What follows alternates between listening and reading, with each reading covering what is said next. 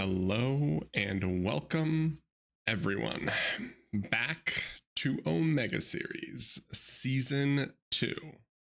So, unfortunately, Rage could not make it today, which little sad. I'm not going to lie, a little disappointing, but I am still joined by the one, the only Zhao. Zhao, talk to me. How are you? Hey there, I'm doing great. Looking forward to today's games again in the morning, but um, glad to be here again. Yeah, glad to have you. It is little early for us West Coast, U.S. West Coast people, but we're happy to show up and cast and see the end of this. I'm excited. So, if you guys are new to Omega Series, basically we've had 2 rounds of games. So we had the qualifiers, and then yesterday we had the group stage. So in terms of the qualifiers itself, we had 12 teams total, and unfortunately we had to say goodbye to 4 of them. So we lost Overcooked, the Heist Crew, Off Topic, Off Meds, and Players First during the qualifiers. Those were definitely some good games, and shout out to everyone who played in them. And yesterday we had our group stages, so 2 groups of 4. The teams that were playing in there, at least for Group A, we had Pro, DBS, AFF, and TL. And Pro went 3-0, DBS went 2-1, AFF went 1-2, and then TL, or the main course, went 0-3. So for the top 2, they automatically advance, and maybe a little bit of a shocker was that Pro took a game off of DBS. How'd you feel about that, Zal? I mean, I remember at the beginning of yesterday's stream when you asked me which teams from the outside of the top 4 from the qualifiers do you think has best chance. I was like, well, Pro definitely is one of those top contenders. So I was also surprised when they ended up winning all 3 of their group stage games yesterday, but it's definitely something that was within their capabilities. And I think that they brought their best to the tournament, and hopefully DBS shows up today and beats or brings their best, and maybe even beats them again today. So Yeah, I mean, I think that was one upset that a lot of people, or that's something that a lot of people considered an upset, because most people had DBS going 3-0. So definitely interesting. I'm excited to see it. And then the actual individual matches there. So if you guys look, Pro didn't drop a single game yesterday. They just 2-0'd AFF, 2-0'd TL, and then 2-0'd DBS. So pretty awesome. They did great work. Everyone else lost at least one game, or lost at least one series. And if we take a look down at, whoops, that's not where we wanted to end up. 1 second. If we take a look back down at Group B, we can see it was Barcode, Happiness Killed the Cat, Dented Support Group, and the United Women's Union. Barcode, I think this was more or less expected that they were going to go through and 3-0 their group, which they did. I think the real surpriser here is Happiness Killed the Cat. How'd you feel about kind of those results, Sal? it's similar to Group A, where I kind of made a prediction and it didn't really come out the way I expected. And I think Happiness Killed the Cat really surprised us yesterday with uh, how they took 2 wins out of 3 yesterday in yesterday's group stage. I personally thought that DSG maybe would have pulled up as second in this group, but then they didn't quite make it there. So definitely really really interesting. Gonna be curious to see if Happiness Killed the Cat is able to kind of continue the good record that they had from yesterday. Yeah, I mean, I'm just super excited that we get to see the straight players go a little bit longer. I know a huge part of the community is, big into straight. And to be fair, not all of Happiness Killed the Cat are just pure straight players, right? Like, I mean, Watch Me Do This is a Rotato player. Blossom, I think, started as a straight player, but now he plays a ton of Rotato. So it's not like they're strictly straight players, but it is still really cool that we get to see kind of the different silos of the bar community come together a little bit more. So I am super excited, and I hope they do very, very well today, and that they can keep going on and they can make a deep run or win the whole thing. That would be quite amazing. So, if you guys are unfamiliar with teams, let's run through and we can say hello and goodbye to a few of these teams. So, DBS Pro and AFF all kind of need no introduction. These are top tier teams. They've been around for last season, and they also play in tons of other tourneys. You see a lot of Pro and DBS and AFF players who are all in BPL, in Alpha Cup, in tons of tournaments. So they've got some strong history here. I think a little bit of the surprise that we talked about earlier was that Pro was able to take one of their games off of DBS. But yeah, all right. So these are the first three. Then we have the main course, barcode, and hold on. We forgot to eliminate poor main course. So despite his best efforts, Grumpy was not able to 1v5.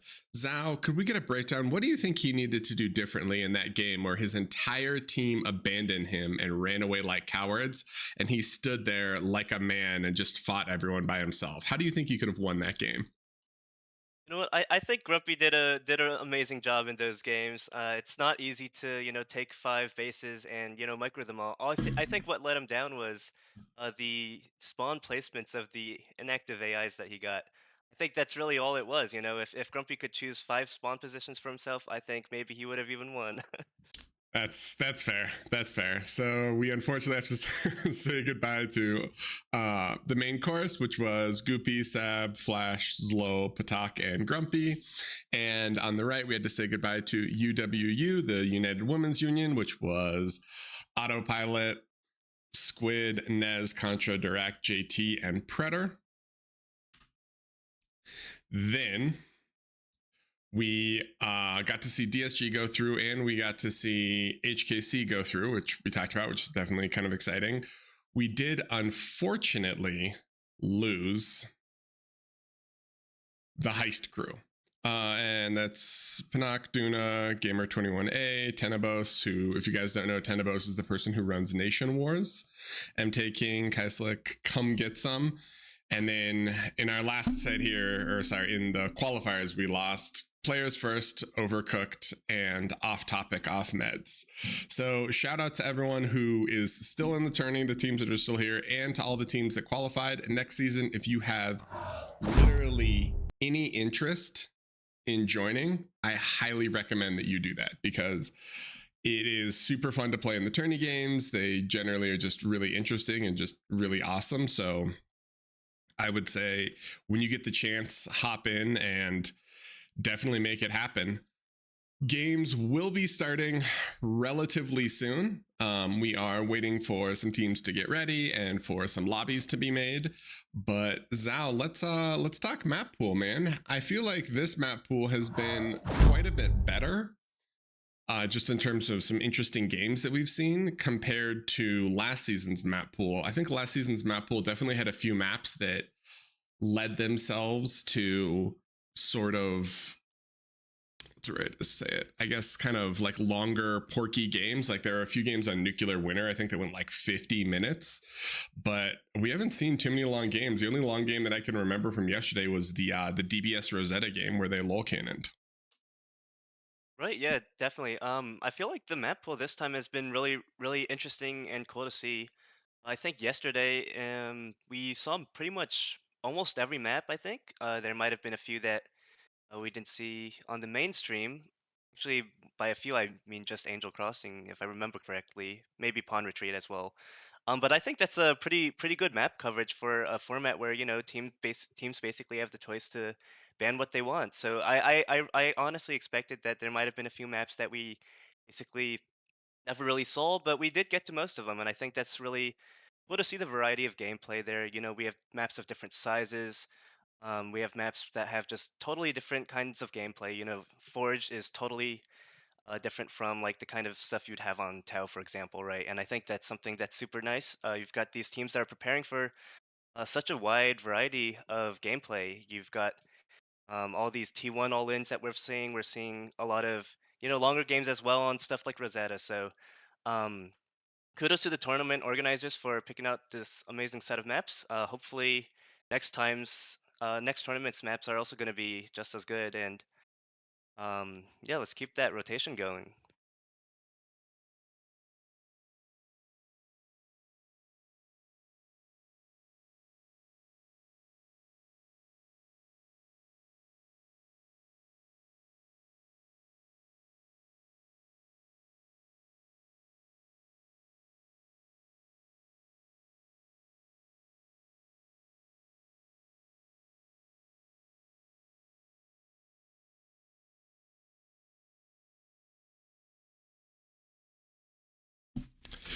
Just realized I muted myself there briefly. Apologies. One map that we hadn't seen a lot of was Gecko Isle. We saw it in the qualifiers. I remember like DBS playing on it, DSG playing on it. I think AFF played on it from the games that I cast, but I also don't remember if we saw it in group stages at all. And looking back at the data, why do you think this map wasn't picked?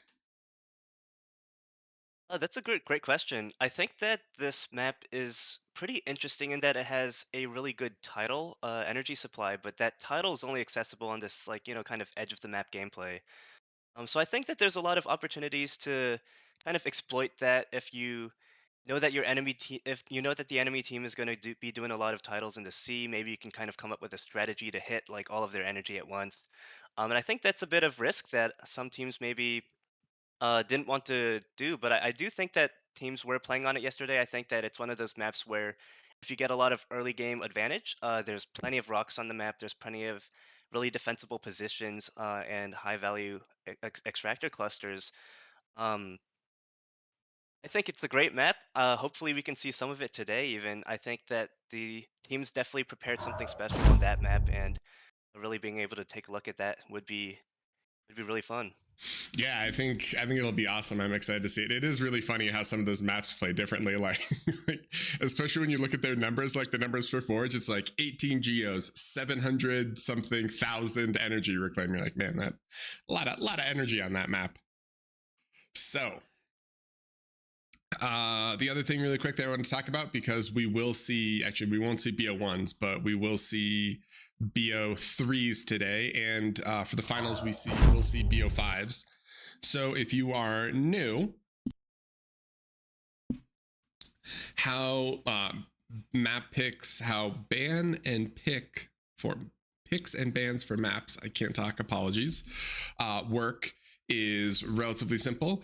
So there are 11 maps, and for BO3s, they are going to alternate the first 4 bans. So we have ban, ban, ban. So 4 bans, and then 2 picks, then 4 bans, and then there will be 1 remaining map left, and that is the map that they will play on. However, for BO5s, we're going to see a lot more of the map pool, which is super exciting.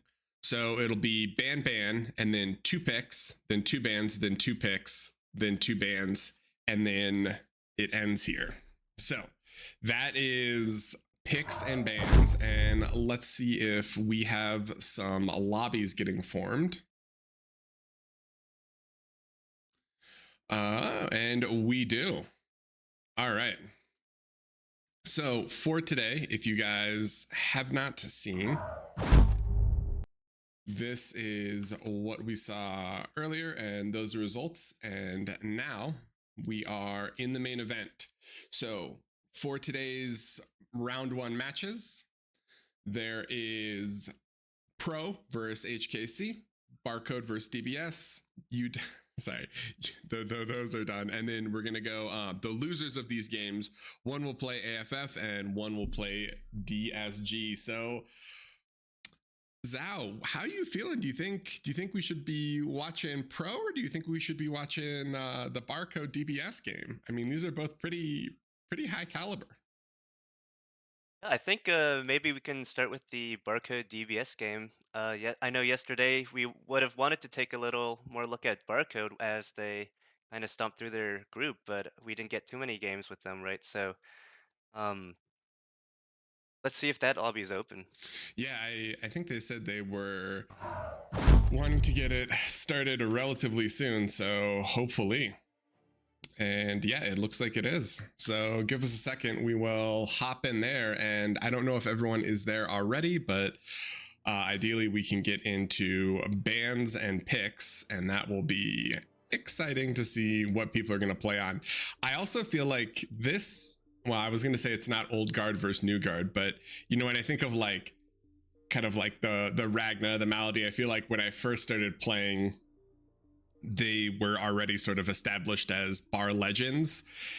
And now, you know, for DBS, there's a lot of newer players. So, you know, we've got like, well, I guess not that new, but like LDM is a newer player, Narn is a newer player, Chisato, even though he's a FAF legend, is a newer player. So I kind of feel like it's a cool clash of some of the older, old versus new, let's say.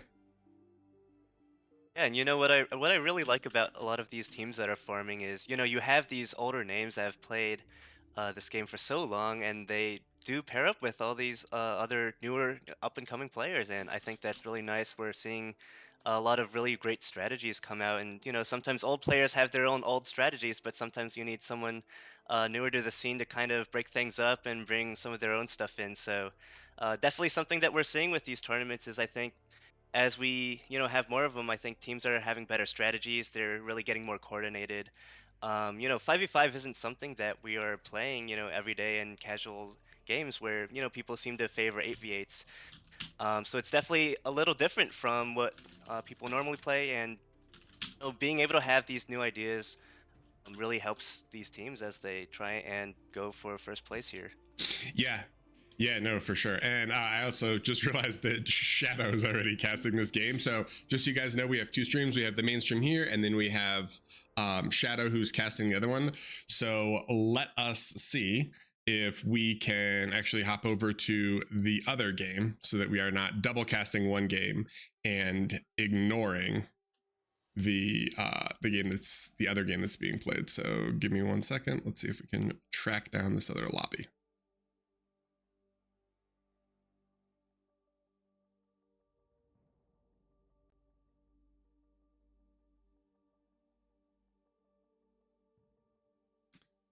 Oh, and they are, oh my god, they already started. Good god, hold on. We are hopping in now. They are real fast. Apologies. They apparently they didn't get the memo or ping any of us. But they're already in. So hold on. We are hopping into game now. It's like we have some teams that are super excited to get started today. So Yeah. let's load on in and see how it's going.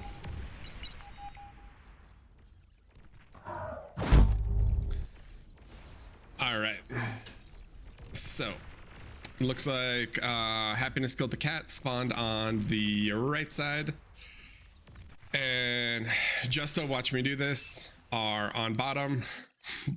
Blossom asks for peace against Florio. It's a common FFA strat. Maybe he doesn't realize he's still back in 5v5s.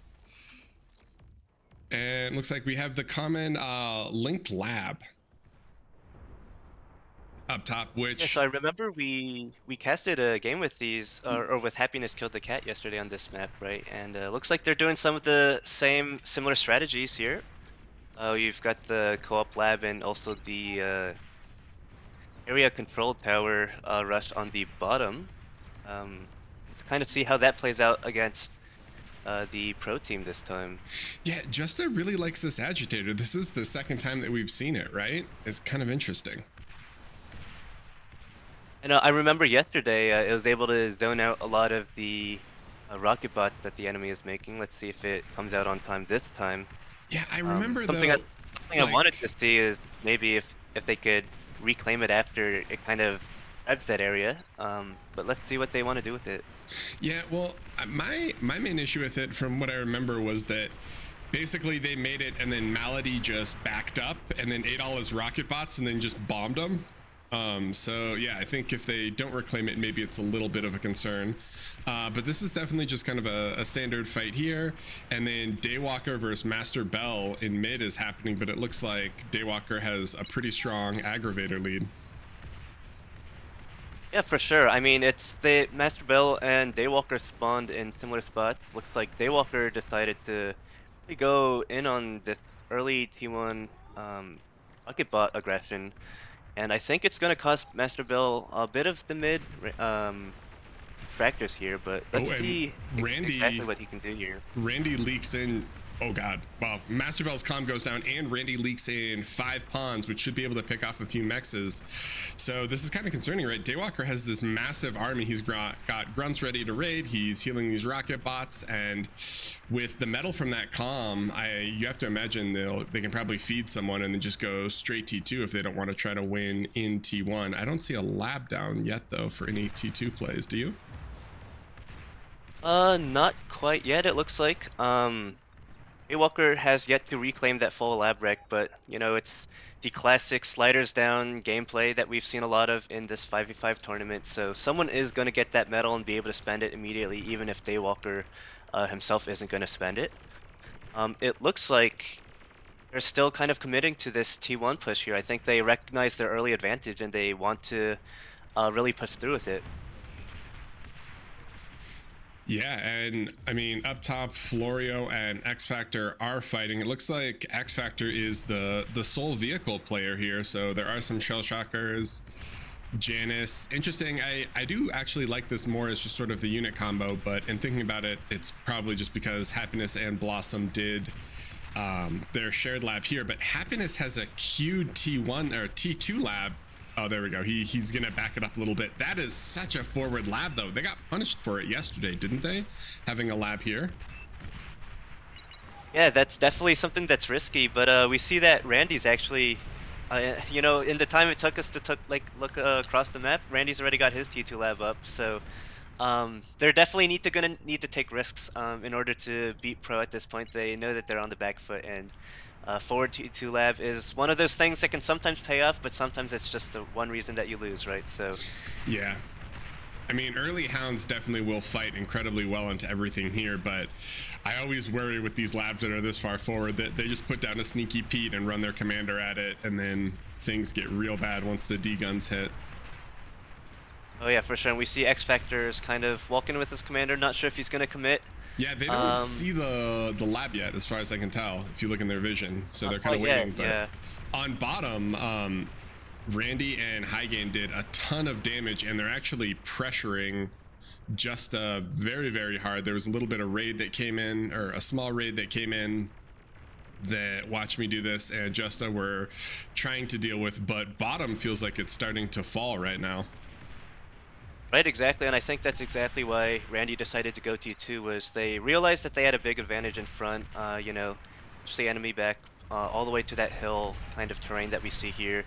And I think that gives him a lot of comfort. He knows that he's ahead. He knows that he can kind of spend some time to get that T2 up. I think that's a lot less risky than the T2 lab that we saw from Happiness Killed the Cat. But I mean, looks like Happiness here has some Recluse coming out. Those are really, really good units against T1.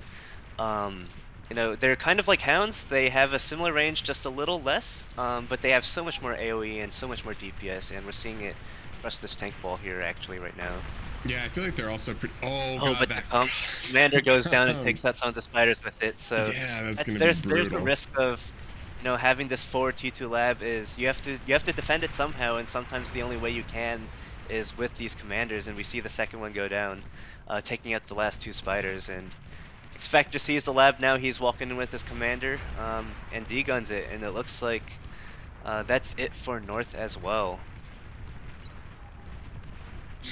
Yeah, this is definitely looking pretty difficult right now for Happiness Killed the Cat, and we see Randy dropping recluses of his own. I feel like recluse is more or less just the standard bot T2 transition on this map from the games and the scrims that we've seen, just because there's so much terrain that you can really abuse with their movement def. And that is going to be game one in the books. So Pro is going to take down Happiness Killed the Cat for game one, and we are going to go to a game two. Yeah, just look at that scaling, especially from X Factor and from Randy. It feels like from minute 3 or so, they were very, very far ahead. Definitely, and I mean we've seen Pro Team kind of come out with these really really great aggressive T1 starts yesterday, like on Forge. All core bot lab making thugs. Who could have guessed? And we kind of saw something similar with this T1 push here, but I think these are just generally all-rounded good players. You know, it doesn't matter if it's T1, T2, even T3. They seem to know exactly what they're doing with it.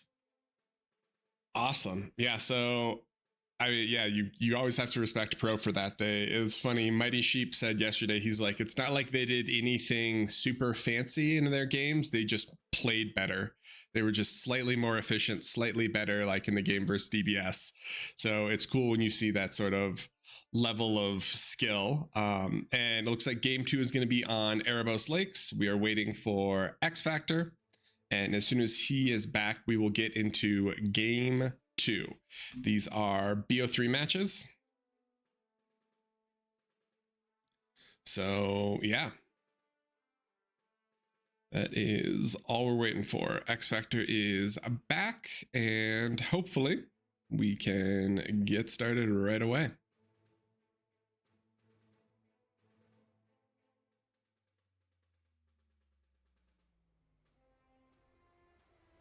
And vote So is as we go called. Go into ahead. game 2 here, Shock, I know on Erebus yesterday we saw teams kind of skip C sometimes. You think we're gonna see that again here? Because, you know, I was so convinced that we were always gonna see someone play C on each team every single time, and it didn't actually end up happening. So you think that it's gonna be what we kind of see this trend continue into this game here, or do you think that we're gonna finally see a classic C versus C battle from the start? It's funny because before the barcode game, I was like, all right, you always have to be C. But Malady, when they spawned on this side here, Malady was here and he basically just had it was like a 4.5 minute T2. And I think it worked for that game, but I also think it worked because if you remember in the barcode game, Happiness swapped out of T1C into Salamanders crazily early. And I think that if he had stayed T1C longer, until he had one, a better E economy, but then also two, a few destroyers out to just kind of control the rest of the map, I think that game probably would have gone differently.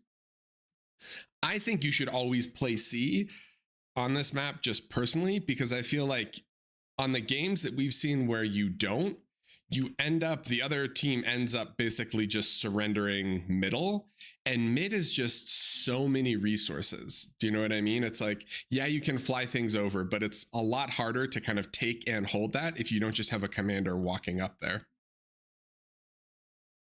Definitely. And I think as we're seeing these teams start their spawns, Pro is definitely in the C. We've got High Gain starting in the C with X Factor starting close by. I imagine they're going to do some kind of collaboration there to secure C early.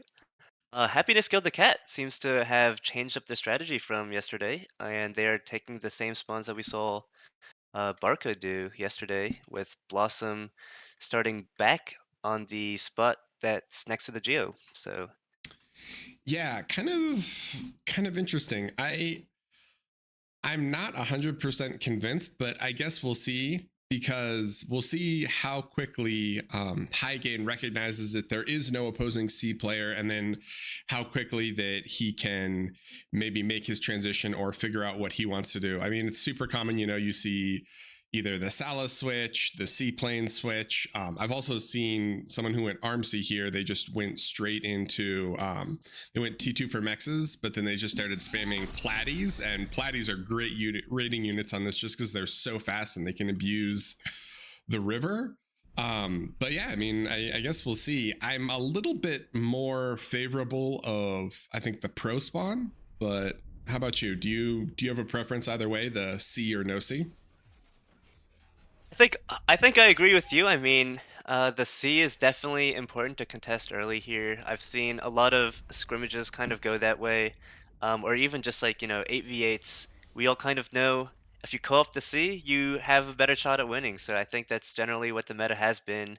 I still agree with the meta in that case, but in a tournament where you're only playing this map against your enemy once, the prizes are always going to be something that goes in your favor. If someone's expecting to fight a C player, sometimes the best option is just not to fight there and instead find your wins elsewhere on the map. Yeah. So we've got Randy as armed vehicles, Florio as core air. So we're going to see some Shuris to help control the sea and control the rest of the map. And X Factor is arm, but we've got this co-op C Lab, so we'll see what happens there. And then Daywalker is core bots. Justa up on Happiness Killed the Cat, core bots, which is what he played in the game we saw him in the spawn last time. Happiness is arm bots. Blossom is armed vehicles, so maybe we'll see some mine layers and a few other units there. Curiosity is core bots, and Watch Me Do This is armed vehicles. So very, very different lab placement, right? I mean, we've basically got 5 front versus 2 front with a boosted C and an air player. I'm curious if Florio's Shuris are going to be able to actually control the map enough for them to not just get completely overwhelmed and raided. Right, I think the Shuri Lab is definitely something that is going to work out here. Like we mentioned yesterday, the map is just so big, it takes so long for units to travel across. You've just got that radar coverage, you know where the units are coming in at. If units are coming in really, really early or fast, then they likely don't have anti-air with them, and that's something that's always good for the shurikens, right? You just stun the whole army and let someone else come and deal with it. And I think that Randy Daywalker taking the 2 front, I think they are very capable players. I think they definitely won't let too many things get through. And as we're looking here, we see the Shurikens already stunning these 2 initial scouts from Watch Me Do This, and that's exactly what the Shurikens do. They find these leaks and they allow their teammates to kind of deal with them without chasing enemy units throughout your own base, really kind of pulling your units backwards. These Shurikens are the best uh, app closer in the game. So Yeah, and we already see. So Hygain, immediately after he scouted that there was no sea, he's going to keep a little bit of vision, but the first thing he does is just send a frigate over here, and it's just patrolling back and forth, helping control this choke point while Daywalker has time to sort of take mexes and get into position a little bit more. And that's what we thought that Happiness would end up doing. But it looks like Hygain is going to eat his C Lab as well, and he is just spamming titles. Look at that. He eats his lab and he just immediately starts putting the metal into titles. exactly, and I think that's what you should do when you see a situation like this. We actually do see Hygain, these 2 scout ships that he's made. They've got a long-range light missile on him, and he's trying to harass these metal extractors. So you don't quite need the 1,000 metal investment of a destroyer here to really be harassing the enemy's metal extractors here. You just kind of need these little missile ships to chip the nexus down, and that's already tiny wins. Um, Yeah, I like Florio got one of his, or he flew in, he got a resbot and then he flew it into mid. And so his resbot is in mid just eating all the metal. And if you remember, Erebos actually has a ton of reclaim on it in mid just for the metal, not, let alone the mexes. But he's going to get in here with his resbot and grab all this reclaim while his commander takes the mexes. So it's already starting to look pretty good in terms of securing the reclaim here. But despite that, if we look at stats, it looks like in terms of metal produced, Happiness Killed the Cat's like 1,000, like 1,500 metal ahead. I think just because they have more ground cons and they were able to take mexes sooner. yeah, that might be it. Having everyone start ground is definitely how you expand the fastest. We kind of saw that yesterday in the Tau game where AFF versus Pro happened, and Pro was kind of, classic all ground labs, no air start, and AFF kind of had an air lane, 2 people in C, rushing that down. And even though they did dominate C early, they were still quite even on the metal income, just due to that other enemy ground expansion. Um, we do see Randy's actually going T2 here. I think this is how this map is supposed to be played. You have these shurikens to kind of guard your team from leaks. It's very, very difficult to have a good proper T1 push on this map. And Randy knows that he's going to take advantage, and almost already has this T2 lab complete. Maybe credit to all those rocks from the middle, right? But that's definitely going to be scary for Japanese Killed the Cat to fight against. But at the same time, Blossom has actually just finished his Advanced Geo, and Yeah, that's an amazing timing. This team's going to have energy for days now, and let's see if they can come up with a good strategy and to spend that energy High on. gain's coming out. Is he? There's no way he makes it to that AGO, right? Yeah, Blossom's comms here. I think he wanted to maybe just kind of walk and then dig on that AGO, which would have been potentially game ending there. But he's gonna get Probably forced would back have been into game C. ending, but Blossom's not an idiot. He's gonna move his commander up and have it in position to self D on that enemy commander if he needs to. Yeah, and X Factor We threw actually see away that, yeah, his X comm, Factor right? walked in on Master Bell here, And and another good play. we have a But we do massive see that raid up Patriot top, commander. right? Like Daywalker somehow Yeah, flooded a ton of grunts through. So while the reclaim is being fought for in mid from Hygain and Blossom, Daywalker is supported by his team. Everyone. Oh, Hygain's just gonna degun that metal. He doesn't think he can get any of it with the Mausers there, so he's just gonna degun and run. right. I think that's definitely the right decision.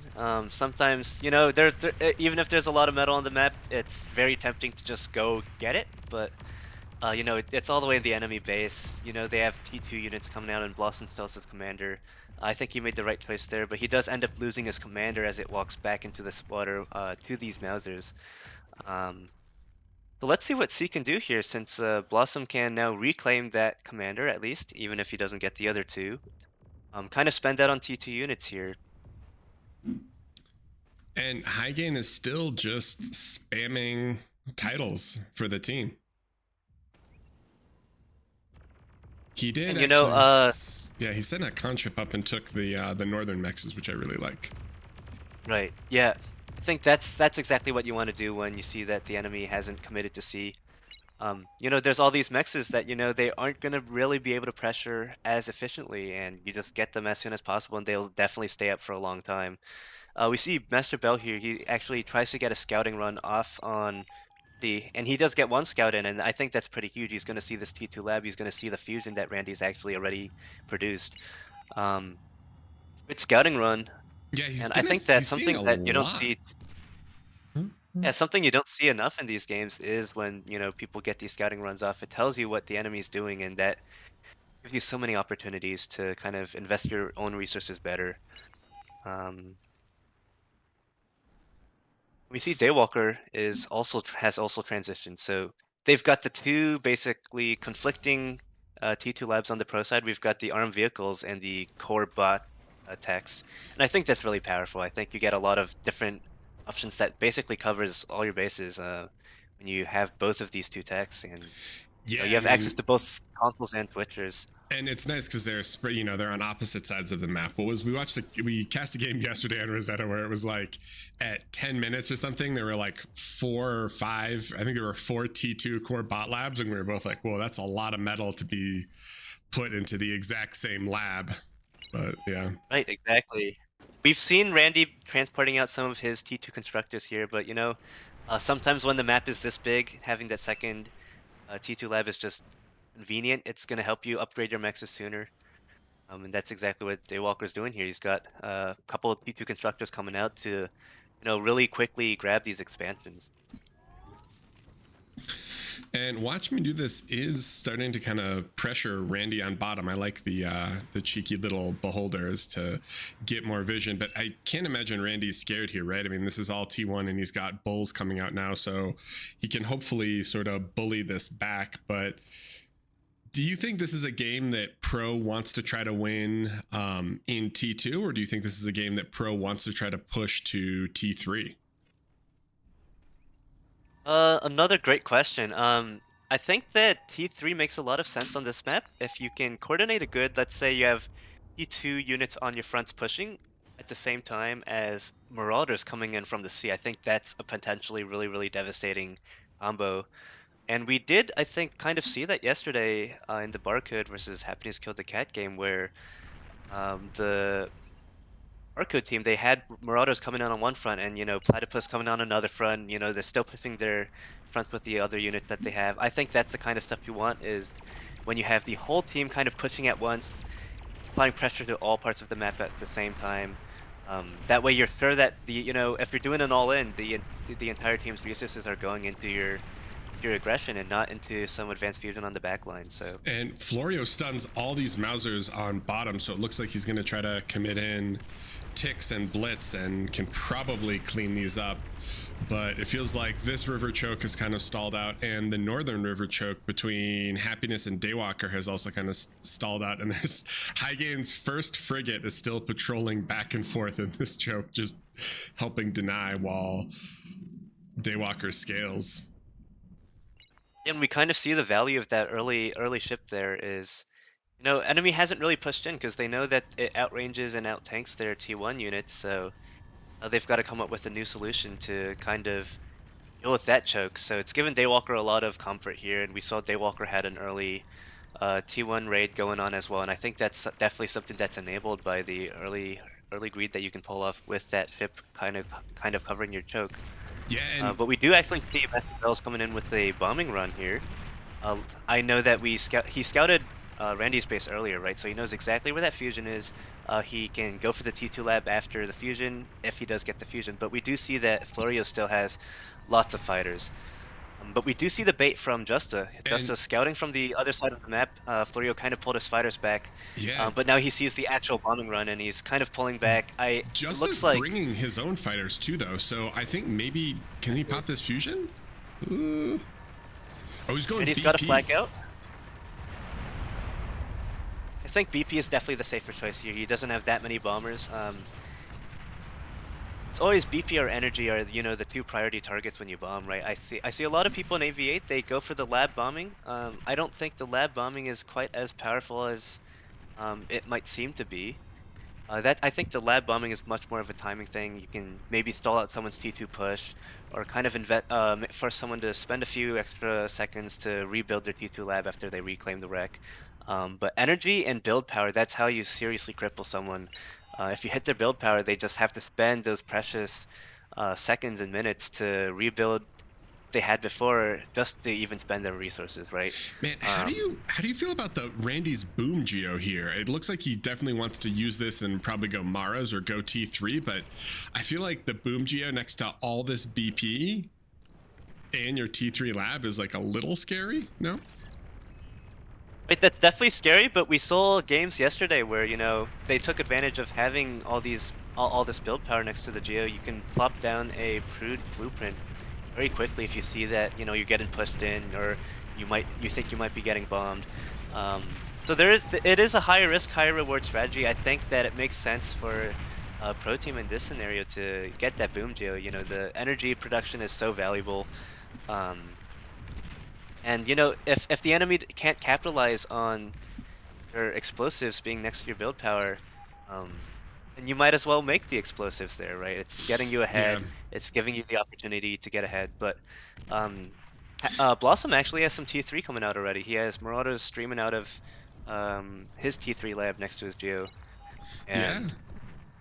let's see if Pro ends up responding with their own T3 or if they try and handle that some way else. Yeah, I mean, Randy has the BP, right? I feel like you're not going to drop 16 nanos right here unless you plan to go T3 off of it. But I like this timing. And Daywalker had a pretty good push, Sheldon push going top, but Justa was prepared for it and dropped down a jammer and a persecutor and completely stopped all the aggression there. So I'm curious. It looks like Daywalker has another round of Shelly's coming with some spy bots, so he'll probably try to emp that. And we see another bombing run in mid, it looks like. Yeah, but this time Pro has many more fighters. Looks like the bombing run isn't gonna get too far here.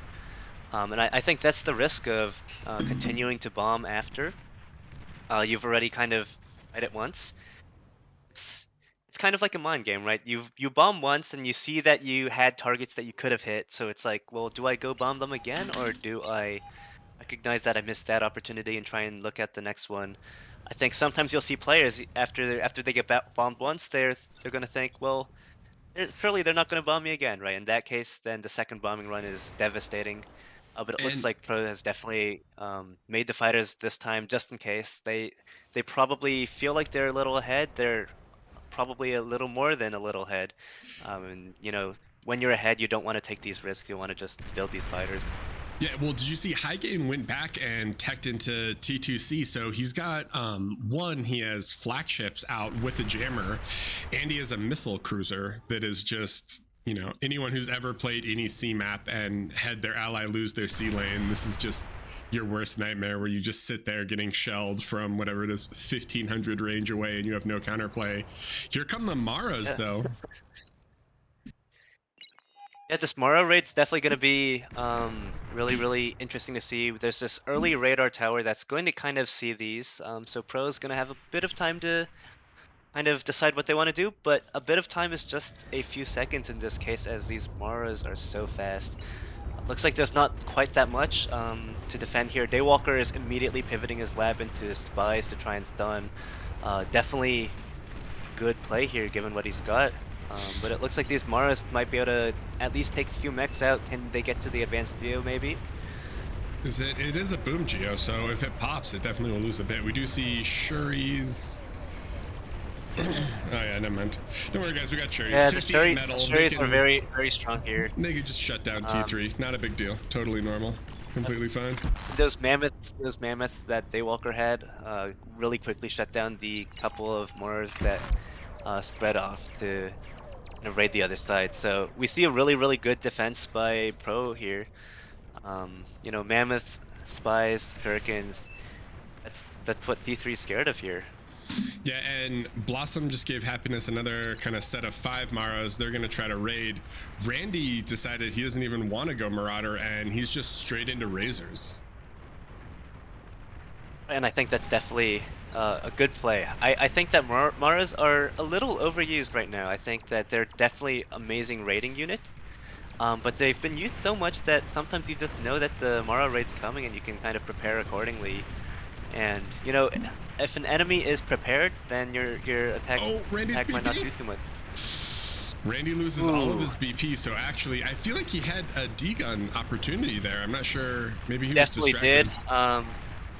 did. There's a lot going on. Watch me do this happen to push right at the same time. Definitely Yeah. a good coordination there. Randy does lose the BP on the T3 lab, which is pretty devastating, but he already has 2 Razorbacks out, and I think that's going to Watch Me Do really This has take turtles? care of Watch Me Do This. What is Yeah, happening he here? has turtles. And I think more turtles Maras are a little streaming in. underrated right now. I don't know. They're still a little memey for me. I think they really want to try to pop this AGO because they know it's near the lab, but I don't think they're going to be able to fight into what Randy has here. I mean, he still has his comm. He's got Razors. Trying to push into Razors without like long range units always just feels so bad. Yeah, for sure. I mean, that's the value of going T3 in the first place, right? If you went T3 and it was just another T2 brawler unit, then it wouldn't be as cool. But when you have those Razorbacks, the power density, they take a while to die. They have this amazing weapon that's, very, very good against so many things. It kills ticks, it kills heavier units. It's just something that you really want to have, and we're gonna see that here as these Razorbacks, they kind of stomp through that T2 army. Let's see if they can catch up to these Maras with the help of the Shurikens.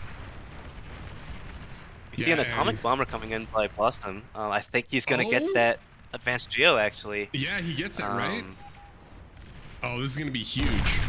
Yeah. Huge, but that T3 lab, it's so tanky, and that half-built Razorback inside doesn't even die. I mean, they're doing great economic damage, though. Well, it feels like they're doing great economic damage, but then I look at, I guess it's actually not as big as I thought. It just is kind of equalizing. To be fair, I feel like if you aren't prepared for the Lich from Blossom, what are you really doing with your life? That man. No, the atomic bomber, it's such a good unit. It's even when you know it's coming, you have to be so vigilant to make sure that you don't end up getting bombed by it, because there's often just so many frontline targets even that the atomic bombers can just really quickly run in, get value, and if you don't react fast enough, it can even run out. But we see Bell actually has these hovers coming. He's going to try and clean up this T3 lab that's at half health. And will these hover scouts get it? Looks like they're getting close. looks like he does end up shutting down that T3 lab, which is really, really powerful. Awesome kills, makes an amazing play with this atomic bomber, kills what's that? Almost like 4,000 metal worth of units with one blow, and he runs away and gets away. He's gonna have that atomic bomber ready to take another run at it later. But what it looks like right now is that Happiness killed the cat. They need to find some way to kind of punish Daywalker for all this economy that he's been building. He has not only does he have so many wins, but he has 2 advanced fusions already, 2 additional regular fusions, as well as quite a bit of units and pork to defend it. And this battleship, he had a despot coming, but it looks like the Persecutor and the Pulsar on the high ground are going to force it back, and it's going to get gooned right here. Or maybe it won't matter at all because it's a battleship. I guess we'll see. Yeah, the goons are they're quite frail, and these core battleships, they have this additional laser on them, and I think that's gonna really do a good job of cleaning up these goons.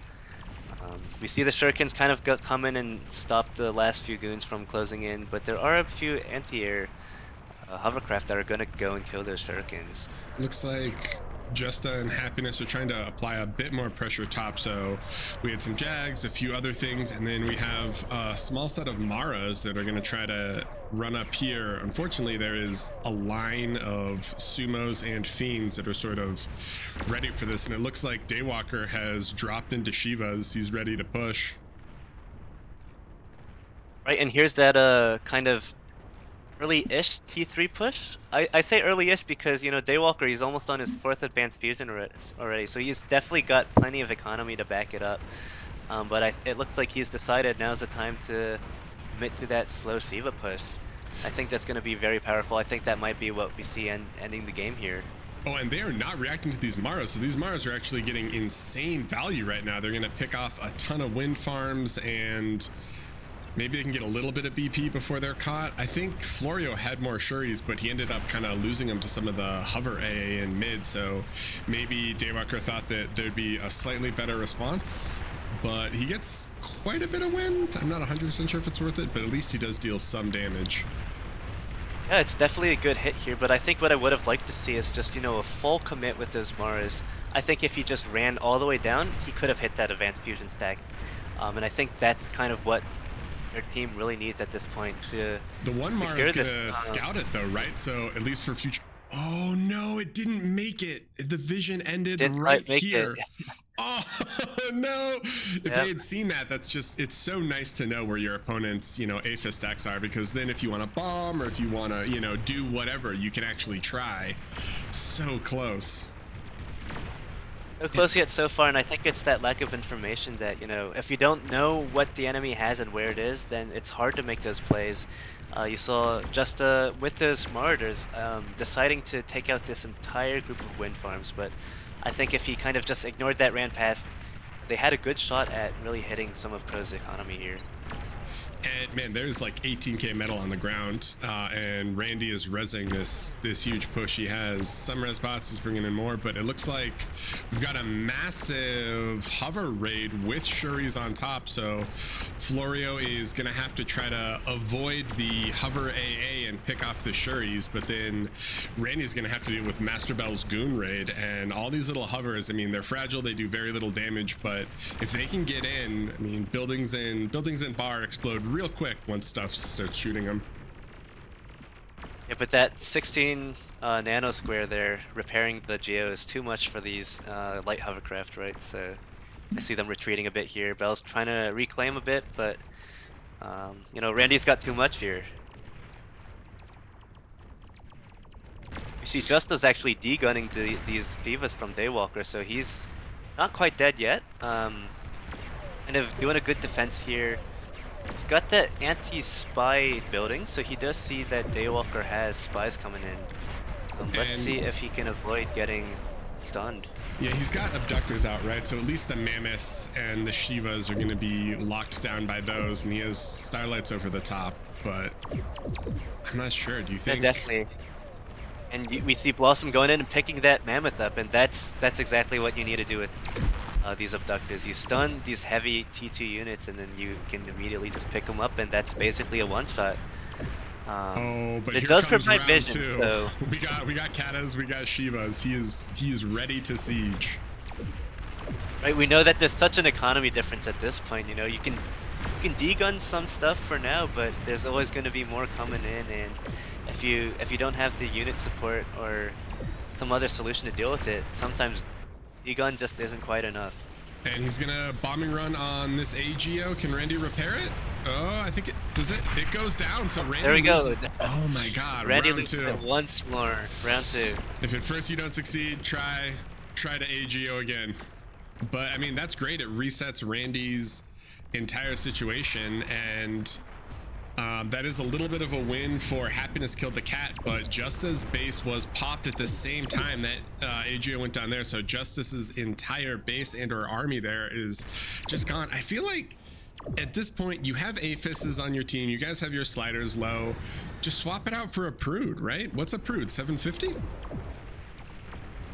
A second? I mean, still think that these front geos, like, well, especially if you're in a situation where you're behind on economy, it makes a lot more sense to keep that boom geo. It's one of those risks that, you know, it can or can't pay off. I think that for Randy, maybe, it still makes sense to have that boom geo because he can just choose to kind of put his lab and build power elsewhere. It doesn't need to be right next to the geo, you know. You can kind of alleviate some of that risk that way. For Just, I guess, he did have a bit of time to maybe decide that Boom Geo was too much and swap it out for a Prude. Um, it definitely is a situation where they don't quite need as much of that energy. You do want to take advantage of that Geo spot, so if a Prude is what you need, then definitely something you can still just do.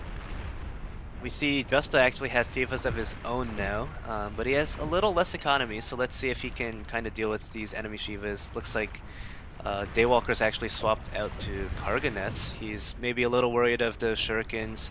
Karganeths have a little bit of that built-in anti-air, or maybe he just wants some more power dense unit. Yeah, they're also not horrible versus spam. I mean, Shivas aren't great versus trickled spam, but Kargs do great versus all kinds of spam for the most part. Justice's calm goes down now too, so there won't be D-guns for the foreseeable future. And that was a good opportunity that Daywalker saw to kind of snipe it with the longer range catapults there. So even though they broke this kind of front beach on this side, Happiness Killed the Cat did the same on Randy's side, and now they're pushing through, and there is a ton of reclaim here that Randy needs to get. I mean, this entire bottom section has like 34,000 metal to reclaim, and Curiosity Master Bell is in here. He has his Lazarus, his Resbots, and he's starting to eat up all of these. Randy has a few in back as well, but some of this metal is starting to get eaten away, which could be a huge swing for Happiness Killed the Cat. Definitely is what Happiness Killed the Cat needs, but I think it might not be quite enough metal. We see Randy's already starting to pork up his side, you know, immediately setting up more build power, more nano constructors with these air constructors that he has. And you know, like, their team has so much metal. Randy's got practically infinite metal to spend here, right? He has his slider dragged down, but he still has more metal in his storage than his slider settings even at, so I think he's going to survive here. I think he's just going to be able to pump out all these Bulls and Jaguars from his T2 vehicle lab. And again, you know, like, he's got that Shuriken support from his teammate right next to him, right? And that's always a pain to push into. You need to bring a lot more anti-air with your pushes when that happens. You see Blossom kind of reacting here with the fighters, but that couple of seconds that the Shurikens buy for Randy is definitely what he needed. See Bell actually coming in again with these goons, right? Yeah, I mean, and they're getting in and getting tons of great little raids here. Well, they were until Shuri showed up and completely denied it. But there are Bird Eaters, the Hover AA here that'll help pick off some of those Shuris. But I think the Shuris will have done enough damage to lock it down to where these goons don't get to. Ooh, I take it back. Some of the goons are sneaking in. They're picking off some BP. So this is actually great harassment from Master Bell. I mean, he's picking off tons of nanos here. Florio's losing almost all of his BP. And here comes a Lich. It looks like there's going to be a fighter war here. This is T2 versus T2. And where is this Lich going? Nowhere. It is going into the ground because it just got shot down. All right. Well, was exciting while it lasted. Yeah, and that's one of the things we've kind of seen as they kind of reworked the fighters some time ago. Now the fighters are a bit tankier. They tank more than one hit, right? And you see these engagements where the enemy fighters can kind of just click on your atomic bomber instead of just like getting wrecked by all the incoming fighters. You do need to kind of get rid of that enemy air screen before you send that atomic bomber in. Sometimes the micro can be a bit finicky, right? Because fighters Yeah. they aren't the most easy to use units when it comes to units that can only fire forwards, right? So, but we do see that Master Bell is kind of keeping up this pressure. He's got this pork kind of getting built, and I think that's going to help him control this area of the map. He's queued up these long-range plasma cannons. Let's see if he ends up Second getting Lich to coming build in, them. and I think it's going to get a shot off. I think it's going to be able to pop. Oh, he It didn't. was right next to it. It was I feel like just he that, issued a like, command on 1 second accident. away. Yeah, I thought did he not set target the lab? I feel like if he set targets the lab there, it dies. But Master Bell's gonna sneak in here with even more Jags. I don't think they needed that Lich. These Jaguars are gonna come in and clean up that full base here. That's what Jags are good at. They're fast, they're sneaky. If you do get in, it's not gonna be quite as easy for the enemy to catch up to your units. But he does kind of retreat here. He's gonna fight these bulls. It seems like he wants to kind of take control of this reclaim field, but bulls are just too much more tankier than these Jaguars are, and it looks like the Jaguars are gonna kind of get cleaned up. I Man, think I would have liked to see Bell just continue moving forward into the base with those Jaguars. I think Hygain they could have killed is all of Daywalker's advanced fusions there again if Hygain they is just starting kind to of pork went in. here, so we're gonna see EMP launchers, and then also you can LPRC and pop like AGO and stacks over here. So they need to be careful. But top is just the T3 brawl, which is looking amazing. We've got Shivas, we've got Katas, we've got Razors, we've got Kargs. So this is what you really subscribe to bar to watch right here, is just the absolute war zone. Exactly, and it's I think this is one of those strengths of having just these two kind of ground players that you're relying on is you have full control over exactly how much you want to push, right? You don't have a teammate that you need to coordinate with. You just send all your units or you don't. And I think Daywalkers are applying great pressure here. There's so much economy to back it up. You can see the difference in how often one of Daywalker's Divas is getting produced compared to Justa's. We see Justa coming in again with a commander. I think this is a resurrected commander from first time. Yep. So, this commander's gonna live a second life and try and push her down here, but Randy is actually pushing with a Thor now here, so some of that pork that Mr. Bell got up, it won't quite live as long, it looks like. Randy's gonna kind of break that down, prevent that long-range plasma cannon way that Bell had queued earlier. Yeah, but it's not looking pulsar too good now. It goes down, but yeah, I mean, you're right. This just like march of Shivas from Daywalker is absolutely terrifying.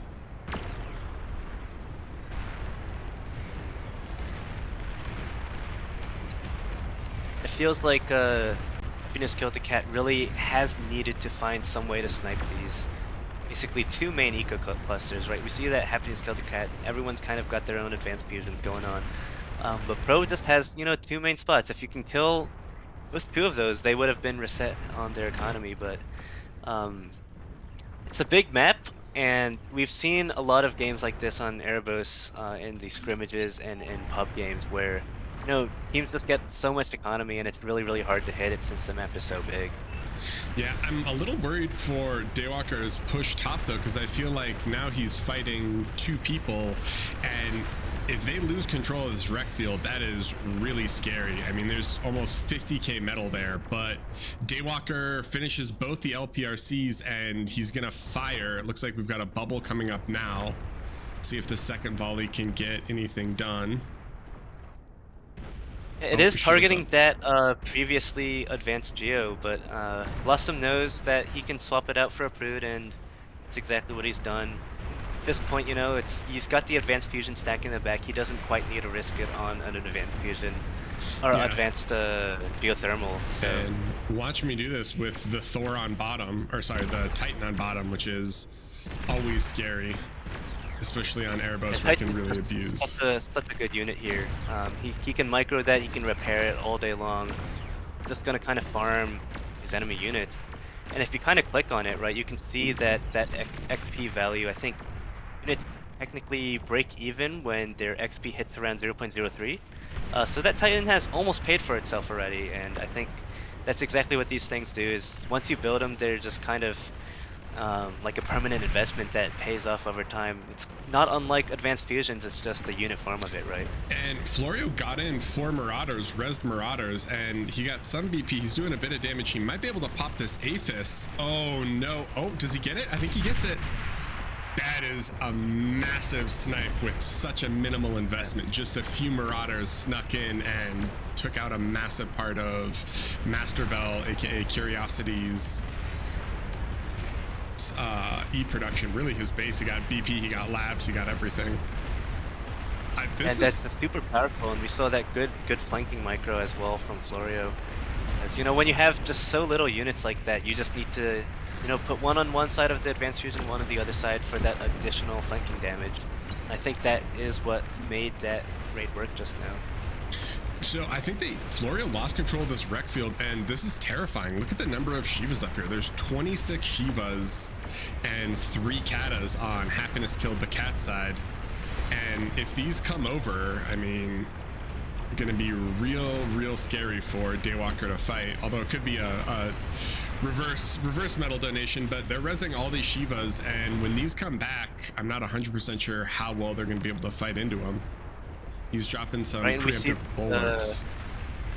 Thor from Happiness is cleaning up some of these Shivas that were on that second hill there.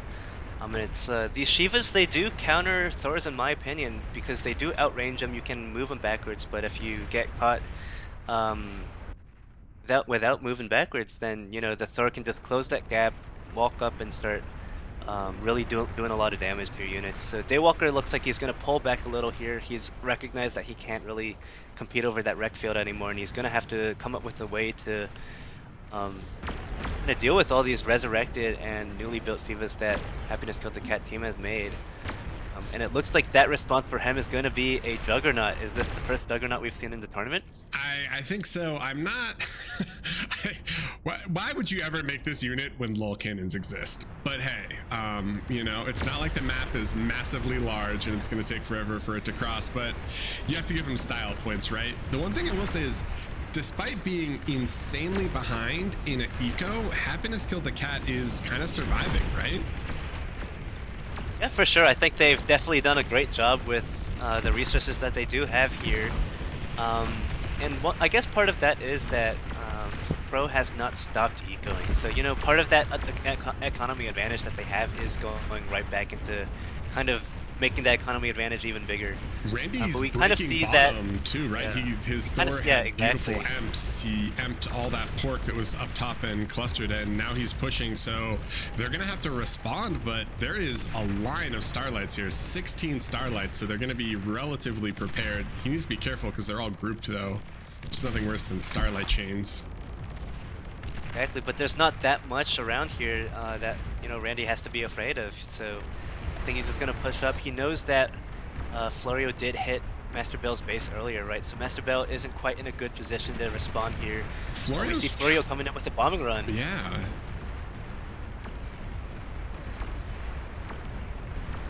See if he can hit these advanced fusions. Justa doesn't quite have a lot of anti-air here, so I think he gets the BP. These bombers are definitely gonna come in. Oh, he got it. He only got the one advanced fusion though. There's a cluster of 3 that he could have gone for. But there still are bombers. Still are bombers, so yeah, he's gonna come see over. If Florio goes back, maybe. So he gets some BP there. I don't think he's going back. I think he's looking for other sections, but at the same time, he has this kind of suicide push top. But I think Daywalker is holding this. It looks like all those wrecks are just down. And Daywalker's already got that Juggernaut on the front line, and it looks like once he has that, he can just comfortably push up. It's such a good unit. I say it's a good unit. It's a good unit in this situation. It's not quite always the thing you want to build in games. It is quite expensive, 29,000 metal. But in this case, it's going to be able to skirmish all these Shivas down. practically for free, I think. I don't think the Shivas are going to be able to deal a lot of damage. But Randy's coming in here. Bell's advanced fusion. It just got resurrected and it's going to die once again. Randy's got those balls. Killing the advanced fusion while he saves his Razorback from that explosion. And it looks like the game might be coming to a conclusion, even if Randy's able to hit a lot of economy with this. Yeah, I mean, but we he's still have that. Yeah, the Titan's there, and Blossom does have his commander here, so if that Razor keeps running up the path, he can stop it there, but this is turning into just an insurmountable eco advantage now, and yeah, it's hard. Happiness has a Thor up on top, but it just feels like a little bit too late, you know? I mean, Thors are a great, like, win harder unit, but I think they're not very decisive against good players. And we see this one more bombing run. Can he get that advanced fusion? And we see the first resigns coming in actually from Miss the Cat. So it looks like they've GG'd out of the game. Yeah, looks like those bombers do kill that advanced fusion stack. Well, Blossom self-D'd. I'm not sure if the self-D went off or if the bombs went off, but yeah, that's awesome. Yeah, I mean, a high gain, look at that eco. I mean, granted, their sliders are down, so if you guys don't know, the little red thing there are their sliders, so they're sharing a ton of metal, a ton of energy, but yeah, I mean, that was just an insane production from Daywalker. Sorry, not from high gain, from Daywalker, just absolutely scaling out of his mind. Keep in mind, in these with the shared ones, like, it looks like all the ecos on one player or two player, but they are sharing a lot. But he was definitely producing quite a bit there. So that was game one. Kind of awesome. Which was that was game two, which means that Pro takes the series, right? Looks like it, yeah. I think Happiness killed the cat. You know, they gave it a good effort there. That was a 45-minute server just now. I think the game lasted what, like 42, right? Yeah. That's really amazing to see. You know, one of these underdog teams kind of putting up a really good fight against what seems like one of the top contenders right now. And you know, it's really cool to see all these different units coming out. We saw pretty much all of the T3 roster last game, including those Juggernauts. I think Daywalker even had some behemoths at the very end there, right? Yeah. It's an exciting game for sure. Seeing so much of the game coming out, and I think that's, you know, once you have these big maps where you've got the C lane, you've got such, like, you know, you got these corner spawns that make the map appear bigger. You got this massive economy. You start to see all these different units, and that's exactly what I wanted to see in this tournament. So yeah, hopefully we see more games like that. So just so you guys are aware, so it looks it looks like we just watched Pro 2-0 Happiness Killed the Cat, and it looks like DBS 2-0'd Barcode. So we are gonna try to watch the Pro versus DBS game, which I think will be in this same lobby. And then it looks like Barcode is going to fight AFF, and Happiness Killed the Cat is going to fight Dented Support Group. So all of those are going to be some good games, but I think because we cast HKC for this one, we want to try to cast the DBS game because I think that's probably going to be the highest caliber game. Yeah, for sure. And as we go into these, semifinals, right?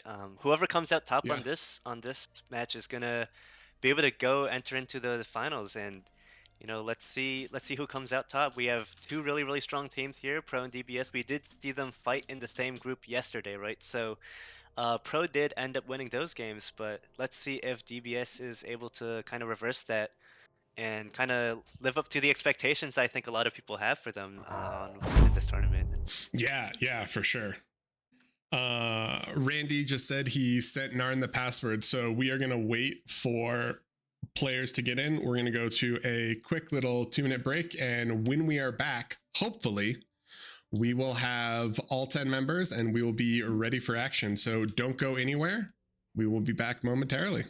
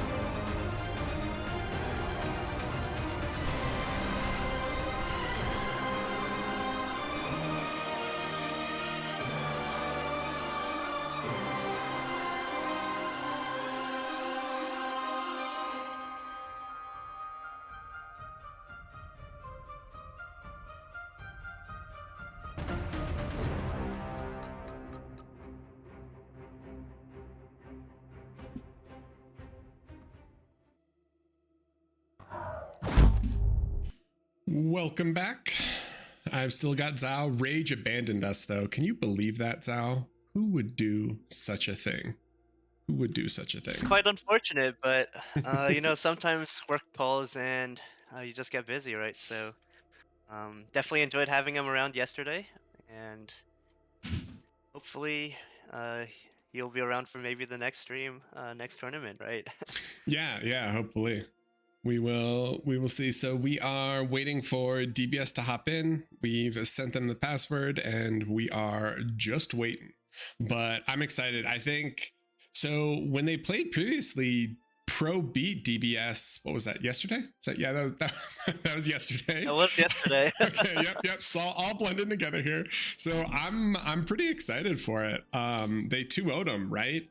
I think that DBS is an incredibly scary team, and there's a lot of just sort of interesting playstyles that happen on it. But whenever I think of Pro, well, outside of X Factor, who can definitely have some crazy builds, Pro just feels like such a solid, like, bar fundamentals team. Do you know what I mean? A lot of times they don't feel super flashy, but they're just like super efficient, just awesome players all in all. So do you have any kind of predictions for this, or how are you feeling? What do you think about these two teams matching up?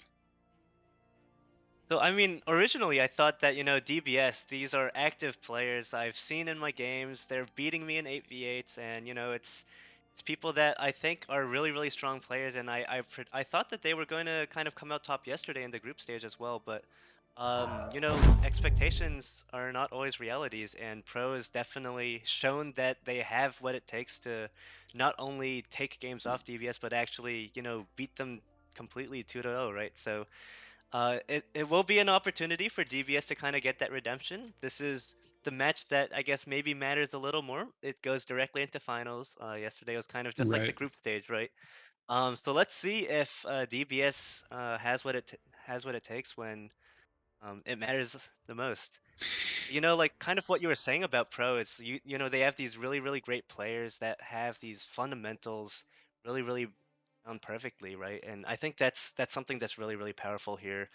You see players like Daywalker, right? He hasn't been active in game lately. I don't even know if he's played any games before this tournament, but he's showing up, he's given it his best, and you saw like last game, for example, he's got amazing economy, amazing front pressure. Sometimes these older players, they don't know exactly what the meta is, that the 8v8s are kind of arriving at, but you see them playing so well, and it's just these bar fundamentals that you mentioned that allows them to do so. Yeah. It's going to be awesome. So it looks like we've got all of Pro in one lobby and all of DBS in another lobby. So we're going to try to put 2 and 2 together and move the 2 lobbies into a single lobby and then get the game started for you. And we do see Nornox coming in, so that's the team captain has made it to the new lobby. So hopefully we can get this game started soon. Yep.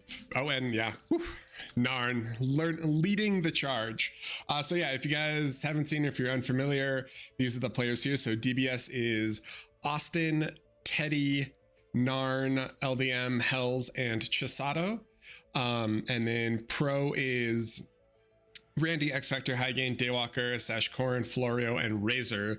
Today for finals, Pro brought X Factor, Randy, High Gain, Daywalker, and Florio.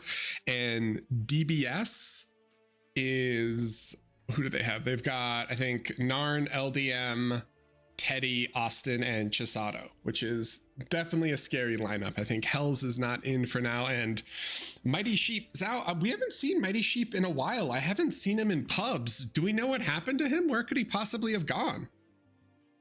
I don't quite know, but I heard that maybe he's the reason that the main course yesterday wasn't able to show up and left Grumpy out to 1v5, right? I think maybe Mighty Sheep's out cutting some internet connections. That's true. As I recall, CJ had internet issues when they're scheduled to play. So, stay safe out there, guys. You never know when Mighty Sheep is gonna come try to cut your internet. I mean, just rumors from what we've heard. Nothing substantiated, but we're gonna see. So lobby is starting to fill. We have Chisato in here.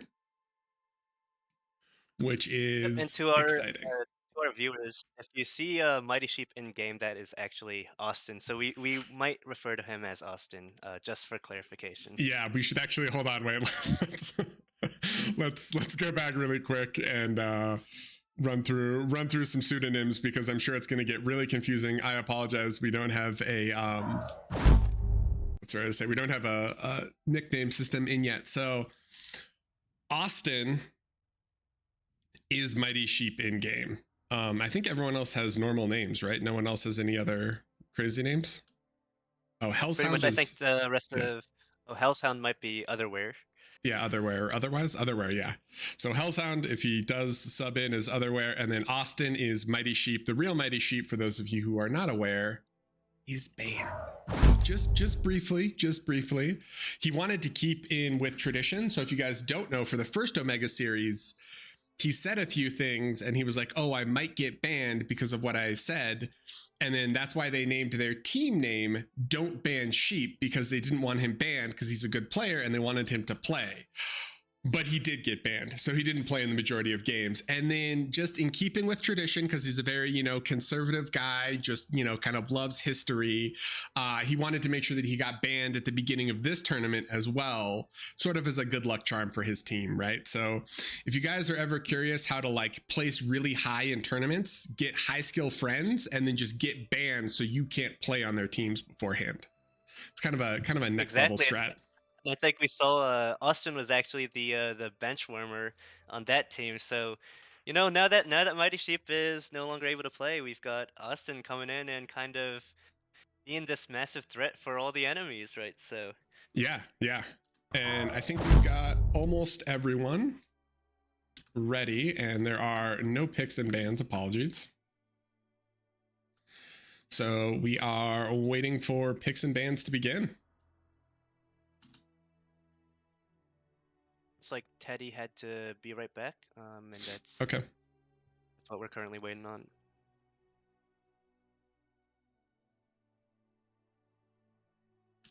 But yeah, I think yesterday we didn't quite see the first game that they played, but I remember we saw a game on failed negotiations. So do you think that we're gonna see that map come up again, or do you think that DBS is gonna try and ban it this time?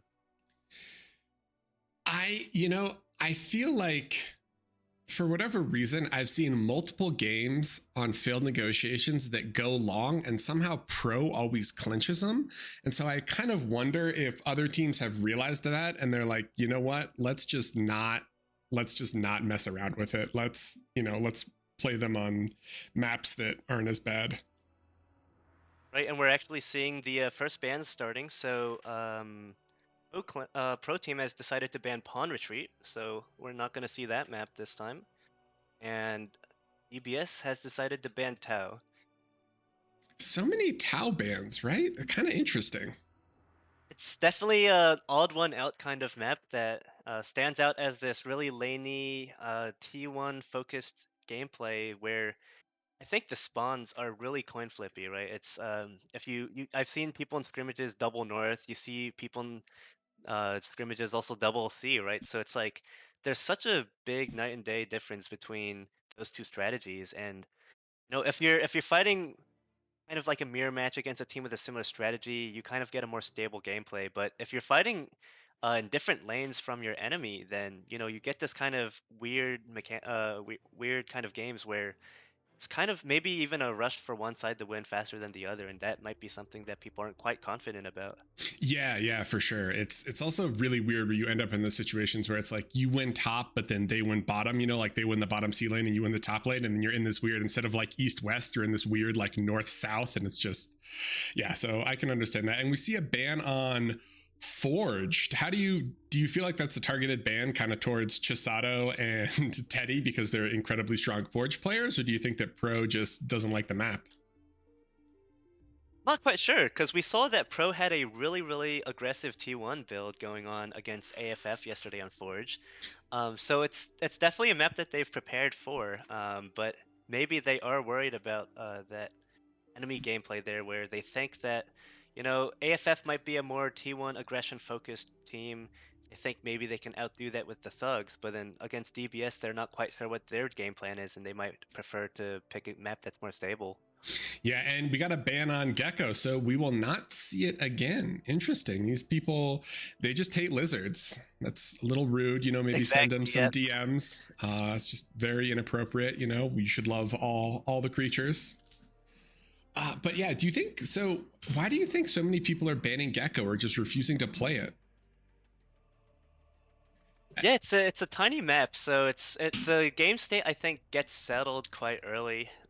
Against these really good teams, it's a map that if you fall behind early due to whatever reason, your strategy was different, you invested resources in the wrong part of the map, then you could really fall behind and never really come back on it because of all those rocks in the middle, all this like good terrain to kind of settle on, a lot of metal extractors in the middle, and especially those tidal farms in the back that are really vulnerable if they end up getting raided. So I think DBS has traditionally been picking these maps where they have bigger maps where they can kind of macro their way to victory, kind of rely more on the fundamentals that they really think are important. And we also see that Pro has showed that they have these fundamentals as well on bigger maps. They can make economy just as good as DBS. So Yeah, it's always the other question I have when I see like bans like this. It's always I'm always curious, like, is it a targeted ban towards the other team where you're like, oh, I don't want to fight Pro on Gecko, or is it a targeted ban where you're like, we don't want to play, you know, like you were saying, where it's like, hey, it's small, we don't want to lose the reclaim in mid, and then, you know, not be able to scale our way out of it. So it's like, do they just hate the map as a team, or are they afraid of the other team being good on the map? And it looks like Teddy joined the right, lobby, it so really depends. Yeah, nice. We're still waiting on the first picks. Looks like a really difficult decision, right? But Randy coming in, so he's saying that they are picking Arch Simcats as the first match. And we've seen a few games on this map already, but I don't think we've seen a Pro or DBS, right? no, because Pro played Happiness Killed the Cat on it. Remember? You are correct. So we've For seen today, Pro, yeah. but not yet DBS. So let's see if DBS is able to kind of beat Pro on their own map pick. But Oh, and they're gonna pick Hellas. Man, DBS has played a lot of Hellas, right? right, it's one of those interesting maps where you can kind of get this really good timing push on mid, especially if you have more economy. So I think that's what they're going to try and do. But I believe yesterday they actually played on Hellas, and I think Pro won that game. So maybe they're thinking that they've learned their lesson on how they lost, and they can kind of adapt and win for this time. Yeah, But we do and see Pro is banning Erebus Lakes and DBS is banning King's Assault. So I think we're kind of seeing the same trend here, right? So we're seeing Pro is banning, like this big macro map where they're worried that maybe Chisato is going to get a huge insurmountable amount of economy. And then DBS is kind of banning this smaller map, kind of lane focused gameplay where they think that they might fall behind compared to Pro. yeah, no, for sure. So I know that DBS, when they played Barcode, one of the games that they won earlier today was actually on Hellas, and they had just like, you know, the standard Mauser Starlight push down middle. So I could definitely see it as a comfort map. I'm sad. Poor Rage, man. When he watches this VOD back, he's going to see another ban on King's Assault. I know Austin doesn't like the map, but it feels like. I mean, have we seen? You know what? I don't like the map either. Wow. All right. I'm telling Hotshot yeah. you said that. I'm telling Hotshot you said that. Get ready. Sure, go for it. I'd like to see him make a better map. Oh, and we got a We see ban. Randy actually has banned failed negotiations. So, um, I remember they won they won their matchup on failed negotiations yesterday. So it's interesting that they've now decided to ban it. But I do remember early on, like in the mid game after their initial T2 push, I think DBS had a really good hold against that. So maybe depending on where that rec field went yesterday, that game could have went either way. Actually, DBS going and banning Rosetta. That's something that I don't think I expected to see. I didn't expect that either. I'm right. I feel like if there's any map that I think DBS has insane strength on, it's Rosetta. But that leaves Angel Crossing as our final map. Yeah, and I think that might even be, one of those situations where DBS thinks, well, we can play Rosetta well, but we have a better strategy for Angel. And Angel's one of those maps that has so many different options that you can go into, and I think that's what they kind of want to go here. They want to something that can surprise the enemy instead of just standard gameplay that they've already been doing so much of. Yeah, it's so we're loading into the game now, so we are excited.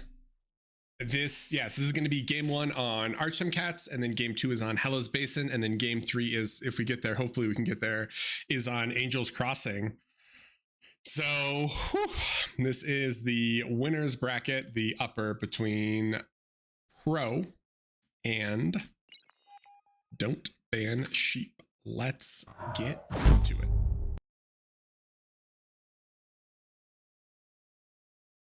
And it looks like Pro is on the left. So we've seen their normal spawns for Pro. It's Randy and Highgate on bottom, right? And then Daywalker's mid, and then X Factor Florio top.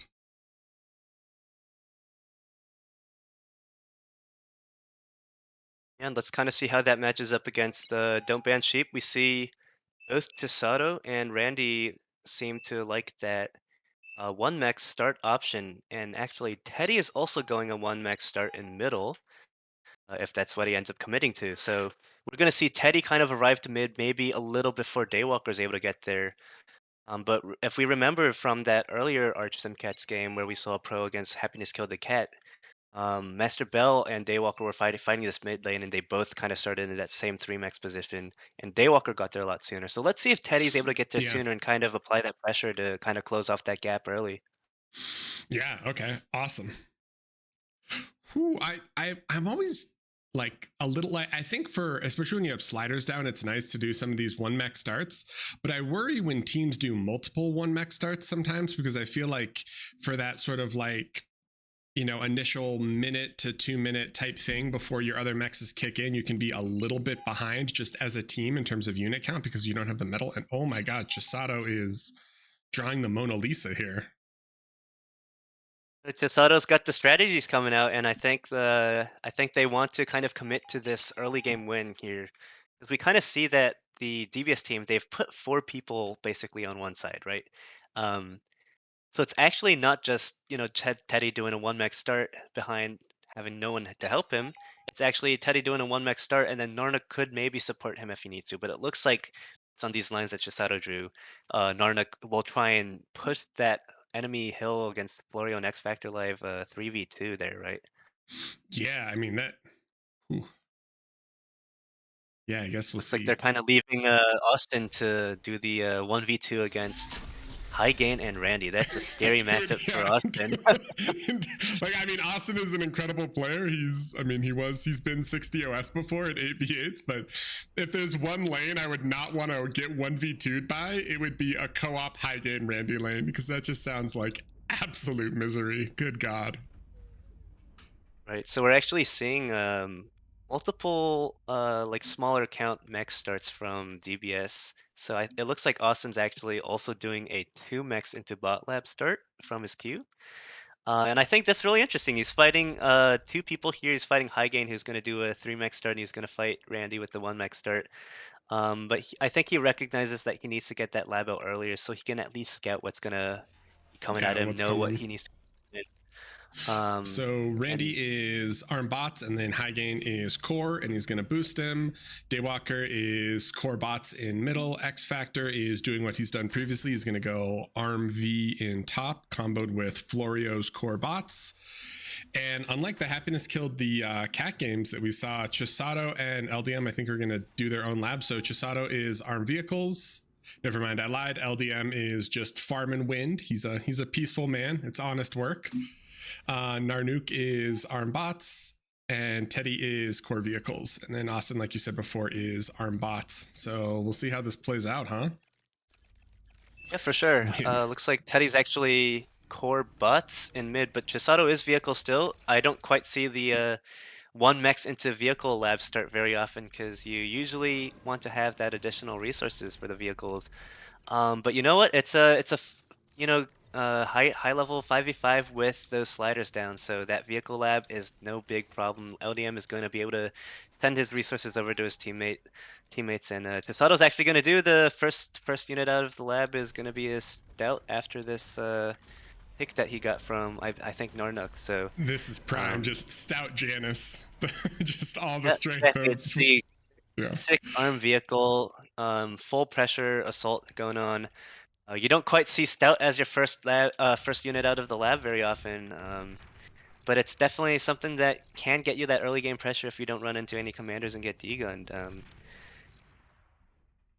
We're gonna see the same or similar arm vehicles coming out from X Factor, right? He's likely gonna have his own Stouts and Janus coming in. So let's see if Chisato can kind of apply that pressure fast enough to push Florio back before X Factor comes in with his own units, and then we might see this more kind of mirror match going on. Yeah, we'll see. Right now, I'm a little concerned because it feels like Teddy could definitely get raided from multiple angles. There's ticks running into his base. He does have some defensive grunts, but there's always that really kind of scary moment where you're like, do I have enough grunts to not get overwhelmed by these ticks? And I think he does, although this lobby doesn't have... Yeah, we don't have accurate lasers on, right? So the ticks are definitely a little bit scarier than they would be in some other lobbies. For sure, and I think we see Teddy defend that really well. You know, the ticks kind of run in and they see that, oh, there's all these grunts coming in that he can't, that they can't really run into.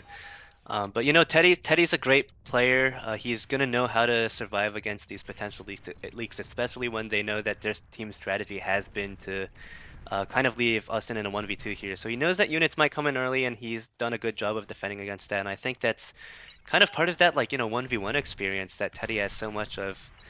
Just making sure that you can defend all your extractors against incoming ticks, even when you only have grunts that are so much slower. Oh man, and Daywalker with the time-honored puddle raid right into the back, but it looks like DBS is ready for this. There is a Janus and an LLT and a tactical pause. Pro, excuse me. Sec bug. It's like Daywalker says he has a bug, but if anything, it's a tactical pause that works against them, since Daywalker is the one making this aggressive raiding play here. So, you know, if DVS didn't already see it, now they've definitely seen it, and they're gonna, like you said, they have enough to kind of hold that off. That one LT there is really, really clutch against this pond raid, but Yeah. Daywalker might be able to pull back and hit that one mech over there on the side, maybe leak into that mechs behind Chisato's commander there before maybe running back and going back and fighting Teddy. Let's see what he does here. I don't think they can issue commands during a pause. So for those of you who are unaware, there's a server setting where when you pause, you can have it locked out so that you can't issue commands. And all tournament games are played on no custom widgets. So if you do want to join these games, just remember that any custom widgets you have are disabled. Even the all-important ping wheel with critical information like Clyred is requesting radar. We actually see Florio and Chisato trade commanders up here, up north. LDM's kind of trying to come in and defend against that, but you know, there's a three lot of Janus. Yeah, there's 3 Janus from X Factor and a ton of grunts. Chisato kind of has to come in with his own units here and protect LDM, but he's getting so low, and that Janus shoots the commander in the back, and they lose an entire army and the commander. Oh my god, he just perfied himself. Yeah, and now Pro has 2 commander wrecks to hopefully reclaim as X Factor walks his commander up. And we also see the Randy high gain, the 2v1 front is really, really powerful. You know, we have this rocket bot meta, and you know, Austin has quite a lot of rocket bots to fight against high gains rocket bots, but there's nothing really stopping you from running past rocket bots like what Randy's doing here, right? Yeah, and I mean, that's scary. Inaccurate units, they're really just there to kind of skirmish along a stable front. This front is anything but stable, and Randy's going to try and walk in and be done. He's dancing. Yeah. Oh god. Not looking too good. Teddy does have the LOTs to kind of zone out these pawns. Let's see. Yep, there's too many pawns and LOTs for Randy to kind of walk his commander in and D-gun. But looks like Teddy has actually lost his commander on the front. Maybe he had to look away as Randy was looking into D-gun. So he's lost his commander on front. Now Daywalker's entire front is pushing. So it doesn't look too good for DBS. Looks like pretty much every front is kind of folding at this point. Yeah, and It's top. quite early in the game. It's only 6 minutes in, but Pro has done a really, really good job of applying pressure everywhere. Yeah, and I mean, it's a little scary whenever you see these mismatched things where it's like Hygen and Randy versus Narn, because it makes it so easy to comp trade. Oh, and I think Resign votes out. Are they just going to call it? Do they know that they're? Yeah, they just know that they're too far behind. Yeah, I think they know. I think they know that they tried to pull something off with that potential 3v2 there, but it looks like they didn't quite get that off. I don't think Narnuk was able to properly push along with Chisato up there in that front. It's a little far from his lane to get to that other front, right? So Chisato was pushed up so far up, almost at the enemy hill there, and that kind of situation where you want to try and force that 3v2 didn't really quite come into reality since they were so far along the map that that defender's advantage is really pulling through. They have less units than the enemy, so close to the enemy bases, right? Yeah, yeah. I mean, and that they just got kind of a little out ecoed a bit there too, right? They had 3K Pro was 3K metal ahead of them. So interesting, pretty cool. Like that was a really fast and really good game. And it's always funny when you watch sort of some of the lower OS games how they they'll drag out really long, and then these higher OS games they can end real quick. I mean, it was like a 7-minute game, right? So Exactly. It's yeah. you have these players that are able to play the long game when they need to. But when the skill is so high up, when you make any kind of early game mistake, you know that the enemy is going to capitalize so fast on that. So that was Pro's pick, right? So they picked Archsim Cats Valley and they win it. And now we're going to go to the home territory of DBS, which is Hella's Basin. So I'm kind of curious if DBS can pull this back. Hella's has just had such an insane variety of kind of different approaches where it's like, oh, you want to contest South Sea or you want to abandon South Sea or you want to contest North Sea or abandon North Sea, like we've seen everything from the AFF, like 4 combo lab push in middle to, 2 people holding in middle and porking and then taking both Seas with an air player. There's just so much variety Exactly. there. Yeah. There's so many different options there. I think a big part of what we've seen in the past games on the stream was making sure that you get all the mexes that you can, right? There's so much in C, there's so many in the back. If you're not getting those extractors when you can, then you do end up falling behind. And let's see if these teams are able to figure out some way to kind of put pressure on the enemy taking those C mexes. I know in the past we've kind of seen people grab them with amphibious constructors or sea constructors or air constructors, and once they get built, they don't really go away. Yeah, so we've got, sorry, I was looking at my icon settings. So we have kind of mirrored spawns here, right? Yeah, Except looks so. Chisato. We're not really seeing the same kind of aggressive 4 in front, 1 on the title thing that AFF was doing yesterday.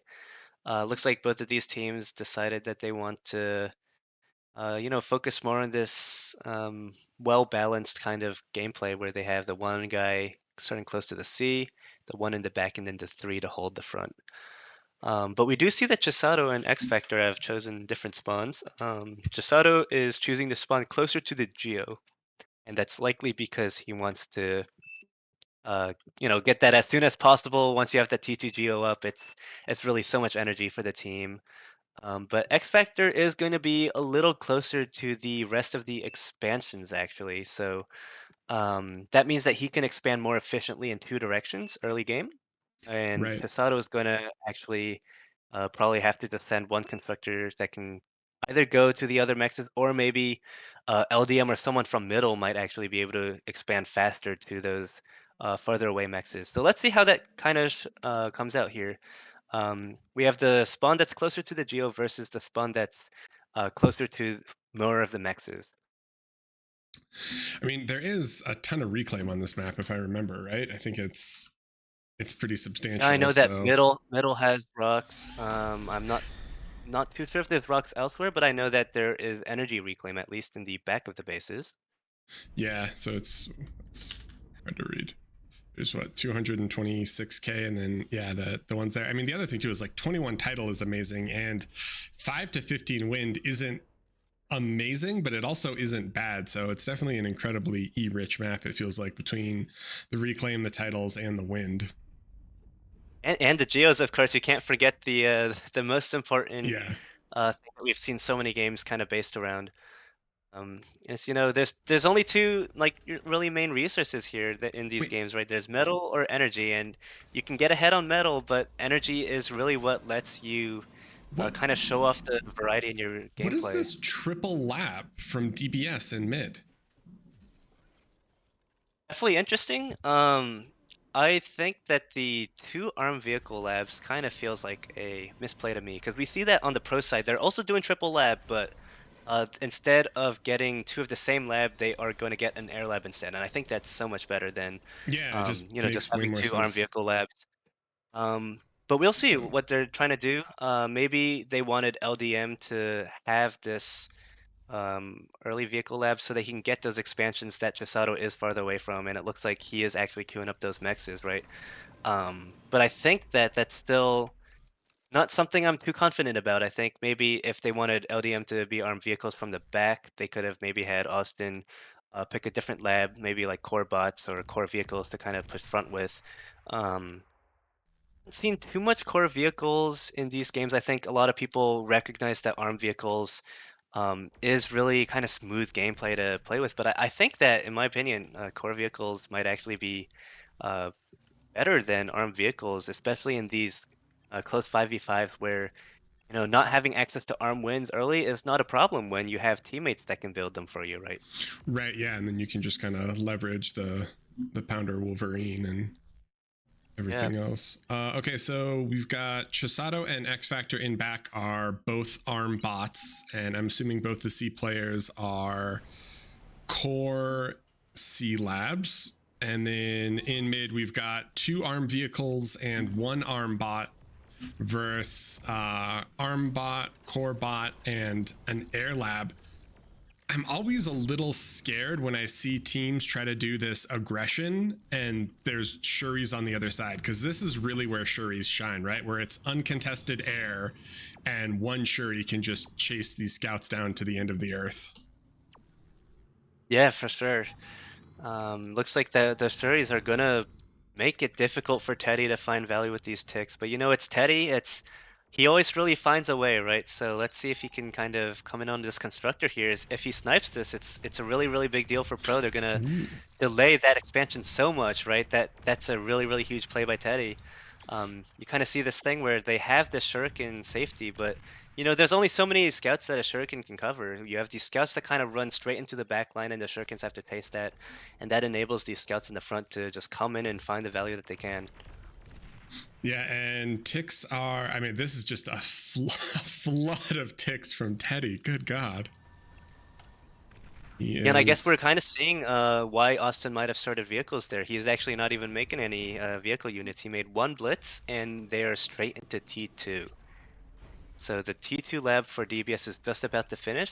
Pro is still committing to a bit more of that T1 gameplay. We see that High Gains rushed a destroyer. Well, not rushed. He already has some other units, but that destroyer is a it's a almost 1,000 metal investment that looks like DBS just instead put straight into this T2 lab. Yeah, we'll see. I mean, the high gain versus Narn-C is definitely kind of hype. Those are both very, very strong swimmers. Oh, and we see some grunts maybe sneak past. LDM has mines here, or has mines queued, but they're not built yet. So it looks like these ticks and his commander are gonna have to chase him down. Not gonna be good enough to save all the mexes, but it looks like LDM is going to be able to keep two of those, or that one mex that was already built there. And We see bombers coming in. Let's see if they're able to find anything. It looks like they were expecting DBS to kind of rush a T1 Geo maybe, because the bombers are just, But with the there's no location of the scout, they're just lab, straight up queuing. I mean, Yeah. they're gonna hit the lab anyway, though. That's huge. Can they kill it? No, there's no way. There's not enough bombers, and the bombers were kind of off-centered. They were really looking to hit that Geo, but actually coming back on this run, They might getting get it. close, but looks like not quite enough. They have all this build power nearby that's going to repair that lab. Yeah, no, not quite. And you saw that Austin actually had a flag queued up, but it got down to like 10% from the bombers, and he just unqueued that once he saw that the bombers were all pretty much dying and the flag truck was probably going to die in the lab, so he got that metal back. Diving Randy. Oh no, he refund. doesn't quite have it. He gets Randy down to about half health. And I think that's actually super powerful as well. You know, you don't need to always kill the enemy commander when it's just a couple ticks. It's a really low investment, and being able to pressure Randy out of mid. You know, Randy has to walk his commander back now. He's a little worried that he might lose it if he continues to stay on the front line, and that is really good value from Teddy there with his ticks, even if he doesn't kill. So it looks like Narn might be able to pick off this destroyer. He doesn't have his commander here, though. That's always one of those scary things when you see these naval fights where the comms aren't near and you can't get the reclaim. Yeah. The other scary thing looks like a really yeah. Oh god. Looks like a really big loss on Narn's part here. He doesn't even get the destroyer. It got down to like I think 5-10% and just gets repaired. Well, these shurikens come in and ensure that the rest of these frigates basically die for nothing. So Narnuk's actually lost almost his entire sea investment. Barely killed anything, and now High Gain's going to be able to reclaim that metal, maybe make back some of that income difference that we kind of see DBS has already pulled ahead so far in. Yeah, I mean, and one nice thing is X Factor, you know, had the wherewithal to fly this con up to the North Sea, and so he's just got a transport, a T1 bot con, and a dream, but he's already taken 4 mexes, and that's definitely going to help sway things. Yeah, and that's super valuable. Like you see that one middle mex on that top corner, that's worth more than the rest of them. So he's gonna get huge amount of economy from that. But we do actually see that Chisato's already helped to build this T2 Geo with Austin. So they do have a Geo in the back compared to Clan's Geo in the front. But Pros also grabbed that Geo in the back, so they will eventually get that. But maybe for safety reasons, it looks like DBS has decided to skip that Geo in mid for now, or maybe they just realized that they don't quite need that much energy and they can kind of just push along with Mausers for now instead of going to the more energy-intensive things like Starlights. Yeah, it's always interesting when you see kind of that breakdown of like, all right, do you want to do the early Mauser or do you have the E-production to drop? You know, because off an AGO you can kind of do like 4 Starlights, but Starlights I think versus stronger players can definitely be a little bit risky just because as soon as they're closed in on, you know, they chain, they can't fire behind them, they're slow, they take forever to turn, like stuff. Ooh, and they're gonna boom geo on their front, so we got four boom geos down just for the eco. Yeah, but I think this play here, Florio coming in with 1 bomber, I think that's potentially really scary for DBS, but Chisato does have fighters, and that one really early scout is going to tell Chisato, I need to move my fighters over here. So it looks like DBS might only lose maybe 1 or 2 mexes to this bomber. Yeah, it looks these like Florio fighters are coming in now. A little too late to save that bomber. So we're actually going to see Sheldons coming out of this T2 bot lab from Pro. It's going to be an interesting dynamic since these Mausers. And I recommended the rework for them. They actually now have a little less range than Sheldons now. They have an amazing stat line to deal with T1 units, deal with some other lower range units. They're a little faster now, a little tankier, so they can kind of push up and be aggressive, but they do have to be careful about their positioning. They need to find a good time to kind of commit to attacking these Sheldons. With the Bulls in front, they might have enough HP to kind of just rush down these Sheldons, but we might see DBS kind of playing a little more safer here. They know that they might not have this range advantage anymore, and maybe they might need to even go into Starlights here. Yeah, the other to scary outrange. thing I feel like whenever you're playing bots versus vehicles is if you push up too far and you're outside a tracer range, although they're putting a forward tracer, you can always get spy botted, and there's nothing worse than losing a relatively equal engagement with a single emp that just locks down your army and you get completely crushed. But it looks like with the frontline tracer, they're willing to commit in a little bit more. No. Yeah, and I think that's just really doesn't seem like quite yet. I think it looks like they want to invest in this unit push, right? They've put so much into units, they might as well. They do get 1 Starlight out. Not sure if they're gonna get more.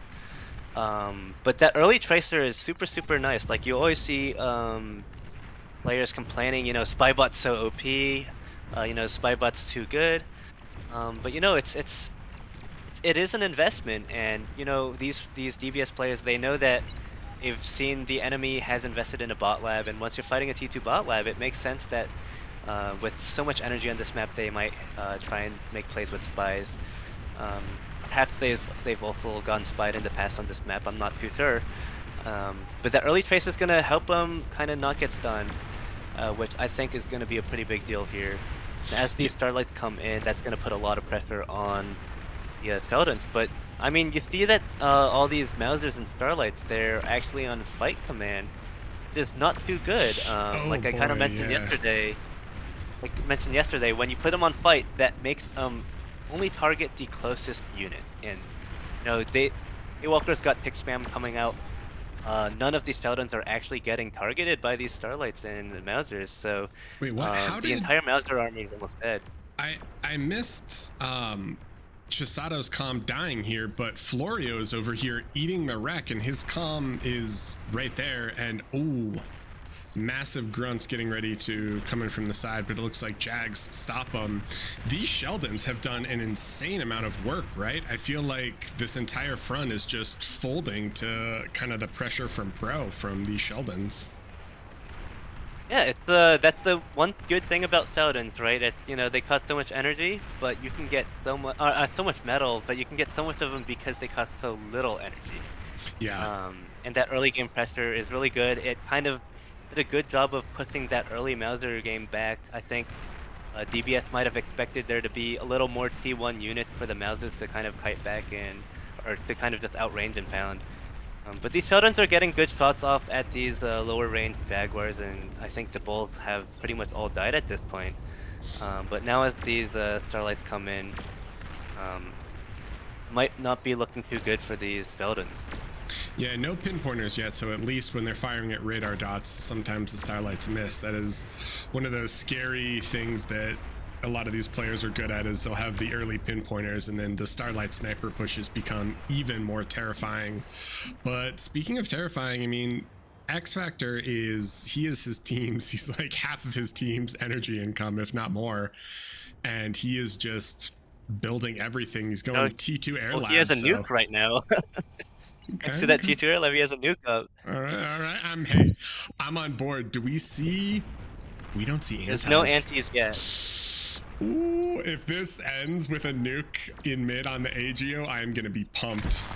Oh, and it is gonna be super hype. Oh, that tracer died, right? That forward tracer died, so he was able to get a spy bot on 2 of these Starlights, and then he's gonna maybe try to. Can he close the distance? I guess not. No, there's too many Jags in the way. I think we kind of see that. I think DBS ended up investing a lot more metal into C than they should have.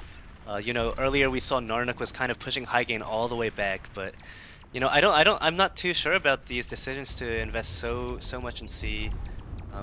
Narnuk's already lost a lot of his army, and now Pro's going to get a lot of that reclaim back. Yeah, it feels like Florio's Shuri's early on is what kind of let X Factor get this nuke up, because the pressure in mid has been kind of comparable. Looks like DBS is they really want to commit to mid, right? So they're making units. They're kind of forgetting about anti-nuke.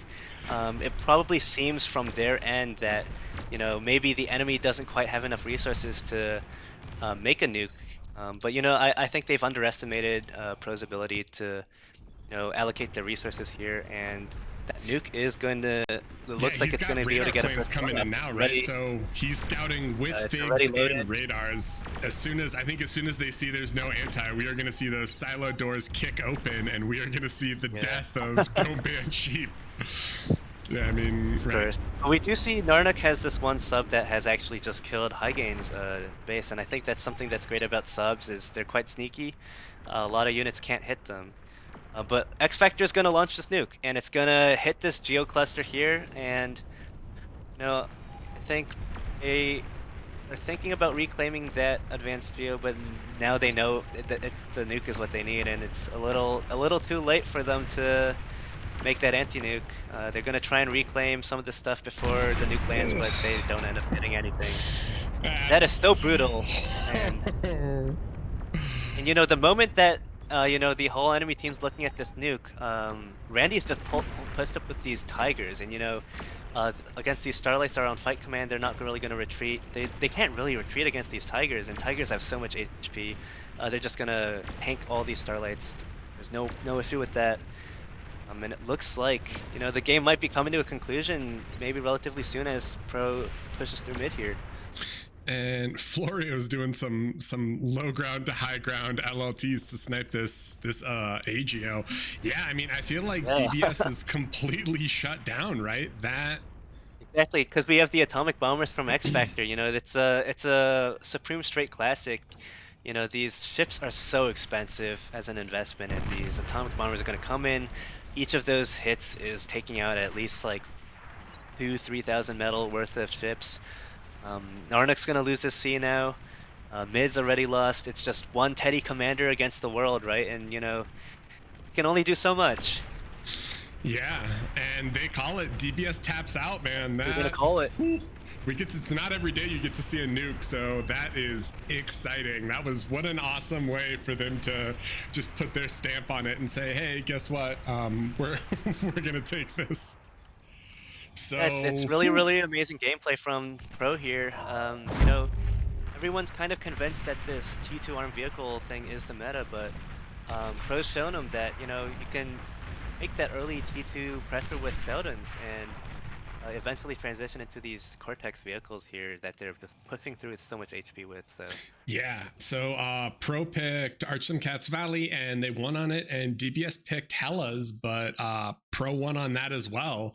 So that is, yeah, I mean, that is honestly pretty hype for me. For whatever reason, I just feel like Pro has DBS's number. Like DBS versus all these other teams, they seem like this just unbeatable juggernaut, and then for whatever reason, just with how Pro plays and with what they do, it seems like they're a really strong, just natural counter to the DBS playstyle. But that was an awesome game, and shout out for the nuke. You got to respect X Factor. I think Pro Clan looks like they've definitely got this whole team coordination thing going a lot better, I think, than a lot of the other teams we're seeing.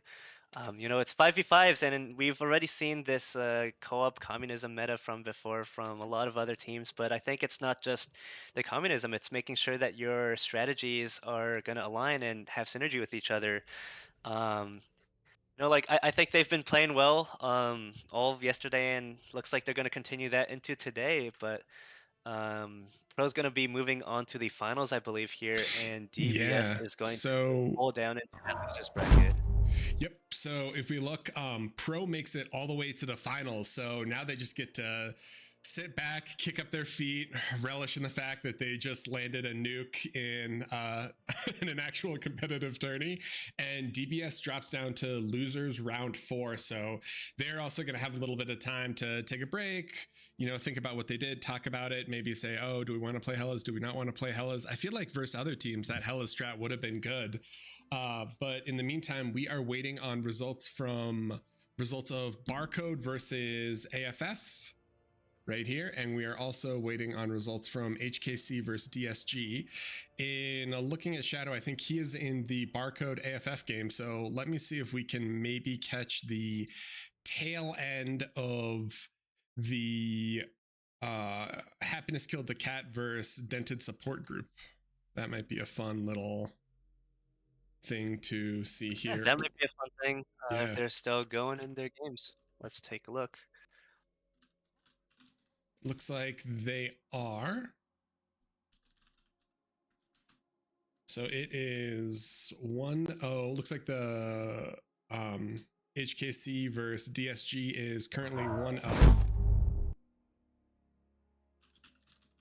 And we are going to game 2 on Forge.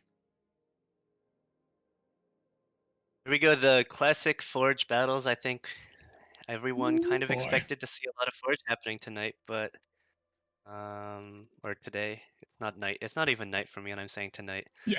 But I'm sure for some of the viewers out there, it probably is. So yeah. let's see how this goes. For us, it's bright and early. Me saying at 8 a.m. I'm just saying tonight we're having good games. yeah, that's right. That's right. Well, I don't think it'll go that long because we don't have too many more matches. But yeah, absolutely. So for those of you who are not familiar with the teams, this is DSG versus HKC. So HKC is a lot of straight players. So Curiosity, or we'll call him Master Bell in game. Justa, Watch Me Do This, Happiness, Teener, and Blossom. I think Teener hasn't been playing. I don't think is Blossom in right now. Hold on. Let me look before I lie to you. So sorry. Teener, Happiness, Watch Me Do This, Blossom, and Master Bell are playing right now for Happiness Killed the Cat. And then DSG is Dave, Kuchi, BCTV, which is Barcast TV, Choice, who in game his name is Idiot. And then we have Ural and we have MBT, and MBT's name in game is Blopson. So those are the two lineups, and it looks like DSG actually has Sad Panda in as a sub instead of Choice. So they are running Kuchi, Sad Panda, MBT, Dave, and Barcast. And it looks like they are up one game. MBT showed up to the tournament yesterday, but now he's here. So let's see if DSG can kind of pull it back with MBT on the team now. Yeah, there are a lot of really strong players, but I feel like they haven't had great results so far. But that's also just, when you're playing versus like Pro and Barcode, when you're playing versus the best of the best, definitely games can get away from you really fast. It is difficult. I mean, I would have liked to see more of them yesterday, but the only games we casted for DSG ended up being the 5v1 against Grumpy, so they did pull that one off. I'm sorry, I forgot about that masterpiece of a game. Yeah. This game might be a little different from the Grumpy, the 1v5. So let's see how they do here in a game that is likely going to be a little more serious. Yeah, and game 2 is going to be on Forged. I'm not sure. I think game 1 was on Gecko Isle and DSG took it. So game 2 is on Forged, and definitely one of the more unique maps in the pool with the 18 geos, the 731k energy reclaim. We saw Pro do the T1 all in with everyone spawning front, and we've seen back spawns. We've seen, like the 3-minute T2s. We've seen the committed to bombing runs. We've seen all 5 boom geos, all 5 prudes. So a lot of variety in how this is played. So I'm excited to see kind of what DSG and what Happiness Killed the Cat decide to do. For sure, and I mean, yesterday we even got a glimpse at the 4 inactive AIs starting in the back meta. So that's right, yeah. If you guys didn't see that, there was a bunch of AIs when poor Grumpy was trying to man up for his team. I think every single one of them spawned in back there, and he was like, "Well, I think we might be a little screwed here." So we're seeing a little bit of a non-traditional spawn here from DSG, and I say that because they don't have someone over here on this side of the spawn. So they're kind of committing to, I guess, maybe applying the pressure on this side. I'm not too sure. Let's see how that kind of goes. They still have the 2 players on mid. That's a classic. You've got to start there. That's where the geos are, right? Yeah. But let's see what they're doing here. It looks like Dave is going to start not on any extractors, right? And that's always something interesting to see. We saw the 1 mech starts earlier in the DBS versus pro game, right? But now we might see someone doing a 0 extractor start if that's what this looks like. Okay, yeah, this is. I'm a little concerned. I'm not gonna lie. I mean, bottom. When you look at just like bottom, you're like, oh, it's a 2v3 and it'll be boosted. That's awesome. But when you look at top, it's like it's gonna be Barcast versus the world, right? Like how.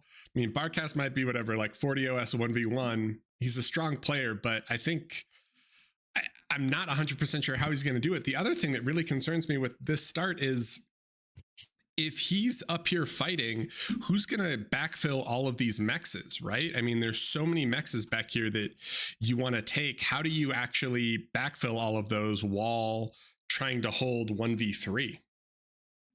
Right, that's a good question. And I mean, we see Barcast repping the AFF tag from, I think, the previous tournaments. Maybe he is just Chad enough to kind of take care of this entire front 1v3 and take all the back mixes too. Yeah, Let's see how that kind of pans out. No, he's got he was TZN. He was TZN in the first Omega series, and so was Kuchi, right? So yeah, Dave. We Dave actually didn't see play. Barcast doing the solar start here. Kuchi is also building some solars, and Dave is doing the 0 max start, like I said, but MBT and Sad Panda are as well.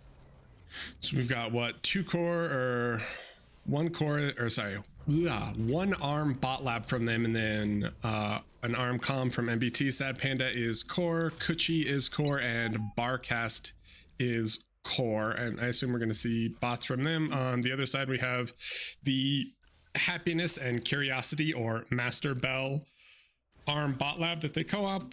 Blossom is core bots just spamming E for now, and then Watch Me Do This is core bots, and Teener is supporting him as an arm commander, spamming arm wind instead of, or spamming arm solar instead of core solar. This is a little dangerous here. We see Master Bell is going to get one tick in, but it's not quite moving forward. So I'm not quite sure if they've scouted all of this enemy pressure here yet. But let's see if Dave is able to kind of take care of that tick before it's able to run in and get more info. Looks like Master Bell now is preoccupied by this one tick. Yeah. They've got a ton of, they just have a ton of aggression, right? MBT's doing relatively good work here. I'm still really concerned about this top lane. Yeah, for sure. But I mean, at the same time, I'm also a little concerned at this bottom lane for Happiness Kill the Cat. You know, it's I think a lot of games we've kind of seen in 8v8s. You have the classic strong side, weak side maps, and Forge is symmetrical, but maybe they are kind of trying to create something like that here. We do see the initial grunts coming in from Watch Me Do This, so they do have a little bit of a slower start because they did start core. So they don't have those scouts up, so they don't quite see that Barcast doesn't have a lab. But these grunts are now going to come in, they're going to see these LOTs, and they're going to try and go around them, it looks like. And they're going to realize, like, he sees that there's no spawn here, right? So he has to be like, wait, exactly. what? So now they know, wait a second, this is not what we've practiced against in the past. Meanwhile, MBT is making still amazing mech snipes with these ticks. Yeah, these ticks are an absolute nightmare to deal with. Good God. And that's exactly what looks like this team needs, because right now, enemy team has made almost 1,000 more metal so far, and that's because they've kind of skipped out on this additional spawn with those 4 mexes. But we see Dave is coming in on Master Bell here. Not sure if Master Bell's close enough to die with him, but he doesn't go down. Oh, and there are maces from Happiness, so this is actually a little scary, right? Because those maces can easily bully that comm. Sad Panda with the quick ground restore. We see Dave is coming in with the counter raid though. Gonna try and go up this hill. Maybe that hill's not too great for the incisors here, but there is a big combo here with Happiness and MBT trading comms there. So now there are 3 commander wrecks on the field here. What are they gonna do? All these incisors running through the lava puddle. Gotta stay out of that. That's a lot of losses. MBT needs to maybe restore that with his commander. They're still taking some losses there, but on the flip side, Teener, they're gonna start pushing here, and it looks like Watch Me Do This wants to trade with Barcast, right? He's just running at him, so there's some crazy timers here. I mean, I don't know. I feel like DSG might be a little bit ahead, especially if they can get these Comrex, but top is a little scary. This incisor raid here. You know, right after that combo, they were ready for it. They sent in what is this, 6 incisors, and now Happiness Killed the Cat is going to be losing some of this mexes and basic solars here in the back. Let's see if Happiness Killed the Cat is going to be able to kind of defend against this, or if if Watch Me Do This is going to win his front faster than this other front here is doing. Yeah, Looks I mean, like these maces are putting in a ton of work. Oh no, he gets a little too close and he gets 2 of them they're doing a ton of work, but you got to keep an eye on them, right? And it's like MBT knows enemy might be looking away as these incisors come into their base, and that's opportune time to go and degun those maces. And all these nanos in this base are going to die to that same incisor raid. So it looks like left side here, but on the south side they're going to lose a bit of steam. But Watch Me Do This is still pushing, and you know Barcast still doesn't have a lab. He just has a couple LOTs, a commander, and a dream, right? So yeah, I mean, and these thugs are. It's funny because we don't see that many thugs because so many of these lanes are narrow, and you just kind of go LLT rocket bot. But man, an army of thugs with repair support behind them are really scary in T1 if you don't have things like Janus or Pounders or something that can fight well into them. So this is a little scary. I feel like DSG is sort of on the back foot, right? It feels like that now, but they have an advanced Geo and they have a T2 lab. So it looks like they're going to quickly invest into getting these hounds out is the unit of choice, I guess. And the question is, can these hounds stop all these fronts from kind of collapsing at the same time? Sad Panda is going to try and pull off another incisor raid. We haven't seen a lot of incisors in this tournament yet, but you know, they are a good T1 unit, and I think they're a little underrated. And Tina's walking in. I think he's going to try to trade his comm for all those solars. He gets the solars, but it's not that much eco damage because although the mexes die, they do have the T2. But it looks like everyone is trying to run in, and who goes down there? Sad Panda loses his comm. Blossom is close enough. Blossom's still alive, but you know there's hounds coming. It's a dangerous spot for a comm to be, and Kuchi's also running in with these incisors. BP. Look at their metal. I mean, he's eating that commander, and they're completely full on metal, right? So this is scary. The result of that early incisor raid is they actually just don't have a lot of energy on the Happiness Killed the Cat team. Watch Me Do This is about to lose his commander to these hounds, right? You know, it's coming up on the last commander situation where last comm? Master Bell's stuck on the front line there. And I think the enemy team knows it. They're just going to send all the hounds. They're just going to all in it. They know that the enemy does not have the momentum to kind of stop these T2 units from just coming in. Kuchi's still reclaiming these commander wrecks on the front line. They still have that AGO up. They have all the energy they need. I think this is a really, really good gameplay by DSG. And you see, they're like, just gonna commit in, and Curiosity Master Bell is running, but yeah, I mean, look Master at this Bell has to eco run difference. for his life, but you know, Happiness Killed the Cat. They only just got their T2 lab up. It looks like night and day now, but you know, just moments before it looked like it was different. A little sus. You know, it's weird. They're trying to chase down this commander. Why don't we see more sprinters? Zhao, I feel like they're such a fast unit. They should be able to run it down, right? Definitely, they could. Maybe they think the hounds are good enough because they, as we just see, they are good enough, right? We don't really need more than the hounds here. Shocking that we don't see sprinters. Wow, yeah, look at that. Look at that scaling. Yeah. So overall good. I mean, it felt a little sketch there right before the T2 tech kicked in, especially with that thug push from Happiness Killed the Cat. But that means that if they take it 2-0, correct? So kind of awesome, kind of exciting. Unfortunately, I think that means Happiness Killed the Cat is out, no? I believe so, because that was the game from the losers bracket, right? So Yep, that was we're gonna losers see bracket. DSG moving on to the next round of the tournament. I believe they play the winner of the other losers round that was going on. So it Correct. looks Yeah. like, yep, DSG versus Barcode. So AFF, unfortunately, losing that matchup, we weren't able to kind of view that on this stream, but I'm sure that was a close and interesting game there too.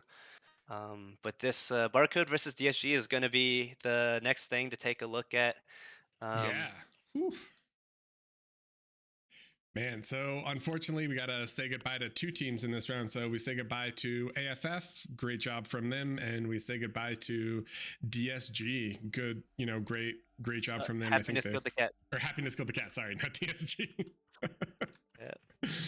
So yeah, we're gonna have to say goodbye to both of them. And AFF, in terms of overall OS, is actually pretty high. So it's a little crazy that we unfortunately see them fade out. So we say, Yeah, it's we know that team was definitely a very they definitely had some strategies cooked up, right? The Ender Club, really excellent ideas for how to push on T1 or even like transitions to other things like amphibs or air on maps. But it looks like they weren't able to quite execute those strategies maybe.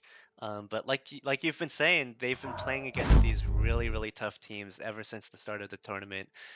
Yesterday's group stage was that group one was quite brutal. We had DBS, we had Pro, we had AFF, and we had the Grumpy team, all in the same group. So yeah, yeah, it's been a tough run for AFF. Sometimes that's just how tournaments go. You get tough matchups, and you can try and make the best of them, but um, sometimes it's just someone has to lose, right? So yeah, that's just kind of what happens there, unfortunately. So we are waiting for our next game to get underway. We're going to go for a quick 2-minute break, and then we'll be right back with Barcode versus DSG.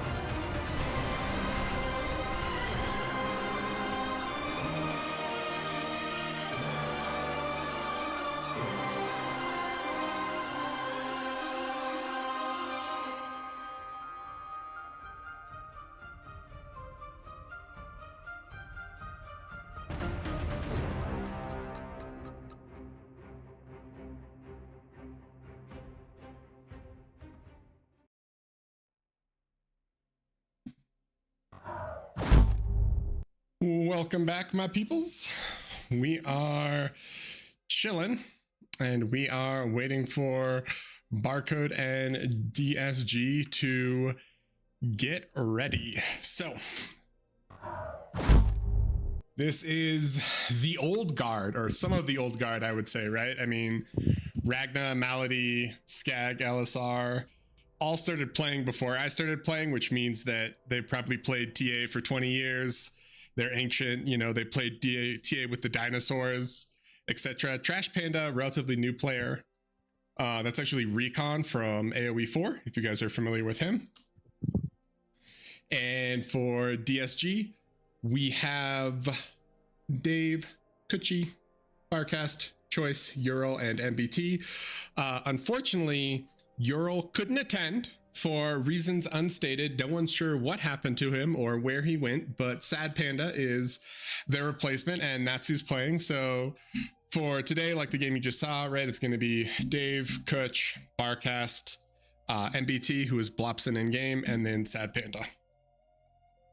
And it's really exciting. And I know you say like, old guard versus maybe what's potentially new guard, but like Dave's been playing potentially longer than anyone else who's currently playing Bar. Really? Is he? So yeah, yeah. He's a really, really ancient player. I think he's been around since like, I don't know, like early 2000s. He's been around for a while. I know Ragnar's been playing for quite a long time, but the rest of the players on Ragnar's team, they're relatively new to Bar as well. All of them started after I did, and I never played some of the games that came before in Spring Engine. So, it's a lot of new players, and as we get more players coming in, they're just showing that they have they have what they need to kind of compete with these players with 10, 15 years of experience playing similar games. And it's about good time for a shout out. If you're viewing and you are curious about signing up for a future tournament, don't be afraid. Anybody can sign up with their team and kind of see if they want to try out playing some of these higher level games. It's good. There's usually qualifiers around for I know for like this 5v5 there's a weekend where they played qualifier games to see who made it into the main event, but qualifiers are also really fun games. If you don't make it out, that's not even a problem. You're going to get good experience. Just definitely encourage everyone to sign up if they're interested at all. Yeah, and the other great thing with the qualifiers is that they're kind of like a modified Swiss format. So after like the first round or two, you're going to be fighting people who are very similar to your skill level. So like in the first season, we had literally a team that had like a couple 0 OS or 1 OS people on it. I think their average OS was like 12 or something, and they had some fun games. I think they won a game, which was awesome. Everyone was like cheering for them, like, woo, like you got this. So yeah, especially for the next season, highly encourage you to qualify just because it's fun. You'll probably maybe get some games casted and you just kind of get to experience the tournament scene. And I think that's one of the, the team games are definitely what we enjoy in Bar a lot. And so it's fun to see new blood enter the field, as it were. Definitely. Looks like people are leaving this lobby, Volshock. Let's try and find out where these games are going to be happening. Where are they going? Hopefully hop into these games in a bit. Oh, looks like LSR's lobby. Gonna play on CCR, huh? Okay. Classic. We almost had a game 1v5 with Grumpy on CCR, but then we did fix the map, so yeah, that was funny. We loaded it, everyone's like, wow, Forge looks really different. Yeah, it's the new shaders on Forge, right? Going from this no energy map to this infinite Dios kind of situation. Duffy, this is 5 minutes late, but to answer your question, every single series today has been a 2-0. I'm not sure why, but yeah, we have yet to see a game 3. Pro 2-0'd HKC, Barcode, or DBS 2-0'd Barcode, then Pro 2-0'd DBS, and then Barcode 2-0'd AFF, and DSG just 2-0'd Happiness Killed the Cat. So, let's pray, let's hold on to hope that maybe we can get ourselves a glorious game 3. But for now, we're just waiting. And we've got 5 people in the lobby. We're just waiting on the other 5. Unfortunately, they're all from one team and they appear to be in their own lobby. Interesting. I've actually volunteered to be the grumpy for this matchup and 1v5 on CCR. Yeah, you gotta show us how it's done. Definitely show us how it's done. So this is oh, is this a BO? No, this is a BO3. Sorry, I looked and I saw BO5, but it's not. So this is also a BO3. We're waiting on DSG to hop in, and then we can get into picks and bans.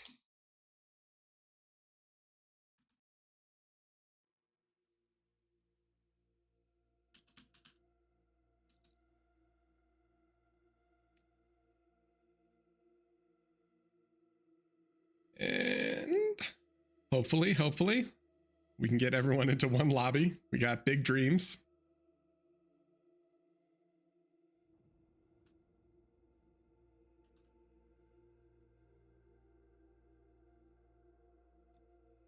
So Barcode, it looks like they've played quite a bit of, oh, they banned out Gecko Isle. Man, so we're not in picks and bans yet, but yeah, poor Gecko Isle is only seen in all of these qualifiers. Looking at Bear's stats, Gecko Isle has literally only been picked once. I feel a little bad for Gecko Isle. What did it do to all these people? I mean, we talked about it before that it's a little bit kind of smaller, but it's crazy to me that we just don't see. That it's ugly. Wow. All right. Someone thinks it's beautiful, Zhao. All right. Just because you don't find it attractive, someone out there loves Gecko Isle. We see it a lot in threes, right? But yeah, I guess in fives it's just I not think as with common. the smaller team games it makes more sense. I think with fives you end up having like one guy who literally doesn't have a spot to spawn on, and they just start in the water and make titles, and that's not the most engaging gameplay. Even maybe if it was like a 4v4, I could see them still doing the one guy in the water. But there's just not that many start spawns on this map, I think, because they have the two main things on the side and that one guy who can start in the middle. So it kind of lends to like maybe one player is kind of sitting out, one player is making titles, and then you don't, it might not be quite as engaging. And along with the other stuff we've mentioned, it's the early game aggression and advantage that you get from reclaiming all these rocks. I believe on the screen we see it has over 4,500 metal in rocks, in and reclaim, it's a lot. That is very game swing kind of reclaim. If you lose your Reser early, that might just be the end of it, because the enemy is suddenly going to have 30 tanks in your base. Yeah, I mean that is absolutely a ton. So Jazz is coming in. There are some strong allocations getting leveled against you, Zhao. Am I understand that you never played BA? So I found Bar before I found BA. So I was here, it's been a while now, it's been a couple years. So I've always seen myself as, like I'm like one of the new Bar players who, found this wonderful Spring Engine project and the games on it with Bar. I've played a few games of BA after. It's a bit weird. The models are all different, and I'm used to, how the UI is kind of set up here in Bar. It's really cool to, fight against people have played similar games for so long. Kind of see if I can compete against them, and obviously new players who are now newer than me see me as like the old guy who's been around forever. So everyone someday is going to be there, and hopefully we continue to get a good stream of new players coming in, such that that cycle kind of continues.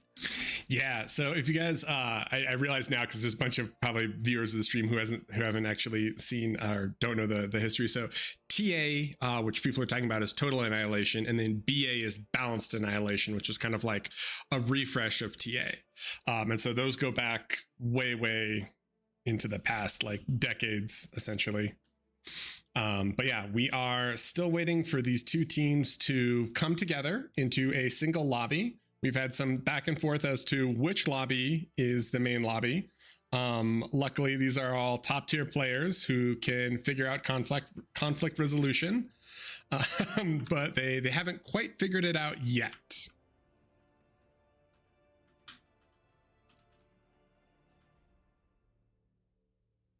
So we are still waiting.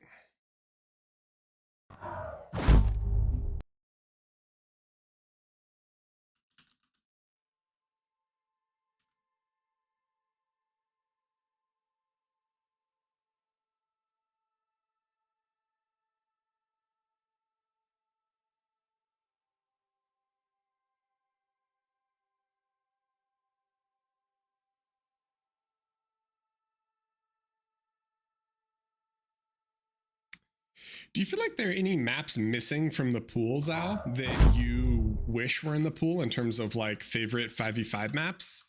Like for me, I mean, granted, it was in last season and I think it had the most games played on it, but I really miss Altered Valley or Altered Divide. Altered Divide, sorry. It's funny. I actually don't miss Altered Divide at all. Personally, What? I don't like. It's kind of similar to Gecko. You know, it has even more metal than Gecko. I think it has almost like what 10,000 metal and reclaim on that map. I might be wrong, but I don't quite like that early game. You know, you just fill up all your metal bars and you just spend it. It's also really pokey to get into the bases. However, it's pretty clear that on that map you need to kind of control mid to, have control over the game. So that might not be too big of a problem, but it is definitely a bit of a weird map compared to some of these ones here. I know Yeah. it's like one of those classic maps from back then that a lot of older players really enjoy. But just that aspect of so much reclaim on the map has been weird for me, and I don't quite enjoy it as much. But I know another map that, like you said, I think it was in the last tournament. It was Whitefire. A lot of people played on that, and I think that isn't in this tournament. Maybe we played it too much in the last tournament, right? I Well, I think feel like, many teams were playing it. yeah, I mean, I feel like Pawn Retreat and Whitefire are the same map, essentially. You know what I mean? It's just like not Oh yeah, exactly the for same, sure. but they're so similar. It's just Right, like yeah. one is snow and ice and the other is like dirt and I grass. remember Yeah. I remember when Whitefire first came out, I was like, hold up, I've seen this before. And it's like there are very similar features. They're not, exactly the same, right? But they are definitely both interesting maps. I think I prefer Whitefire a little more. Pawn Retreat's a little weird. I haven't quite figured out what I always want to do on that map, because some of the lanes are some interesting choices for, like, where all the mexes are and where the choke points are. Yeah. Some lanes are super thin and some are pretty open, like the mid area. I Yeah. think Whitefire is a little more, I guess, normal looking, if that Yeah. makes And sense. we are into bans and picks. So let's go ban Erebos. And I just realized that I have these teams reversed. So give me 1 second because actually DSG has first ban because they're lower OS. So apologies. The second ban is failed negotiations from Team Barcode. Okay. Okay. Let's see what else these teams decide to ban.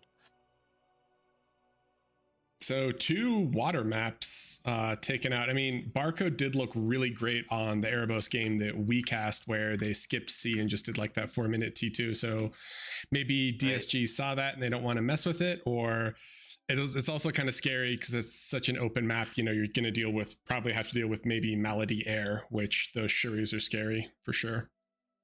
And, like, so many people say that Malady is, the best player in Air.